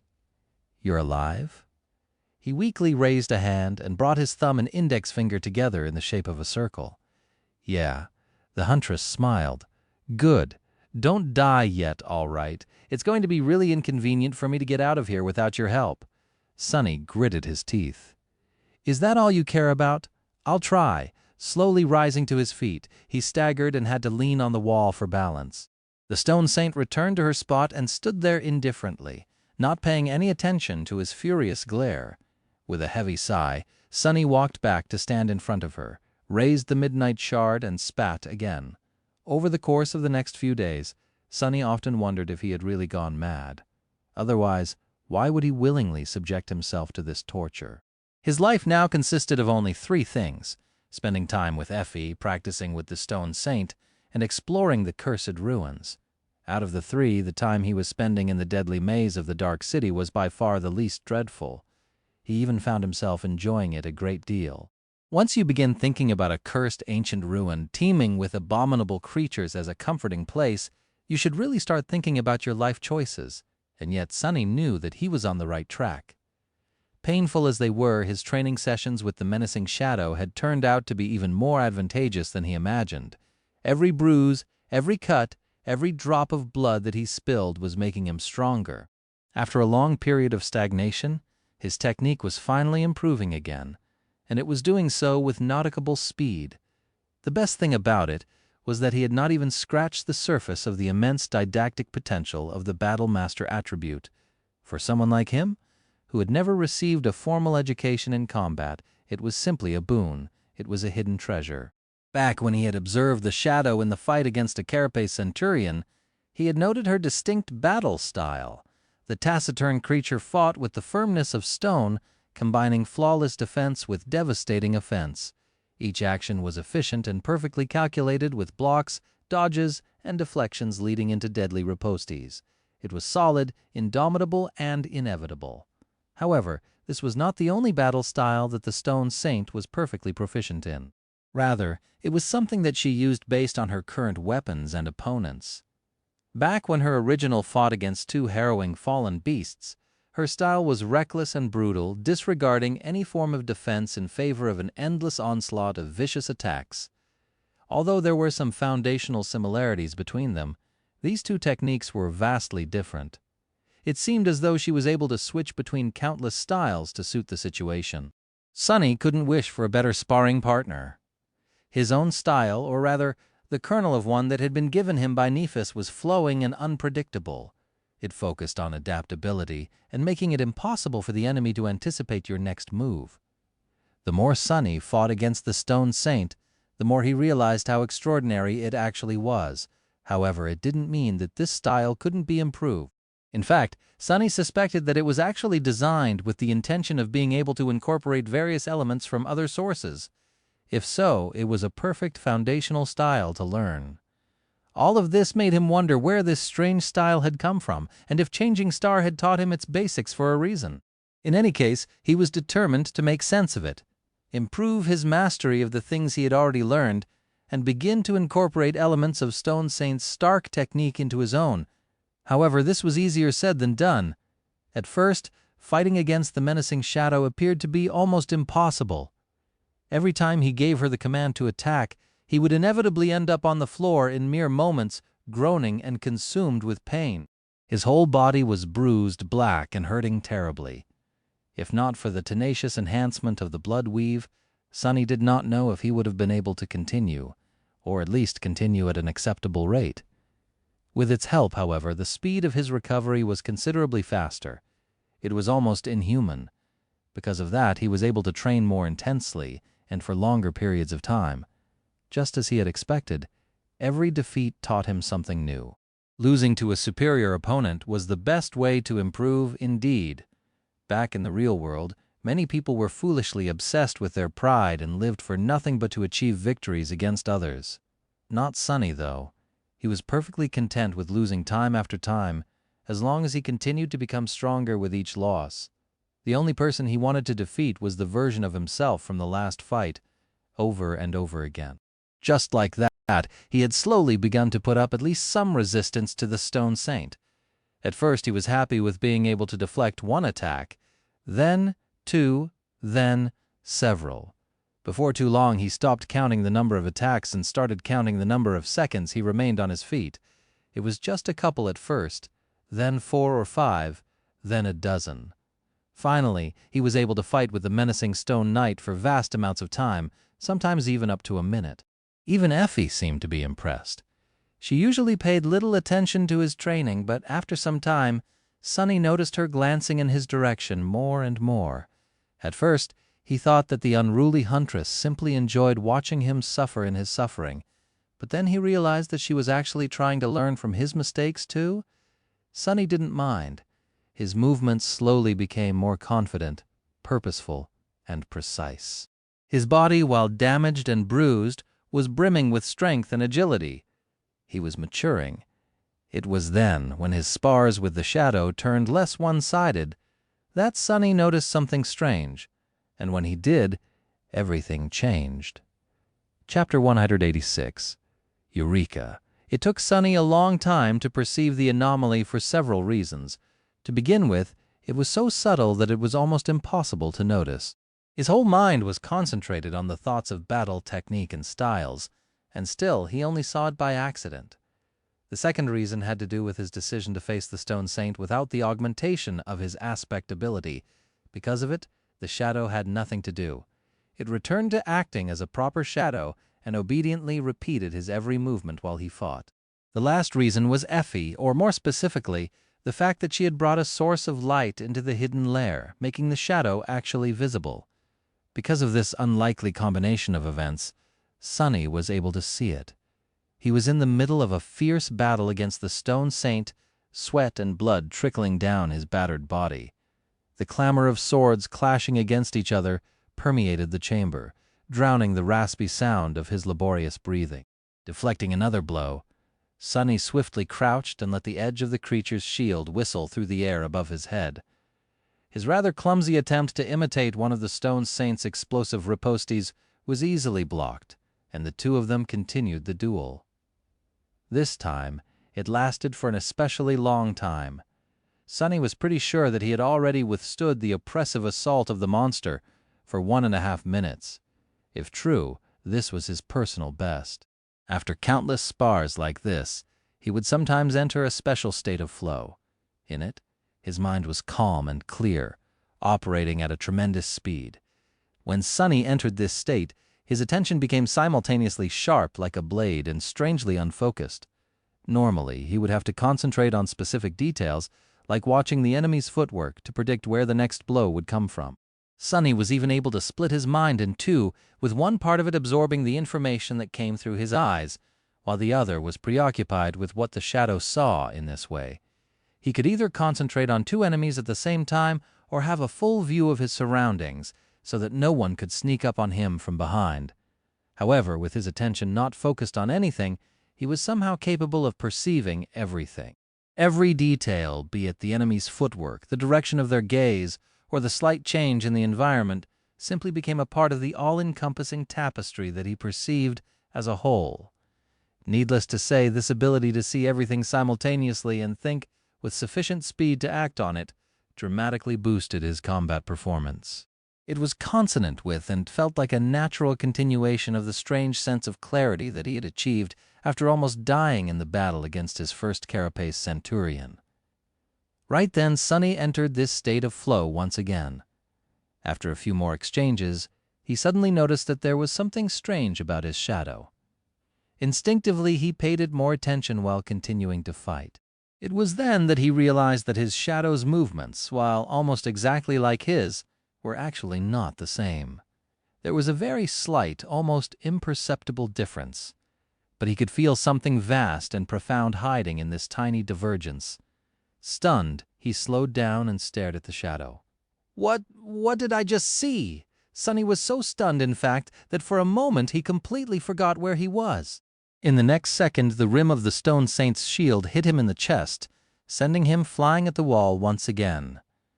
Sonny crashed into the cold stones, fell to the floor, and weakly groaned.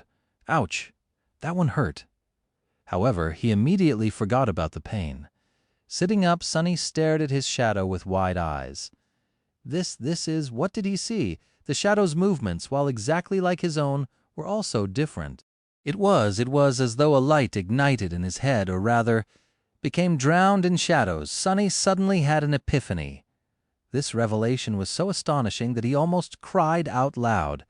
The divergence between him and his shadow was not random, nor was it chaotic. It was consistent and harmonious, hinting at a deeper meaning, and that meaning was that his shadow had a battle style of its own. Sonny only saw a glimpse of it through the slight discrepancy in their movements. If someone didn't know the shadow as well as he did, they would never notice anything. Even he only saw it by accident. What he saw wasn't enough to discern anything about that battle style except for the fact that it existed. He was also able to sense its essence. It was flowing and insidious, shapeless and ever-changing, like the shadow itself. This description was so close to its nature that Sonny felt it was safe to assume that the movements of the battle style were not something the shadow performed on purpose, but rather a manifestation of its innate quality. Did his shadow have a battle art fused into its very being? "It is an invaluable helper," he whispered. If this was true, then Sonny had just found the answer to the question that had been tormenting him for the last few days. While the battle style entrusted to him by Nephis was versatile and deadly, and the technique of the stone saint was indomitable and oppressive, they were not his own. No matter how much he practiced them, he felt that there was something missing: individuality. Only by creating a style of his own would Sonny be able to become equal to the best fighters out there. Until then, he would always be just an imitator. Of course, creating a true battle style was not something that a novice like him was capable of doing. More than that, there was a difference between knowing that the mysterious shadow style existed and actually understanding what it was. But still it was a beginning. If he learned the secret hiding inside his shadow and combined it with the flowing adaptability of his current style, what would the result be? Standing up, Sonny spat a mouthful of blood, wiped the sweat off his brow, and walked over to his tormentor, the stone saint. Raising the midnight shard, he gritted his teeth and said, "Again." Soon, the clangor of swords resounded in the hidden chamber once more. Only this time, Sonny paid close attention to his shadow. Chapter 187, Trial of Strength. Trying to learn the secrets of the shadow was a very slow process. Sonny could only see glimpses of the mysterious battle style while fighting against the stone saint, and doing so usually required his full attention. As long as he wasn't fully concentrated on his opponent, their clashes ended in mere seconds, making so that there was nothing to observe. But when he concentrated on the battle at hand, he couldn't really pay any attention to the shadow, which in turn eliminated the possibility of observing it. Finding the right balance between the two tasks was not easy, not to mention painful. Every time he failed, a new bruise appeared on his body, and yet there was progress. Although Sonny was still unable to peer into the depths of the battle art, he was slowly beginning to get a feel for it. His shadow was more treacherous, fluid, and malleable than he was. There was a hint of a graceful cadence to its movements that lacked in his. It was as though it was performing a dance, a shadow dance. Frustrated by the lack of a breakthrough, Sonny wanted to push himself harder, but had to stop himself. Even considering the tenacious effects of the blood weave, his training regimen had already brought his body to its limits. He needed to preserve its condition if he was going to join Nephis on her long expedition. Unless he wanted to enter the labyrinth while crippled with exhaustion and injuries, of course. What Sonny failed to realize due to the lack of experience and the fact that he had been mostly self-taught was that this accomplishment had already made him an outlier as far as humans went. Most novices weren't even able to master the superficial aspects of different battle styles, let alone recognize their fundamental traits for what they were. They simply followed the rules without understanding them, regarding styles as something indubitable and rigid.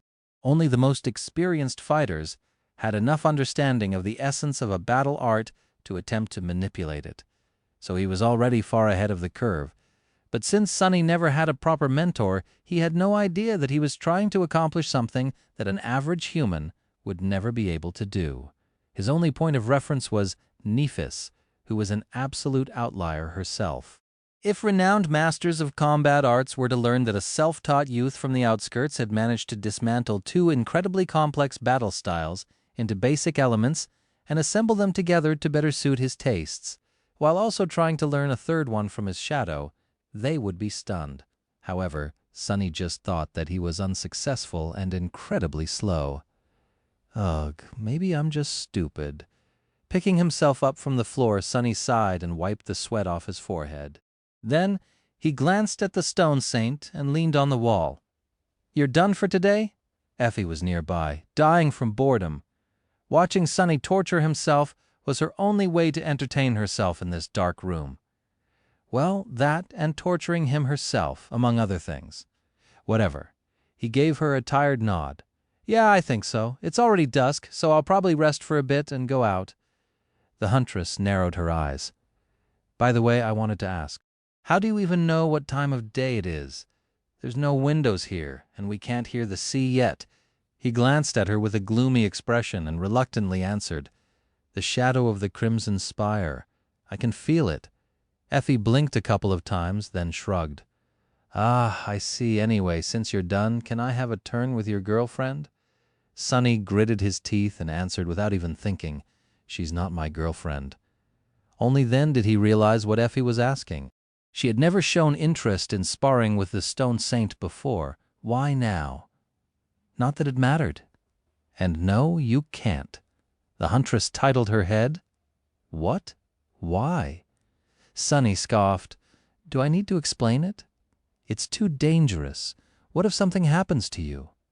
Effie giggled. "So let me get this straight. You can train with her all day, every day, but you think that, for me, she's too tough." He shook his head. "Don't misunderstand. It's just that if something happens to me, the worst outcome is that I die. If something happens to you, however, I'm going to get killed by Nephis. The end result is the same, but one way is vastly better than the other. Get it?" She crossed her arms. "Oh, come on, I just want to see which one of us is stronger." Sonny scowled. "No way, don't even think about it." Effie silently glared at him. "I said no, okay. There's no way I'm letting you fight her." The huntress grinned. "Ah, all right. That's not going to be a problem." A few minutes later, Sonny was staring at the scene in front of him in disbelief. How did it come to this? Leaning over the opulent wooden table stood Effie and the stone saint. The elbows of their right hands rested on the table, while their palms were pressed against each other. The shadow was taciturn and indifferent, while the huntress was full of enthusiasm. They were preparing to arm wrestle. Effie glanced at him and grinned. "Want to bet who's going to win? If I overpower your girlfriend, you'll owe me a shard? No, 10 shards, Sonny sighed. "What if you lose?" The unruly huntress winked at him. "You know what? I don't even want to know. I don't gamble. So forget about it," Effie sighed. "So boring. Anyway, let's do this." She gripped the stone saint's hand and prepared to wrestle. "Let's go!" Instantly, both the shadow and huntress tried to bring the opponent's arm down. The table groaned, subjected to a crushing amount of pressure. For a moment it seemed that the stone saint was on the losing side, but in the end her hand only moved by a millimeter. The monster stared at the young woman with her ruby eyes, her face hidden behind the visor of the helmet. There was no emotion in her gaze. Effie's hazel eyes, on the contrary, were full of mirth. There was a relaxed smile frozen on her face. However, Sunny could see that she was putting her all into this struggle. The lean muscles tautened under the olive skin of her back. Her whole body was like a loaded spring, brimming with strength and overwhelming power, and yet the shadow's hand did not move. It seemed as though neither of them could overpower the other. I wonder who will give up first. A second after second passed in silence, but nothing changed. Both Effie and the stone saint were persisting, not giving up even a tiny bit of ground. The amount of strength they were exerting to keep this volatile balance made Sunny sweat a little. They are both monsters. In the end, the first one to give up was the table. Not able to withstand the pressure anymore, it simply exploded, covering his face to protect it from the flying splinters. Sunny froze for a moment, then stared at the pile of tiny debris. A feeling of deep sorrow and indignation pierced his heart. Oh no, my table, chapter 188 of Heaven and Hell. Just like that, a week had passed. Miraculously, Sunny had survived. Even more miraculously, he had somehow managed not to kill Effie, which was a big accomplishment in and of itself. In fact, by the end of it, their forced cohabitation had turned rather pleasant. They were both solitary hunters, after all. There was an instinctive understanding between the two of them. His overall combat skill, and particularly comprehension of both his own battle style and that of the stone saint, had improved by leaps and bounds. He felt faster, stronger, and better prepared to face the horrors of the dream realm, although he had yet to reach the same level of physical power that he had possessed before sacrificing 100 shadow fragments to create the shadow saint. Sunny felt that the current him was far deadlier of an opponent, which was good, considering how fast the grim future was approaching. Currently, Sunny and Effie were sitting on the support beam of the main hall of the cathedral, looking down from the head-spinning height. Far below and away from them, the Black Knight walked through the patches of light and darkness. Continuing his never-ending patrol, Effie scowled, then whispered, "So this is the bastard?" Sunny gave her a gloomy nod. "Yeah. In the flesh or whatever he has, instead of it." The unruly huntress gave him a long look. "How the hell did you manage to live through a fight with that fiend?" He grimaced. "Barely. Also, calling it a fight is giving me too much credit. I just got myself gutted and crawled outside. He never leaves the cathedral, so I got away." She shivered. "Are you sure that he won't hear us?" Sunny pointed down. "As long as he doesn't walk past that column, and as long as we're not too loud and keep our voice down, we're safe. Trust me. I've been studying that bastard for 2 whole months." Effie suddenly grinned. "So how loud are we talking about? Because I can promise to." Sunny rolled his eyes. "Can you stop? We're in a temple, for God's sake." He didn't need to hear the end of the phrase to know that it was going to be highly suggestive and very inappropriate. She quietly giggled. "Fine, fine." After a couple of minutes passed in silence, Sunny looked down and saw that the pale light of dawn was slowly turning brighter. It was almost time for the two of them to leave the cathedral. He had yet to come to the final decision regarding Neff's request. Depending on his choice, he and Effie would perhaps never see each other again. Sunny quietly sighed. Then, turning to the huntress, he said, "Hey, Effie, can I ask you something?" She looked at him with a silent question in her eyes and shrugged. "Sure. Go ahead, doofus." Sunny hesitated, feeling the somber mood of the situation. Then, looking away, he said, "Tell me honestly, were you dropped on your head a lot when you were a kid?" Effie blinked a couple of times, then suddenly pressed both hands against her mouth to suppress a laugh. In the process, she almost fell down from the support beam. "Heavens, Sunny, do you want me to laugh out loud and get us both killed?" "What's up with that question?" "No, I was not." He looked at her with a dubious expression. "Then why are you so damn cheerful all the time? It's not normal. You're like a crazy person, and I know a thing or two about that, mind you." The huntress smiled. "Ah, that." Then she shrugged. "It's simple, really."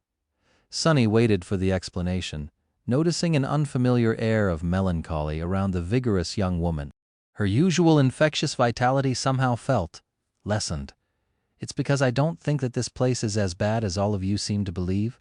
Everyone in this dark city is convinced that this is hell." She hesitated. but to me it's a paradise." Sunny glanced at her and frowned. "How so?" Effie sighed. "You wouldn't understand? But for some of us the real world was more of a hell than the dream realm." Sunny turned away, thinking about his one life in the outskirts. The reason he was able to adapt so well to the ruthless terror of the nightmare spell was because at its core, it wasn't that different from his own reality. Still, what kind of a paradise is this?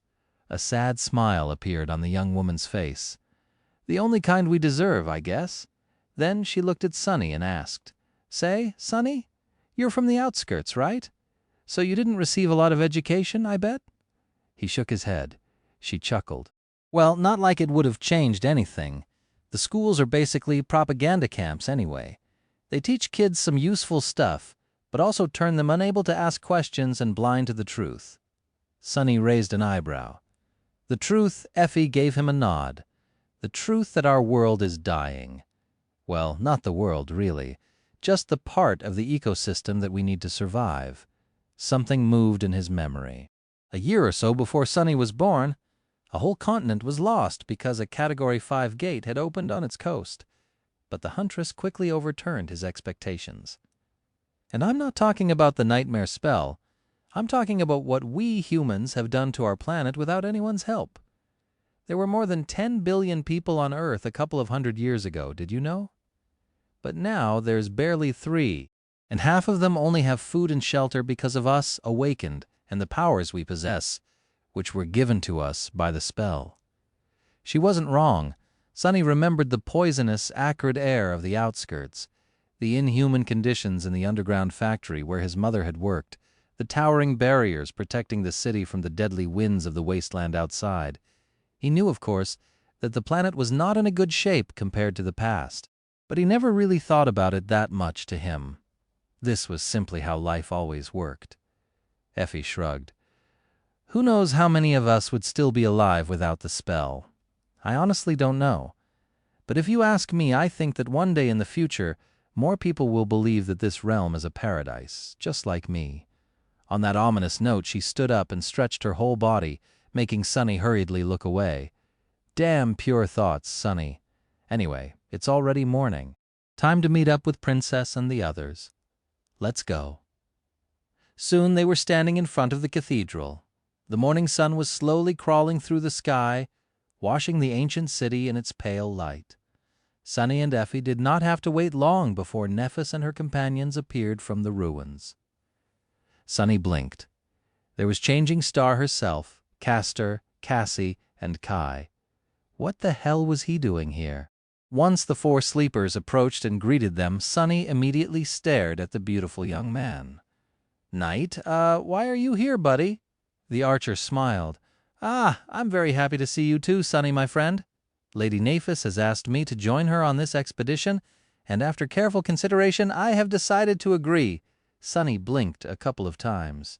"All right, I know that I'm crazy, but when did you lose your mind too?"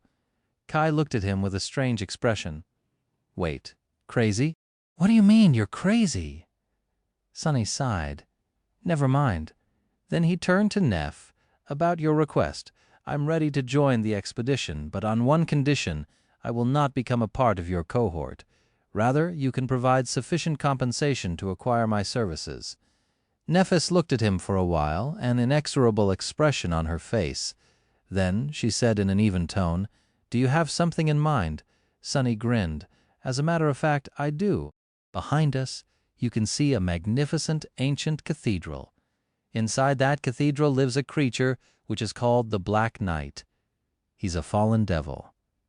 In return for my help during the expedition, I want your help after it is concluded, once we return." He paused for a moment and then added, "I want you to help me kill it." A dead silence fell on the small square. After a while, Castor finally spoke, an expression of subtle shock on his face. "Sunny, did you perhaps misspoke?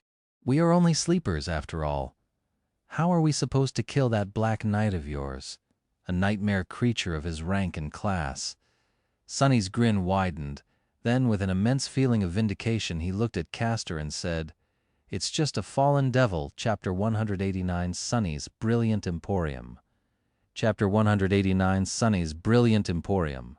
The expressions on the faces of Casper, Effie, and Kai were simply priceless. Sonny had to stop himself from laughing out loud. His shadow, however, did not. Luckily, it had no vocal cords, so all it could do was hold its stomach and shudder silently. "Hey, you! Behave yourself!" Meanwhile, Nephis just looked at him. The corner of her mouth slightly curled upward. After a while, Castor was finally able to answer. "Just a fallen devil, did you say, Jay?" However, Changing Star interrupted him. Glancing at the cathedral, she simply shrugged and said, "This is acceptable." Everyone became silent. They simply stared at Neff with bewildered expressions. With some satisfaction, Sonny nodded and said, "Don't be so quick to judge. We won't be going into that battle unprepared. I spent months studying the bastard. I know his every ability, every trick, and every weakness. More than that, if you can't even handle someone like him, how are you going to challenge Gunalug? Isn't that what this expedition is all about?"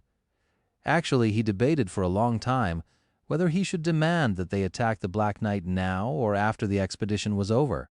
In the end, he decided that they were all too weak to face the devil for now. But after months spent in the labyrinth, things were bound to change. There were more nightmare creatures out there, and most of them were not impossible to kill. By the end of the expedition, every member of the cohort was going to have much more soul essence in their cores than they had now. They would also have a wider arsenal of memories at their disposal. More importantly, they would have time to hone and perfect their teamwork.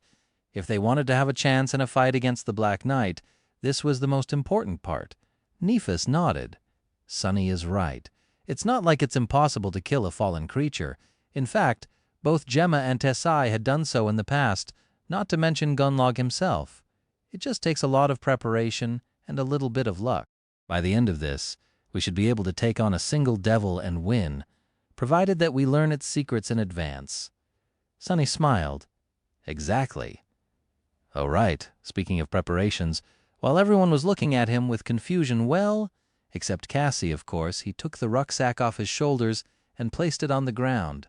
Then he opened it, revealing the soft shine of numerous soul shards. "Welcome to Sonny's brilliant emporium.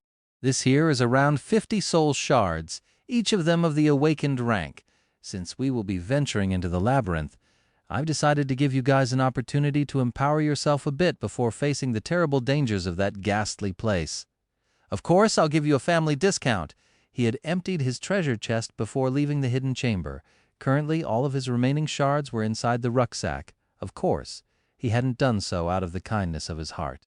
Sonny never had any money and so, understandably, didn't know a lot about how to handle it. But one thing he did know was that rich folk never allowed their riches to sit idly. Even money had to work to create more money once it fell into the hands of the wealthy. In the language of rich people, this was called an investment. By investing his shards into the cohort, Sonny was increasing his own chances of making it back alive. No matter how hard he thought, he couldn't imagine a worthier cause. Plus, he wasn't going to just give the shards away for free. The rules of the Emporium are rather simple. You give me memories, I give you shards. I don't care about how powerful or useful the memories are. In fact, the worse, the better. Any useless junk you have gathering dust in your soul sea will do. If you don't have any, no problem. You can just promise to give me a memory in the future, once you receive one in the labyrinth. He smiled at the members of Neff's cohort. Not bad, right? No need to thank me, really. Kai stared at the shards, then raised his eyes and looked at Sonny. Sonny, buddy, please forgive my bluntness, but why do you need all these memories? What a good question. Sonny grinned. You see, how should I put this? Let's just say that there's a beauty I know who just can't get enough of them, if you know what I mean. Saying that, he winked at the pretty archer. With a strange expression, Kai turned away and shook his head. However, after this performance, no one else asked any questions. In the end, Sonny was able to exchange his shards for 5 memories. Nephis distributed the shards between the 5 members of the cohort, with each of them getting 10. This was a boon equal to slaying 10 awakened beasts. After absorbing the shards, all 5 of them were going to receive a significant boost to their power. As far as deadly expeditions went, this was the best start possible.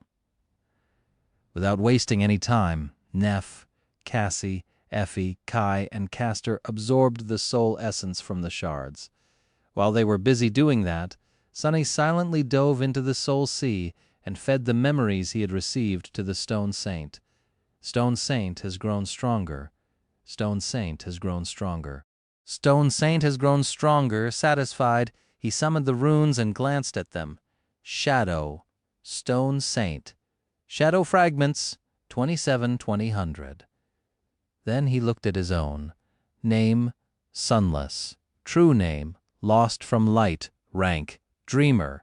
Shadow Core, Dormant. Shadow fragments, 318,000. Not bad. Looking south, he smiled darkly and wondered. How much would these numbers increase by the time he returned to the Dark City? It had to be by a lot. When everyone was done absorbing their shards and getting accustomed to the changes caused by the sudden influx of soul essence, the cohort was ready to move out. The 6 of them headed south, cautiously traversing the cursed city. Nephis was walking in the front of the party. Her stark black and white plate armor contrasted sharply against the gray stones of the ancient ruins. A step behind her and to the right was Castor, clad in a polished scale mail that glistened in the morning light, like the skin of a silver dragon. To her left was tall and powerful Effie, clad in the archaic bronze armor with a white chiton beneath. A few steps away, wearing his elegant lamellar armor made out of burnished brown leather, walked Kai on his back. There was a quiver full of heavy arrows. Cassie was walking beside him, her light tunic and bright cloak just the same as before. However, now there was a sheath with a graceful rapier attached to her belt. At the very back, with an unhappy expression on his face, was a pale young man with messy black hair and a ragged light armor made out of dark gray fabric and black lusterless leather. He was periodically lowering his gaze and grimacing as though unaccustomed to being in the sun. Of course it was sunny. Their journey to the edges of the forgotten shore had begun. Chapter 190, Point of No Return. Chapter 190, Point of No Return. Sunny was walking at the back of the cohort, but his shadow was scouting ahead. Without it by his side, he was rather uncomfortable. I wonder if I can summon the Stone Saint while it is away. How have I never thought to check it? Without both his shadow and his shadow, Sunny felt almost knacked. At least he had other people with him, including 3 powerhouses, Nephis, Castor, and Effie. Come to think of it, he had never seen Kai in action. The beautiful archer didn't look like someone extremely dangerous, but Sunny wasn't deceived. Weak people did not survive on the Forgotten Shore for years, especially not if their aspect ability made them the perfect person to venture outside the Dark City. With his unique aspect ability, Kai had to fight against the type of terrifying creatures that Sunny knew very little about, too, the flying abominations that lived in the clouds, like the spire messengers. Scary. Speaking of Kai, Sunny hastened his steps and caught up to the charming young man. Glancing at Cassie, who did not seem like she wanted to say anything to him, he frowned for a moment and then turned to Nightingale. "Hey there, Knight. How's life?" The archer looked at him with a friendly smile. "Oh, hey, good, I guess. I mean, the weather is nice." Sunny blinked a couple of times. The weather was never nice on the Forgotten Shore. It was either too cold, too damp, or too hot. Honestly, he even missed the Black Mountain sometimes. At least, it was consistent. Not one to make polite talk, Sunny went straight to the question he really wanted to ask. "So, really, what are you doing here?" Kai glanced at him with a bit of confusion. "What do you mean?" Sunny sighed. "From what you told me, your life in the castle was nothing short of peaceful. You have enough shards to stay there for a long time. Everyone likes you, and even the host treats you nicely because of how useful your ability is. Why would you risk it all to go with us into the labyrinth?" The beautiful archer lingered for a bit. "Ah, well, actually, I landed in a bit of trouble, I think. The deaths of those guards who locked me in the well are being used to frame Effie, are they not? Well, what if someone knows that I'm connected to their disappearance? Won't I be in danger?" Sunny thought about it for a bit, then reluctantly agreed. Makes sense. "But won't the danger you will face in this expedition be much worse than the one you are escaping from?" Kai smiled. "It certainly will, but Sunny, there is something else that you failed to consider." Sunny frowned. "What's that? Please, please don't tell me that you became one of Neff's converts." The charming young man chuckled. "Converts? No, I don't think so. At least not in the way you think." He was silent for a long time, then sighed. "Actually, I don't think that many people see things clearly. But really, it's not that hard to understand."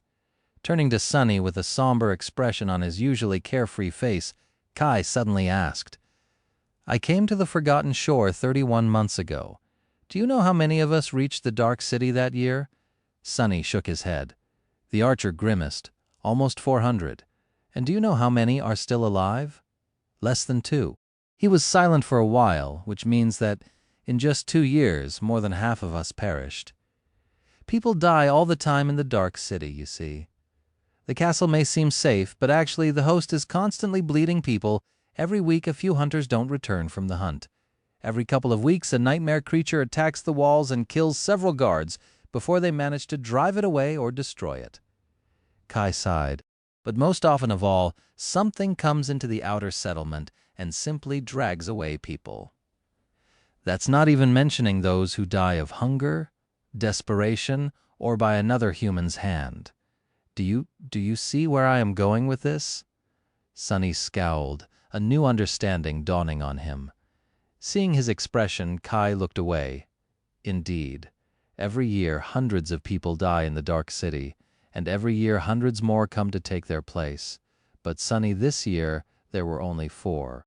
Not 400, but just 4 people. How? How had he not thought about it before? Sunny's eyes widened slightly. Meanwhile, Kai continued, "Which means that the Bright Castle never got the chance to recoup its losses. What happens if that spell cycle theory that people have is true, and 5 months from now, when the winter solstice comes, the same thing repeats itself?" He shook his head, a dark expression on his face. "It means that a year from now, there will be maybe 600 humans left in the Dark City, and 2 years from now, there will be only a dozen or 2. It takes a lot of people to maintain the semblance of civilization we have going on here, Sunny. Once we pass the point of no return, it will all come crashing down." The beautiful archer glanced at him and added in a heavy tone, "Every non-combatant will die. Every fighter who is not powerful enough will die. Eventually, only a few strongest ones will be left. Am I strong enough to be among those few? I'm not sure. And even if I am, who would want to live in a situation like that?" He turned away and stared at Nephis, who was walking ahead of them. "So no, Sunny, I am not a convert, but I will follow Lady Nephis to the edges of the labyrinth and back, because it's better to die trying to do something than to live on hiding your head in the sand, don't you think?" Just like that, their conversation ended. Sunny walked on in silence, thinking about what Kai had said. If the archer was right, then the future was, indeed, nothing short of disturbing. Of course, no one knew for sure how many sleepers were going to arrive here during the winter solstice. But now that he thought about it, Sunny felt that people who believed in the cyclic nature of the arrivals were almost right. He also believed that there would not be hundreds of new faces arriving on the Forgotten Shore in 5 months. However, while others expected that there would be a few dozen after a year, and 100 after that, he did not. For some reason, Sunny felt that there won't be anyone else coming to the Dark City at all. He felt that the 3 of them and Castor were the last people to ever be sent to this hell by the spell. Gee, what's up with people today? First Effie and her doomsday talk. Now this. I am already an extremely pessimistic person. I don't need anyone's help to feel terrible about the future, but as it turned out, he did need help. These 2 conversations had opened Sunny's eyes to a serious problem. He was too short-sighted. He concentrated too much on the problems at hand and failed to see the bigger picture. Was it because both Effie and Kai had spent more time on the Forgotten Shore, or was it because he had simply not paid enough attention to the details? Would things be different if he had? Just as Sunny glanced at Nephis, Cassie suddenly turned her head in his direction. Sunny frowned. "What is it?" "She has been ignoring me this whole time, but now she wants to talk, huh?" The blind girl hesitated for a moment and then quietly said, "Something is following us." Chapter 191, Pursuer. Chapter 191, Pursuer. Something is following us. Sunny's frown deepened. Not wasting any time, He moved forward and caught up to Nephis, Castor, and Effie. The huntress glanced at him and slightly tensed. "Did your shadow notice an enemy?" The shadow is currently a few hundred meters ahead of the cohort, scouting for any signs of danger. He shook his head. "Cassie felt that we were being followed. I'm going to withdraw the shadow and send it back to take a look. Stay vigilant." Effie gave him a nod. Of course, as the pathfinder of the party, she was always vigilant. He was just warning her so that she could adjust her approach. The two of them were well accustomed to working together, so there was no need to waste words. Sunny commanded the shadow to return and fell back to the rear of the party. Once there, he concentrated on the shadows that surrounded them, trying to feel if there was something there that could not be seen. But there was nothing. Ahead of him, the rest of the cohort was silently preparing for the worst, not wishing to let the unknown pursuer know that they were ready to act. No one summoned their weapons yet. No one had even turned their head. However, Sunny could see from the tension in their muscles that this peacefulness could explode into a storm of movement at any moment. Changing Star and her hunting party did not earn their fearsome reputation by mistake.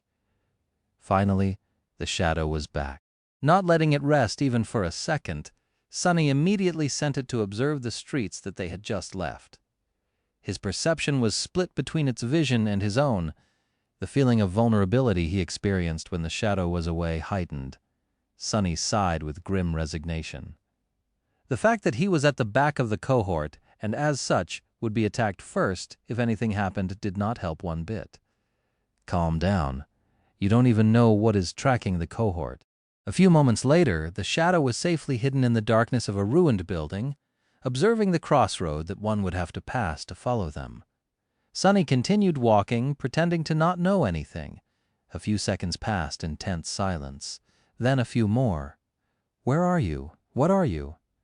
Depending on the nature of the mysterious pursuer, their response would be different. If it was a nightmare creature, they would either have to fight it or try to throw it off their scent. However, if the creature turned out to be one of the truly horrifying existences that stalk the ancient ruins, then things would get really tricky. There was also another possibility, and that was that they were not being pursued by a monster, but by humans instead. A team of hunters might have been sent by Gunlag to ambush Changing Star and her people. If that was the case, honestly, Sunny didn't know what would happen. However, he was sure of their ability to withstand an attack from the host, even if the enemy held a numerical advantage. The others seemed to share the same thought. After a few minutes passed, the shadow finally noticed movement. Someone was slowly walking in the middle of the street, not even trying to hide their presence. At first, Sunny thought that it was one of the revenants that populated the Dark City. The figure, while human in appearance, was strangely crooked, with a dark, unadorned cloak hiding its limbs and features. But then Sunny suddenly felt cold fear grip his heart. He recognized those glassy, lifeless eyes, the hideous pale face that terrified so many people. Harris. It was Harris. The murderous butcher who had torn Jubei apart with his bare hands, Gunalog's cruel executioner and hidden blade. Walking through the cursed ruins with the same bored expression that he had in the grand hall of the Bright Castle on the day of Jubei's execution, Harris was following in their footsteps. Gunlach did not send dozens of hunters to ambush Changing Star. Instead, he sent just one man. Sunny shivered. Damn it. Why? Why am I so afraid of that guy? But he knew why. It was because deep down he felt that they were alike. Harris was the personification of everything that Sunny was afraid to become. Trying to shake off his fear, Sunny walked forward and glanced at Nephis. Then he said in a raspy voice, "It's that damn hunchback. He's following us." A sudden tension permeated the air. Without having to look, Sunny knew that everyone's faces grew dark. Harris was a mystery. No one knew what his aspect ability was, let alone his flaw. All that was known about this terrifying man was that he was very powerful and that not a single victim of his had survived. Neff frowned. "Is he alone?" Sunny nodded. "Yeah." To his right, Castor quietly scoffed. "What is Gunlag thinking? Sending one man against us 6? However, Neff did not share his disdain. Turning to her left, she glanced at Effie. There was a grim expression on her face. "What do you think? The huntress hesitated for a few moments. Then, looking down from her considerable height, she simply said, "I think we need to run." Castor scowled. "Run? Why, surely no matter how strong Horus is, we can take him down. None of us are weak either, even if we can't defeat him one-on-one." Effie shook her head. "You don't get it, do you? We can't fight Horus. No one can. Many people have tried, and they're all dead now." She gritted her teeth. "He is a monster in human flesh, Castor. He is insanely powerful. But that's not even the problem. The problem is that no one knows his aspect. All we know is that once Horus comes for you, you die." She sighed. "I've seen many people try to resist once they caught wind that Gunlog is going to send Horus to get rid of them. Strong people, weak people. Some tried to fight him alone, others recruited fearsome allies. Come the next morning, all of them were dead. No matter how powerful they were or how many of them gathered to give him a fight, no one ever survived. All that was left was blood and corpses." Chapter 192, Lighthouse. As somber silence settled among the cohort, Effie grimaced. "The weirdest part is, no one has even seen him come and go. Every time Horus was sent into the outer settlement, we only learned that people were dead in the morning. Doors, locks, and barricades can't seem to stop him either. Once Horus is ordered to kill you, you just die. It is as though fate itself abandons you." Castor frowned. "So are you telling us that we stand no chance?" The huntress shook her head. "I'm saying that fighting him right now would be stupid. Not unless we learn how he is able to seemingly turn his victims, no matter how many of them there are, completely powerless." With that, she glanced at Nephis, who lingered for a moment and then shook her head. "Our friend in the castle doesn't know either." Effie grinned. "Ah, so that mysterious friend of yours is not omniscient after all. Well, in that case, my advice stands. We should run." At that moment, Sunny finally spoke up. "But Effie, can we even run away from him?" The smile disappeared from her face. Suddenly grim, she hesitated for a while and then said, "I know of a way, but it's going to be dangerous, very dangerous. However, I don't know how else to shake him off our trail." "So you decide, princess." Neff was silent for a bit, and then simply nodded. "We will face Horus some other day. Right now, reaching the resting place of the first cohort is the priority." The unruly huntress exhales, almost as if relieved. Then she said, "Then follow me, and prepare yourself." After that disturbing discussion, Effie changed their course slightly. Instead of moving straight south, they were now traversing the ancient city heading for its eastern border. Sunny wasn't too familiar with this part of the ruins. During the past few months, he mostly stayed north of the Bright Castle, sometimes venturing northeast. He stayed away from the western areas because they were closer to the Crimson Spire and had not explored much of the south because it was too far away from his cathedral. The last time he had been here was on the day of the bloody fight against the Spire Messenger. Back then, they were headed for the ruins of the lighthouse that had once stood near the impregnable wall of the Dark City. Not that he had a lot of time to observe the surroundings. Pretty much all of his attention was concentrated on Horus, who was following them like a hound. He didn't like having to stare at the menacing hunchback at all. "Why don't you go fight some fallen creature and die, bastard?" However, Horus seemed to know the ruins just as well as Effie. He somehow avoided the worst creatures on his path while never losing the scent of Changing Star's cohort. At one point, a lone blood fiend attacked him from the deep shadows of a dilapidated building. Gunlog's executioner simply raised a hand and shattered the skull of the nightmare creature with one lazy punch. He didn't even blink. Big deal. I killed plenty of those too. However, Sunny had to admit that he was deeply unnerved by the power of the murderous hunchback. Maybe because he couldn't get rid of the feeling that by the end of it all, only one of them would remain alive. And he wasn't sure which one. Soon they were nearing the tall expanse of the city wall. Not too far away, the remnant of a giant tower lay broken on its side, stretching far away into the distance. The buildings that the tower had fallen on thousands of years ago were shattered and turned into dust. The ancient lighthouse might have been proud and magnificent once. Perhaps it had even served as a symbol of the defiant will of the people of the ancient city, burning as a shining beacon in the eternal darkness of the cursed night. But it had fallen a long time ago, just like the people that built it. At least its ruin remained.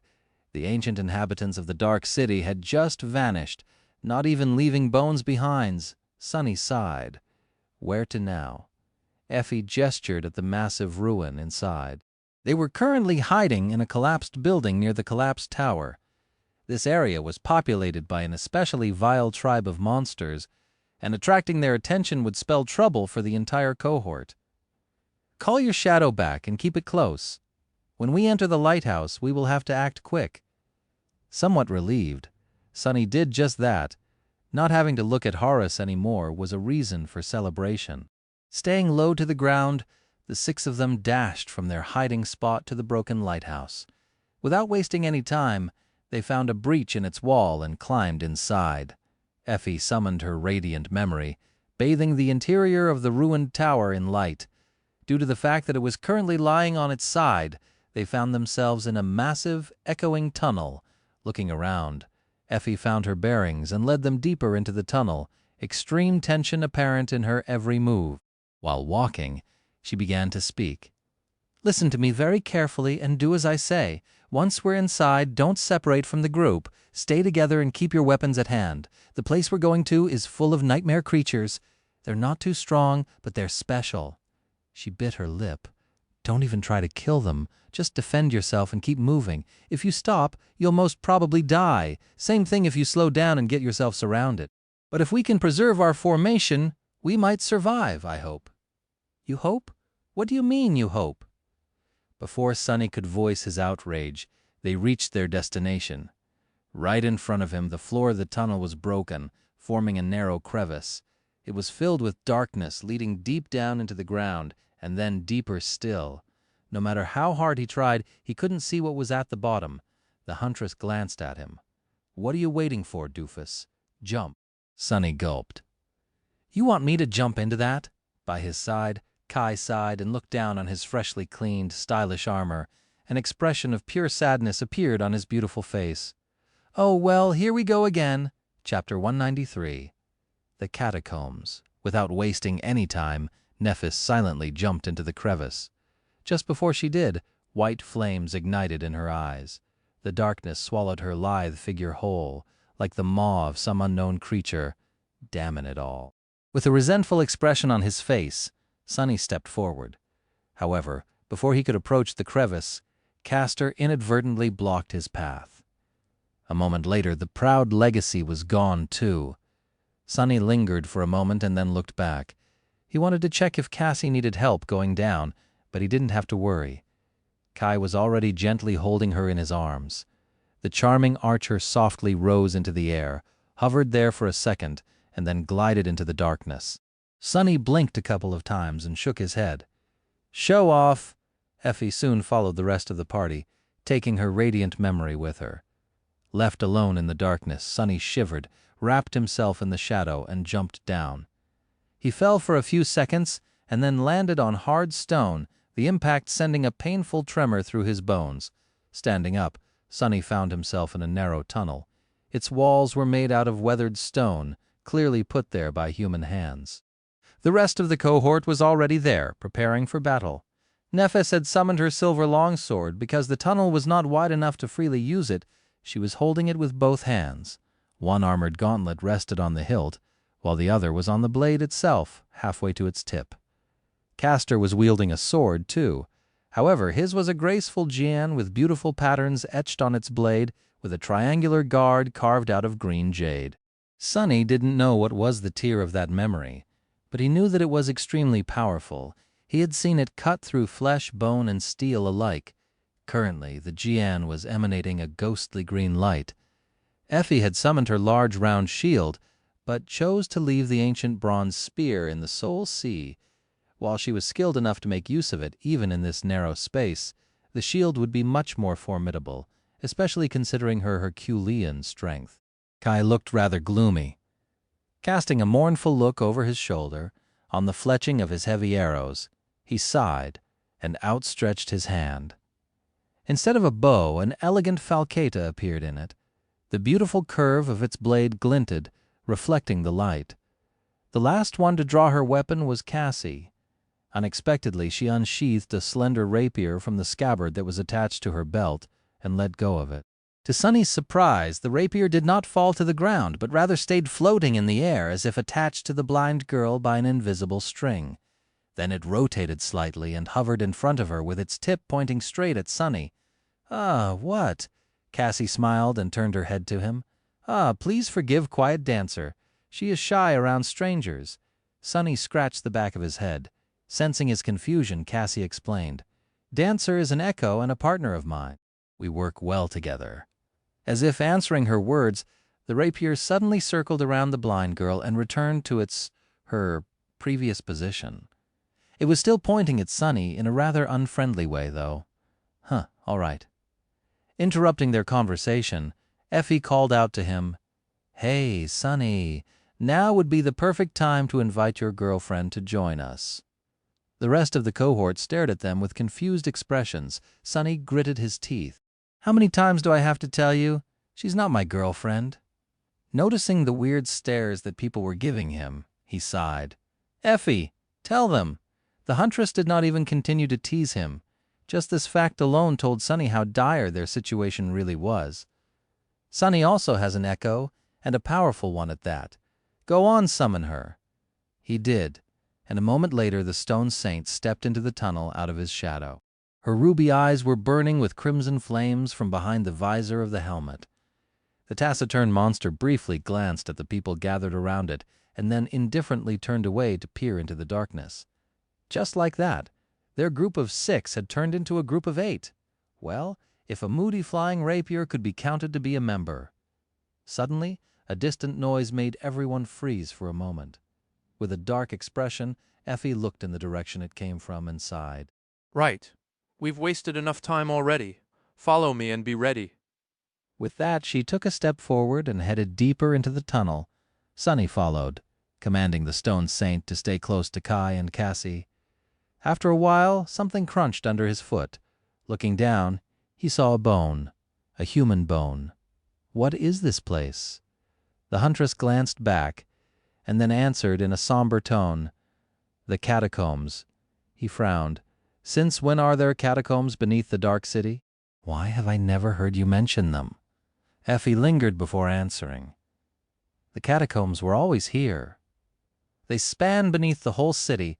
It's just that most of the tunnels had collapsed a long time ago. As to why hunters don't like to mention them, it's because very few are crazy enough to explore what little remains of the catacombs, and even fewer return to tell the tale." Then she added, "No matter how powerful Horus is, a person can only survive here if they know their way around. And only a couple of us outer settlement hunters do, so we should be able to lose him." Meanwhile, Sunny noticed more and more bones littering the ground. All of them looked like they had once belonged to humans. "I don't like this," looking up, he asked. "Can we get back to that thing you said about how very few people manage to escape from here alive?" "Why is that?" the huntress grimaced. "That's because, however, before she was done speaking, something appeared out of the darkness and barred their way." Sunny opened his eyes wide. Right there in front of them, a corpse was standing on the edge between light and darkness, staring at the 6 humans with the black chasms of its empty eyes sockets.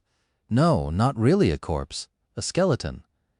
Defying all laws of logic and physics, a creature made of nothing but human bones suddenly lunged forward, baring its teeth in a hungry grin. Chapter 194, Aching Bones. How the hell is this thing even moving? Defying all logic, the skeleton lunged at Effie with a speed that even Sunny himself wasn't capable of. With no muscle tissue connecting the bones together, the strange creature was still able to stand upright, run, and attack with vicious strength. A moment before the undead monster closed the distance between them, Effie screamed, "Stay together!" Then she turned her torso and slammed her shield against the lunging monstrosity. With a thunderous crack, the skeleton was thrown back, its skull and ribcage shattered, showering the tunnel with sharp bone splinters, like a broken marionette. It fell to the ground in a shapeless pile. Sunny stared at the mess of broken bones within confusion. "Wait, that's it?" the huntress yelled, tearing him away from these thoughts.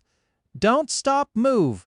The cohort rushed forward, following Effie into the depths of the catacombs. When Sunny was approaching the remains of the reanimated skeleton, he noticed something that made a cold chill run down his spine.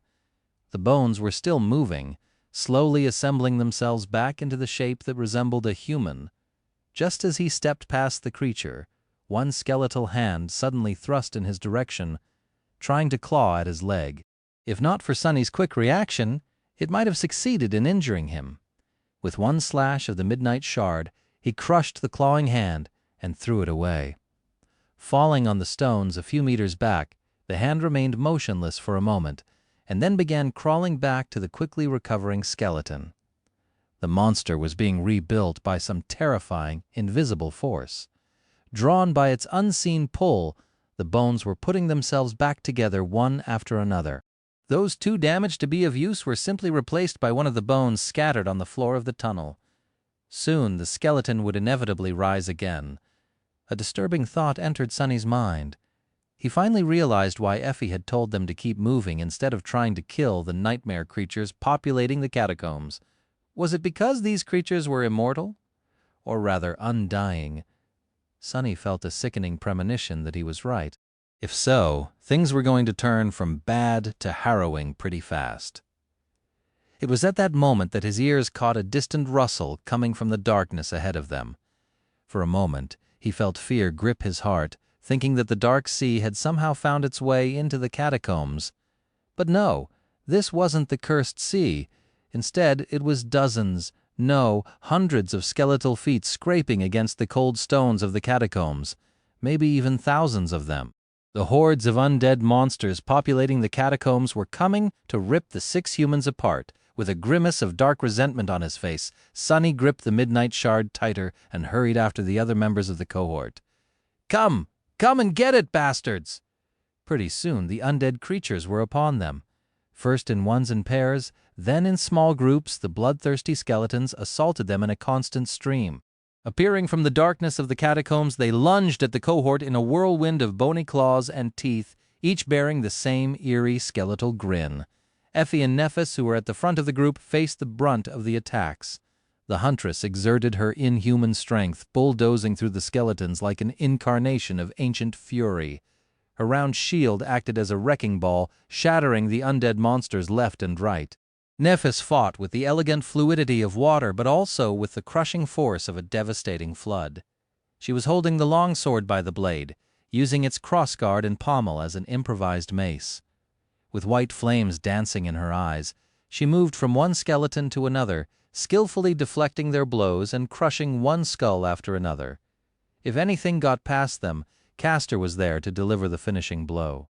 His sword shone with a ghostly green light, slicing through bones as if without meeting any resistance. The proud legacy fought with graceful precision, always managing to immobilize the enemy with just one clean strike. The skeletons fell to his sword before even having a chance to retaliate. The 3 powerhouses made paving the path through the horde of monsters seem almost easy. However, Sunny knew that it was anything but. Each skeleton was stronger and faster than a human could ever be.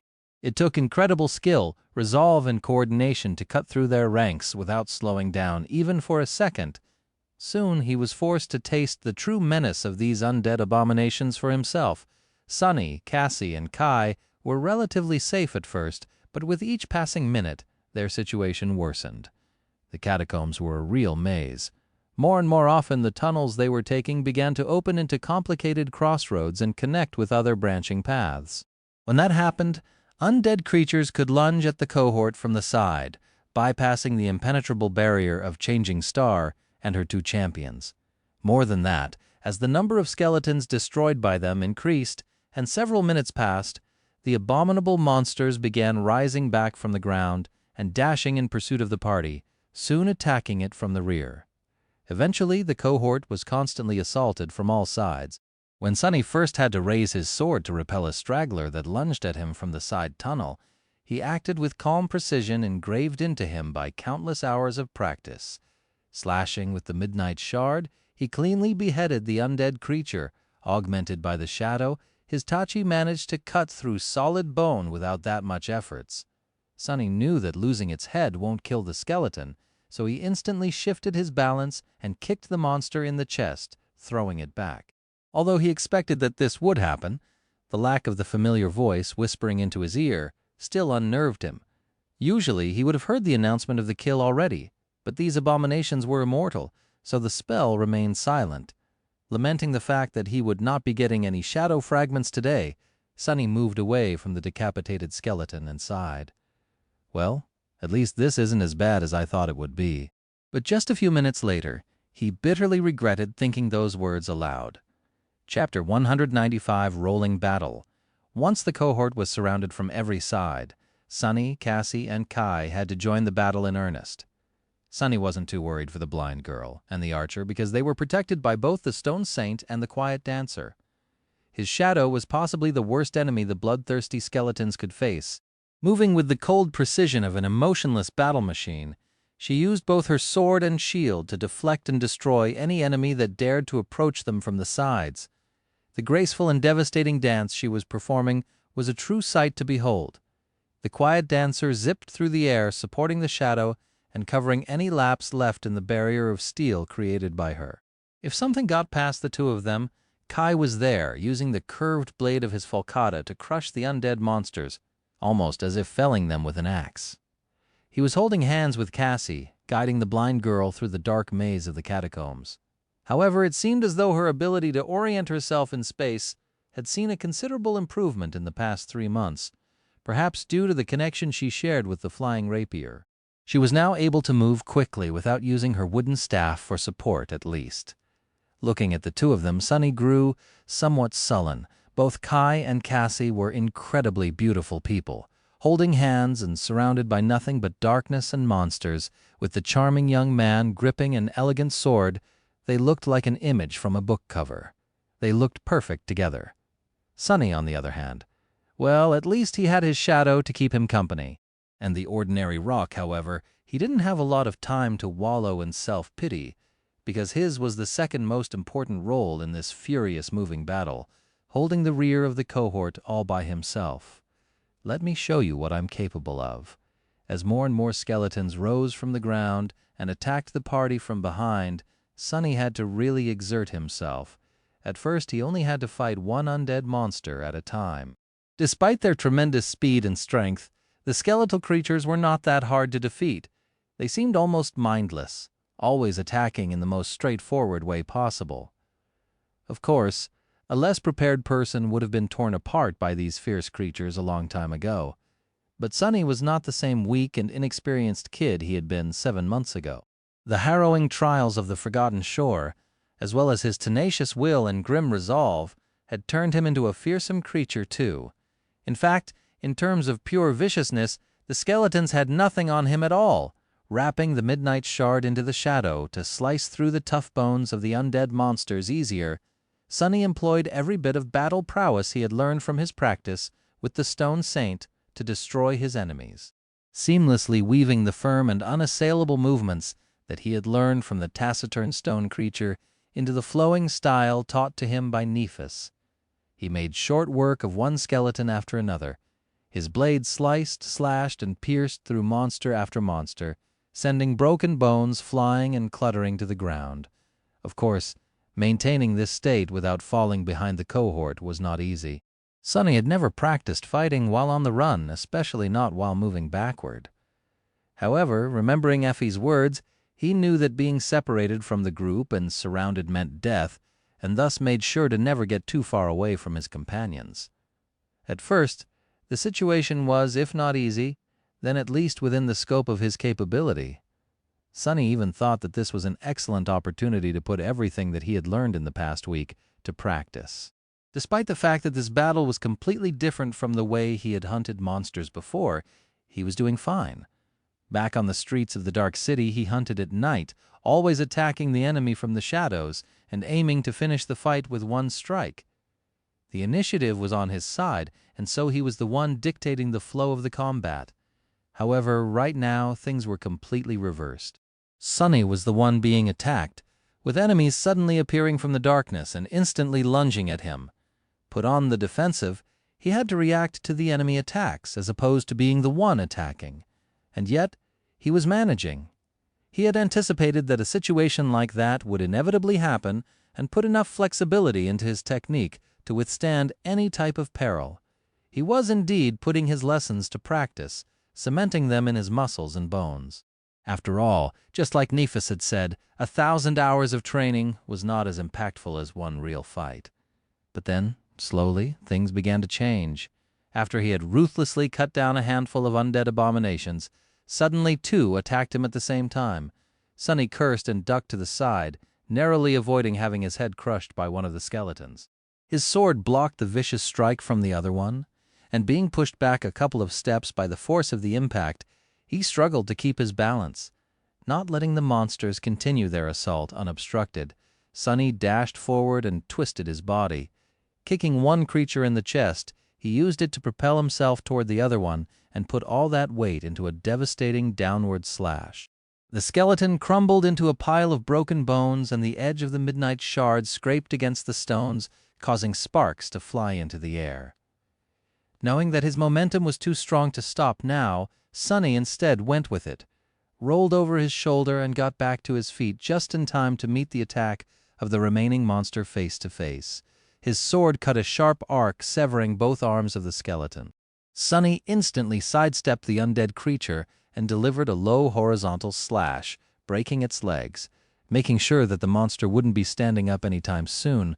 By piercing its skull with the tip of the midnight shard, he hurried to catch up with the cohort. Briefly glancing at the rest of his companions, he made sure that they were not dead yet and swiftly turned around, ready to face the next monster. Then his heart skipped a beat. Curses! 3 skeletons were rushing at him, menacing grins frozen on their skinless faces. Chapter 196, Divine Intervention. After that, things became hectic. Sunny had to push himself to the limit to fight against multiple opponents while maintaining the pace with the rest of the group. Knowing that slowing down meant death, he slashed, dodged, blocked, and moved back without allowing himself even a moment of respite. Slowly but surely, countless wounds began accumulating on his body. But even then, it wasn't enough, so he pushed himself past his limit. After all, this was the exact situation he had been preparing himself for by enduring the ruthless onslaught of the Stone Saint day after day. The inevitability of having to fight against an overwhelming force. Dark, vehement fury ignited in his chest, washing away pain and fear. Come and get me! I'm right here! Who did they think they were trying to kill? Noticing 4 new abominations answer his call, Sunny couldn't help but laugh. Good. Their assault came fast and without mercy, not leaving him any room to breathe, but Sunny welcomed it. Dodging one of the skeletons, he dashed forward and positioned himself behind another one so that its body blocked the path of the third.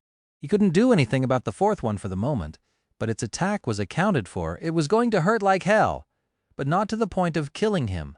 Bloodweave was going to take care of the rest.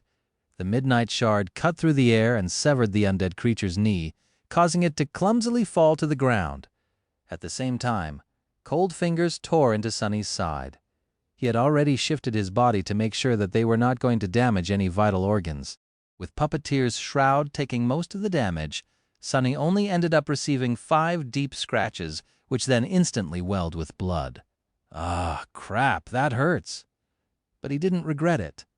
The only thing he regretted was the fact that, with the shadow wrapped around the midnight shard, he couldn't observe its movement during this long and arduous fight. Just imagining the kind of insight he could have gleaned from it filled him with avarice.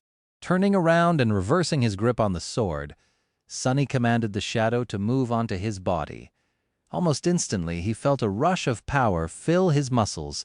In the same fluid movement, Sunny took a step toward the monster that had just wounded him and delivered a crushing blow with the pommel of the tachi. The skeleton's jaw flew away in a rain of broken teeth. Taking another quick step, Sunny circled around the disoriented creature, hooked his hand around its damaged skull, and tore it clean off the spine.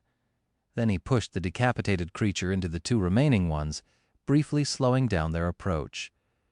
By the time the undead abominations regained their balance, Sunny was already upon them. The midnight shard flashed 3 times, turning the 3 skeletons into 3 piles of bones. Taking a step back, he narrowly avoided the claws of the last remaining skeleton, the one whose leg he had chopped off at the start of the skirmish.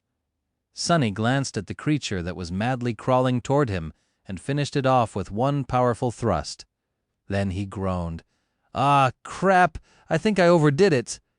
Sunny was bruised, hurting all over and covered in blood. What's worse, he was exhausted.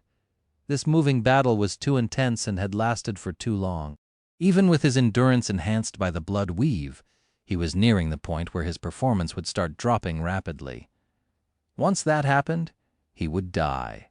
Because the damn undead creatures were not only immortal, but also tireless. Just as this thought appeared in Sunny's mind, a new wave of skeletons lunged at him from the depths of the tunnel. Tiredly raising his sword, he gritted his teeth. Time for Plan B. At some point, the tunnel they were currently in was briefly drowned in a brilliant wave of pure white light. Glancing over his shoulder, Sunny noticed that Nephis had finally summoned her flames, channeling them into the blade of her sword, just like on the day they had fought against the carapace demon. Faced with the blinding radiance of the incandescent blade, the skeletons almost seemed to melt. Perfect timing. Using the momentary disorientation of his own opponents, Sunny dashed back and commanded the stone saint to switch places with him. As they passed each other, he sent the shadow from his own body onto that of the taciturn stone knight. Almost immediately, the shadow saint's eyes blazed with menacing carmine fire. Her skin shone with dark radiance, and wisps of ghostly gray fog appeared from beneath her stone-like armor like dancing flames. The impenetrable darkness of the catacombs suddenly seemed to become even deeper, embracing her like a vast black mantle. "Yeah, I have some tricks up my sleeve, too."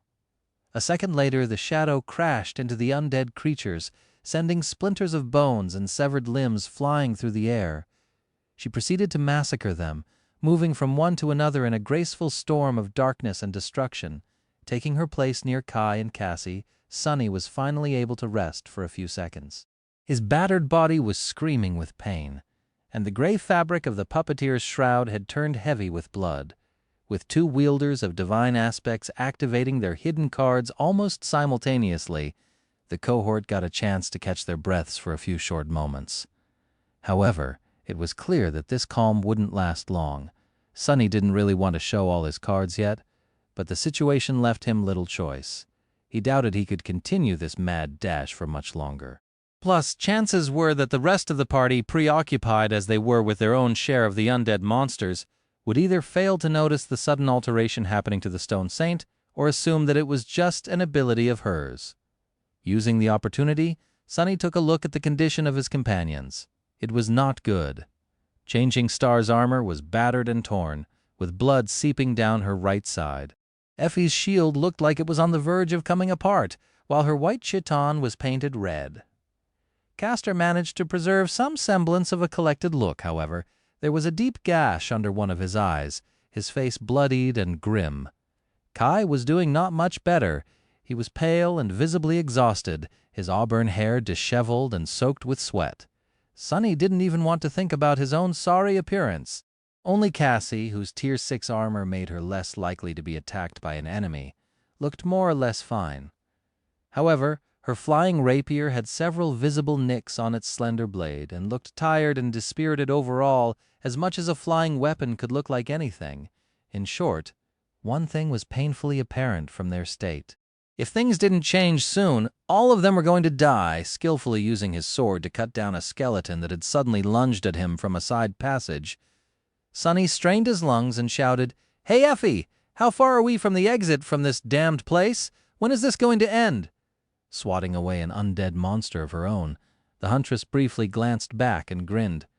"What do you mean, end? What does she mean? What do I mean? Isn't it obvious?" Turning back to concentrate on the horde of enemies in front of them, Effie yelled, "What end? This was just a warm-up." Chapter 197, Ultimate Test. Sunny cursed and prepared himself for the worst. A few moments later, the short respite they had gotten was over. With a sound that reminded him of rushing water, a terrifying wave of undead monsters crashed into their formation, threatening to break it apart. Effie braced for the impact and withstood the furious onslaught, somehow managing to split the wave in two from one side, changing Star Dove into the torrent of skeletal wraiths. her incandescent sword cutting through them like a ray of pure sunlight piercing the darkness. From the other, Castor's enchanted blade was doing the same. The scion of the Han Li clan moved with astonishing speed, turning into a blurry whirlwind of ghostly green steel. Everything that touched it turned to dust. Sunny glanced at Kai and said in a hoarse voice, "Prepare yourself." In the next moment, the wave of monsters was upon them. Left without the comforting protection of his shadow, Sunny could only rely on his own ability, cunning, and technique. Dashing forward, he clashed with the first skeleton. His sword flashed through the air with lightning speed, and a headless corpse instantly fell to his feet, blindly clawing at the stones in front of it. Sunny had never fought like this. From the first day on the Forgotten Shore, he always had something helping him resist the horrors of the dream realm, be it his shadow, cover of darkness, changing star, or the stone saint. Now he had to face the torrent of nightmare creature with nothing but his own frail human body and resolve. This was the ultimate test of pure skill. Gritting his teeth, Sunny tried to remember the feeling of clarity he had experienced after the carapace centurion had crushed his ribcage with one strike of its terrifying bone scythe. All unnecessary thoughts were obliterated by his will, leaving only two: kill your enemy. Prevent the enemy from killing you. Using this clarity, he entered the state of flow. His perception expanded, absorbing every detail and aspect of what was happening in the dark tunnel. His thinking accelerated, turning the mayhem that surrounded them into a stark and streamlined pattern of cause and effect. Connected to the underlying law of it all, Sunny was able to react to the actions of his enemies faster and predict them better. Shimum! With a hissing sound, the midnight shard cut the air and slashed the next monster across the chest, splitting the skeleton diagonally in two. Without paying the defeated creature any attention, Sunny instantly lunged at the next one. His movements were fluid and unpredictable, but also grounded and firm. Every strike, every step was calculated and efficient, focused on delivering the maximum amount of damage while preserving as much of his strength as possible. It was a perfect combination of the two seemingly contradictory battle styles that he had learned. Just like that, Sunny danced between the countless undead monsters, his sword cutting one after another down. The midnight shard wasn't unimaginably sharp like Castor's Jian, nor filled with annihilating white flame like Nef's radiant longsword. However, it refused to give in and remained unbroken. No matter how many tough bones the Tachi cut, not a single dent appeared on its blade. With blood streaming down his body and sweat biting his eyes, his muscles on the verge of breaking apart, and his lungs desperately burning for air, Sunny somehow kept up this mad tempo and fought. At some point he heard a furious roar from somewhere ahead and briefly looked up, noticing that Effie had dismissed her battered round shield and finally summoned the beautiful bronze spear. With it in her hands, the huntress became even more deadly. Multiple skeletons burst into a shower of broken bones, cut apart by a wide arc of the ancient weapon. However, at the same time, more and more wounds started accumulating on Effie's body. Despite everything, things weren't going well for the cohort. Or at least it seemed that way for a while. At some point, however, Sunny noticed that the number of skeletons attacking the cohort from the front had begun to diminish. Pretty soon, Nephis, Effie, and Castor were getting a few moments to catch their breaths from time to time. The pressure on himself had also lessened. The Stone Saint, on the other hand, had to hold off an ever-increasing number of undead creatures attacking the party from the rear. When the balance of the rolling battle noticeably shifted, Changing Star gave a command to change the formation of the cohort. She quickly dashed back to reinforce the taciturn shadow, while Sunny moved forward to support Castor and Effie at the head of the group. Once he got there, the huntress gave him a tired smile. "Hey, doofus, you look like shit."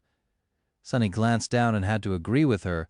With his armor torn in a dozen places and soaked through and through with blood, he looked pretty much exactly as dead as the nightmare creatures they were fighting. However, Effie's state wasn't any better. He smiled crookedly. "Thanks. You're quite a looker yourself, you know." The huntress scoffed and then turned away to face another of the undead abominations. "Hold fast. We're almost there." She told the truth. After several more minutes of furious fighting, The tunnel they were moving through suddenly opened into a large cavern. A few meters in front of them, the floor of the catacombs was broken, collapsing into a vast, seemingly bottomless chasm. That terrifying abyss was filled with darkness that even Sunny's sight couldn't pierce. The chasm was no less than 40 meters across and stretched far into the distance to both left and right, like a dark border separating the world of the living from the world of the dead.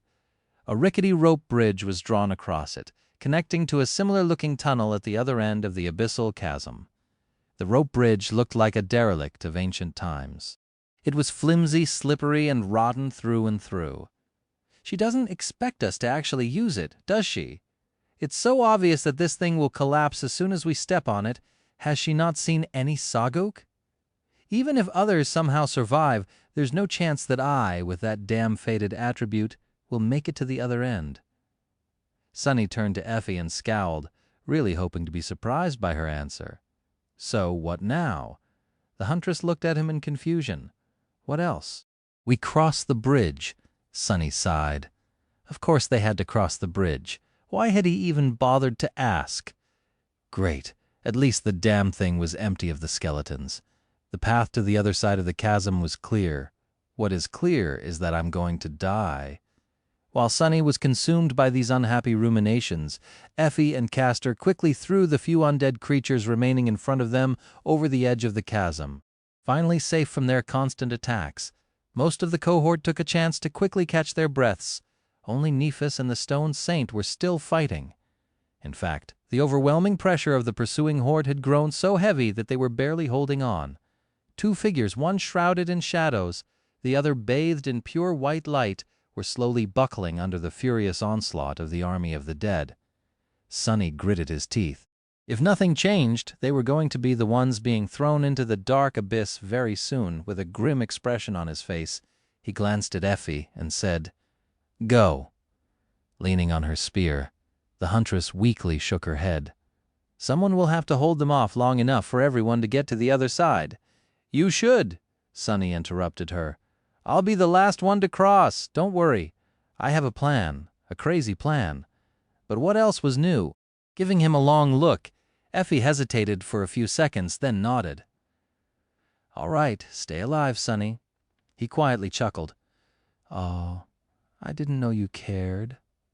She stared at him for a bit, and then calmly said, "No, it's just that if you die, pretty soon I'll have to fight your scrawny corpse, so don't do that." "Okay." With that, Effie beckoned others to follow her and stepped on the rickety bridge. Sunny blinked a couple of times, watched her go, then turned his back to the chasm and sighed. Right? What else did I expect? In any case, there was no way back now. Brandishing the midnight shard, he dashed forward and joined Changing Star and the Shadow Saint in their desperate fight. Dispatching a couple of skeletons, Sunny briefly turned to Nephis and said, "Retreat to the bridge. Saint and I will hold them off." Her eyes shone with white flames through the visor of the Starlight Legion armor's helmet. A moment later, he heard a hoarse voice. "Are you sure?" He dodged the claws of an especially menacing monster, bashed it away with the pommel of the tachi, and yelled, "Yes, but another undead creature fell to the midnight shard. When you get to the other side, you need to destroy the supports of the bridge. Do you understand?" Changing Star hesitated, almost missing the timing of her attack. "Then," she asked, "what about you?" Sunny laughed. "Don't worry about it. I have a way to get across." Neph didn't answer for a while. Finally, she simply said, "All right." Not one to waste words, Changing Star didn't say anything else. When the opportunity presented itself, she silently retreated, letting Sunny take her place. Now for the hardest part. With Nephis gone, all the monsters of the catacombs descended upon the Stone Saint and him. Sunny cursed, feeling that the tiniest mistake would spell his doom. The onslaught of the undead horde was beyond anything he had expected, desperately trying not to drown in the torrent of ferocious abominations. Sunny fought with everything he had left. Damn it all! How the hell was she able to hold this position for so long? Not prone to heroic displays, Sunny used the shadow as a meat shield, stone shield, and hid behind her from time to time, emerging from the cover of the taciturn monster only to deliver a strike or two and disappear again. The two of them worked beautifully together, almost as if sharing one mind. Well, what else did he expect? She was his shadow, after all. And his shadow was currently wrapped around her stone body. The armor of the menacing knight was still mostly intact. However, even it was battered and broken in several places. With a dark expression on his face, Sunny noticed a stream of ruby dust pouring from one of the breaches. The stone saint was wounded. This needs to end fast. Feeling his own endurance running out, Sunny wanted nothing more than to fall to the ground and rest, even if it meant dying. But instead he doubled the intensity of his attacks. There was no need to hold anything back and preserve his strength anymore. He just had to last for a bit more, a dozen seconds at most. But even a dozen seconds seemed like an impossible dream. Impossible. He knew someone who was in the habit of making impossible things happen. With a furious growl, Sunny cut another skeleton apart, received a glancing blow to his already wounded side, and stumbled back. The shadow appeared in front of him, enduring a rain of attacks with the help of her already battered shield. Her feet slid on the stones, but the taciturn knight stubbornly held. God damn it! When? As if answering his silent cry and loud rattle, followed by a thunderous boom, informed him that the bridge had been brought down. Now there was nothing connecting the two sides of the terrifying chasm. Sunny was left alone against the horde of immortal monsters, with no way to retreat. Finally, turning his back to the undead creatures, Sunny peered into the darkness. Seeing the cohort waiting for him on the other side of the dark abyss, he lingered for a moment, sighed, and ran to its edge. The shadow slipped from the body of the stone saint and wrapped itself around his own.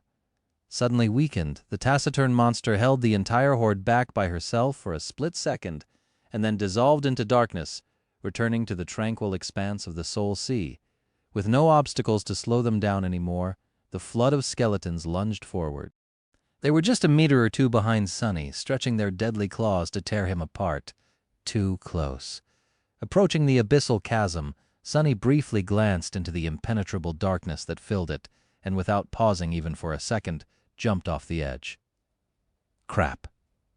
Jumping into the bottomless dark abyss, Sunny briefly regretted every decision he had ever made in his life. How did he end up in this situation? Where did he go wrong? However, there was no time for self-reflection. He wasn't ready to see his whole life flash before his eyes yet. There were more pressing matters. Before the momentum of his jump waned, Sunny summoned the prowling thorn. By the time the triangular dagger materialized in his hand, he was already beginning to fall. Not wasting any time, Sunny threw it with as much power as he could, while simultaneously sending the shadow from his hand onto the blade of the kunai. The throwing dagger flashed in the darkness of the underground cavern, streaked the wide chasm, and embedded itself into the hard rock on the other side of it. Because of the enhancement of the shadow, it got deeply lodged in the stone. Yes. A moment later, the invisible string connecting the prowling thorn to Sunny's wrist drew tight. Instantly, his hand was violently jerked forward. Holding on for his dear life, Sunny swung through the darkness with incredible speed. Behind him, dozens of skeletons plummeted into the chasm, with more being pushed down with each second. However, he was already far away. Ha! Bite it, you bastards! A couple of seconds later, all humor was smashed out of him by the hard impact against the opposite wall of the crevice. Sunny tried to soften the blow a little, but it still hurt like crazy. His bones groaned on the verge of breaking apart. A couple of them probably did. Sunny blacked out for a moment or two. When he came back to his senses, his wrist was in agony, with the invisible string of the prowling thorn slowly cutting deep into its skin. Hissing, Sunny gripped the thin string with his other hand and relieved a part of the pressure. Then he looked up. 10 or so meters above him, 5 pale faces hovered above the edge of the cliff. On them were written expressions of horror, shock, and astonishment. Oh, right. I guess they don't know about this memory of mine. To the cohort, his desperate trick must have looked like simple suicide. From the perspective of people who didn't know about the secret enchantment of the prowling thorn, Sunny just took a running start and jumped into the abyss, only to disappear into its darkness without a trace. It was as though he had chosen to sacrifice his life to give the others a chance to escape, like some sort of a stupid hero would. Do they even know me? Like I'd ever do something like that? Swinging on the invisible string, Sonny strained his aching chest and yelled, "Hey, idiots! I'm down here!" Slowly, 4 of the 5 faces turned to look straight down. Their expressions were rather comical. Cassie simply tilted her head. But her expression was priceless as well. Grinning, Sonny began to climb up. Since the string of the prowling thorn could change its length at will, he commanded it to shorten and rode comfortably all the way up, stepping lightly on the vertical wall of the chasm from time to make the process faster. Soon he climbed over the edge of the cliff and sprawled on the cold ground, breathing heavily. The rest of the cohort just stared at him. "What?" Effie was the first to speak. Glad you're alive, Sonny. But also, what the hell? How did you do that?" He simply threw her the kunai. Once the huntress bent down to pick it up, Sonny pulled on the invisible string and made the dagger fly back into his hand. Oh, that was a piece of cake. Nothing that a knife and a piece of string can't solve, more or less. He decided to omit the fact that he had almost soiled his pants in the few short moments between jumping off the edge of the chasm and successfully embedding the prowling thorn into the rocks on the other side of it. Effie blinked a couple of times, then slowly straightened herself up. "Cool memory. Where did you get it?" Sonny dismissed the kunai and tiredly waved his hand. "You know those porcupine monsters back in the city? I got it off one of those." With that, the others left him alone. They were all hurt and dead tired, too. Everyone needed to rest and patch up their wounds. Nephis made a move to try and heal them, but was stopped by Effie. The huntress darkly shook her head. "Not yet. There's one last hurdle to overcome. We'll need you to be at the top of your game." Changing Star glanced at her, lingered for a few moments, but then sat back down. Out here, the word of the Pathfinder was the law. If Effie said that Nephis needed to save her strength, then she had to obey. Sonny was too exhausted to care. He knew that he was not going to bleed out thanks to the blood weave, and that was enough for now. He just wanted to rest. Some time later, he heard a shuffling sound and looked up to see Kai sitting down near him. The charming archer looked way too pretty and put together for a person who had just lived through the same mayhem as them, but Sonny was starting to suspect that this infuriating trait was just something he would have to come to terms with. Maybe Kai had some weird attribute that made him look good no matter the circumstance. Looking at the beautiful young man, Sonny sighed and said, "Hey, Knight, how are you doing?"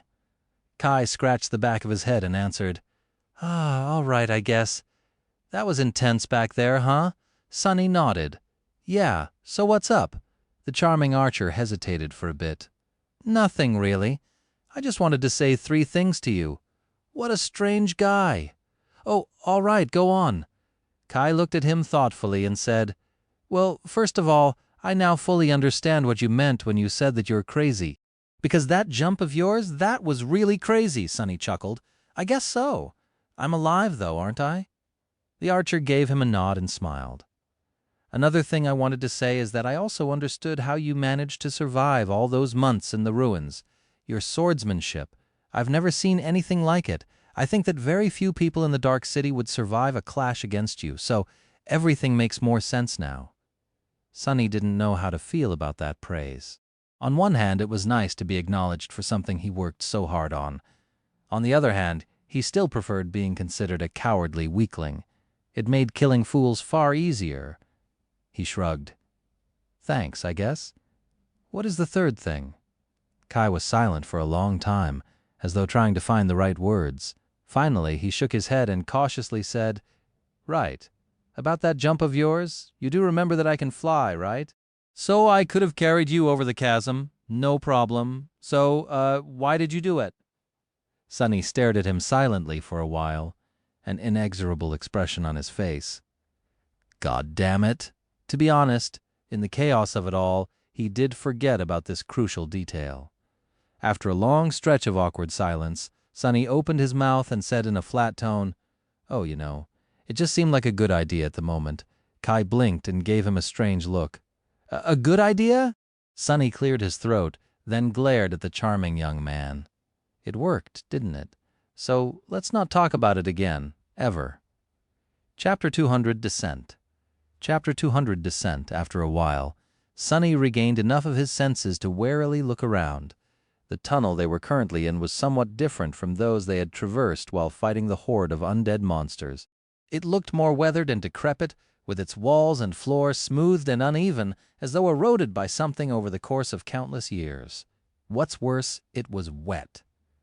With a cold shiver, Sunny realized that they were surrounded by puddles of black water. The smell of sea salt permeated the air. Looking up, he found the tall figure of the boisterous huntress and asked in a raspy voice, "Where are we?" Effie glanced at him and gestured up. 100 meters or so below the surface, pretty much exactly under the city wall. He stared at her blankly, slowly comprehending the meaning of these words. The huntress gave him a nod. "Yeah, you guessed correctly. Come night, this place is going to be full of seawater. That chasm behind us is what prevents the catacombs from being flooded by the dark sea." She sighed tiredly. "So, unless we want to drown or be eaten by some depth dweller, we need to get out of here as soon as possible." Sunny closed his eyes, imagining a roaring torrent of black water erupting from the mouths of countless tunnels and falling into the abyssal chasm like waterfalls made of pure darkness. Yeah, if they were still underground when that happened, sea monsters would be the least of their problems. The sea itself would kill them. Luckily, the day was still young. Effie's words served as a signal. A few moments later, Nephis rose to her feet and glanced at the members of the cohort. Her pale face was calm and composed. "Time to go. Gather your strength." With sighs and groans of pain, everyone stood up. Sunny was the last one to follow suit. "Ouch, that hurts. I'm really starting to wonder if fighting Horus was a better choice." But no, it wasn't. Terrible as it might have been, the battle with the skeletons was at least predictable. The damned hunchback, on the other hand, was a complete unknown. There was nothing worse than facing an enemy that you knew nothing about. As the cohort headed deeper into the tunnel, Sunny caught up with Effie and asked with a hint of idle curiosity in his voice, "By the way, how do you even know your way around the catacombs?" It wasn't like she could have leisurely explored these deadly tunnels alone. The huntress gave him a dubious look and shrugged. "This knowledge is sort of passed down between the outer settlement hunters. I've been here a couple of times before trying to escape from especially terrible nightmare creatures, although to be honest, I only descended this deep into the catacombs once." Effie shivered. "I was new in the Dark City at that time. Back then, the strongest hunter in the outer settlement sort of took me under her wing. We went down here with an entire party." Sunny scratched the back of his head and grimaced when his battered body protested against the sudden movement. "Yeah, that party must have been very strong to return from this place alive." The huntress glanced at him and smiled darkly. "Who said anything about returning alive? Actually, they all died. I was the only one to survive." Sunny stared at her for a long time and then asked, "If they all died, then why the hell did you bring us here?" Effie shrugged. "Because no matter how strong that party was, they weren't even close to this one. Do you even realize how powerful the 6 of us are all put together? God damn, I wouldn't want to be our enemy." Then she hesitated for a few moments and added, "Plus this time I know what we're going to face. We'll get out of here in one piece, trust me." Sunny wasn't a particularly trusting person, but at this point he didn't really have a choice. Leaving the tall huntress alone, he walked in silence for a while. The tunnels were now strongly angled down. With each minute, the cohort was descending deeper and deeper underground. Slowly, his curiosity awakened. Now that the harrowing battle against the army of the dead was behind them, Sunny began to wonder about something peculiar. Where exactly did all those human skeletons come from? There were hundreds, if not thousands of them down here in the catacombs. Even if every hunter that had ever lived in the outer settlement died in these tunnels, their number wouldn't account for that much. Not to mention that people who perished in the Dark City tended to end up eaten by some terrible monster, their bones pulverized into dust by its teeth. His pointless pondering was interrupted by Effie, who suddenly gestured for the cohort to stop. After discussing something with Nephis, she gave her a nod and turned to the rest of them. "Listen up. We're close to the central chamber of this maze. The exit to the surface is right ahead. However, getting to it won't be easy. The tall huntress hesitated and then said, "If we want to make it outside, we will have to act fast. There's a big fat bastard of a nightmare creature that lives in that chamber. However, it takes time for it to fully wake up, so don't stop to look at it. Don't panic. Don't lose your cool. It might look scary, but if you follow Neff and do what she tells you to do, you should be all right." She waited for a bit to make sure that everyone understood her meaning and then grinned. "All right. If everyone is ready, let's go meet the Lord of the Dead." "What? Lord of the Dead?" Not liking the sound of this name one bit, Sunny summoned the Midnight Shard and reluctantly followed after Effie. Soon they entered a giant underground chamber. Once Sunny saw what was inside of it, his eyes grew wide. He finally understood where all those skeletal wraiths came from. He also understood where the inhabitants of the ancient city had disappeared to. They were all here.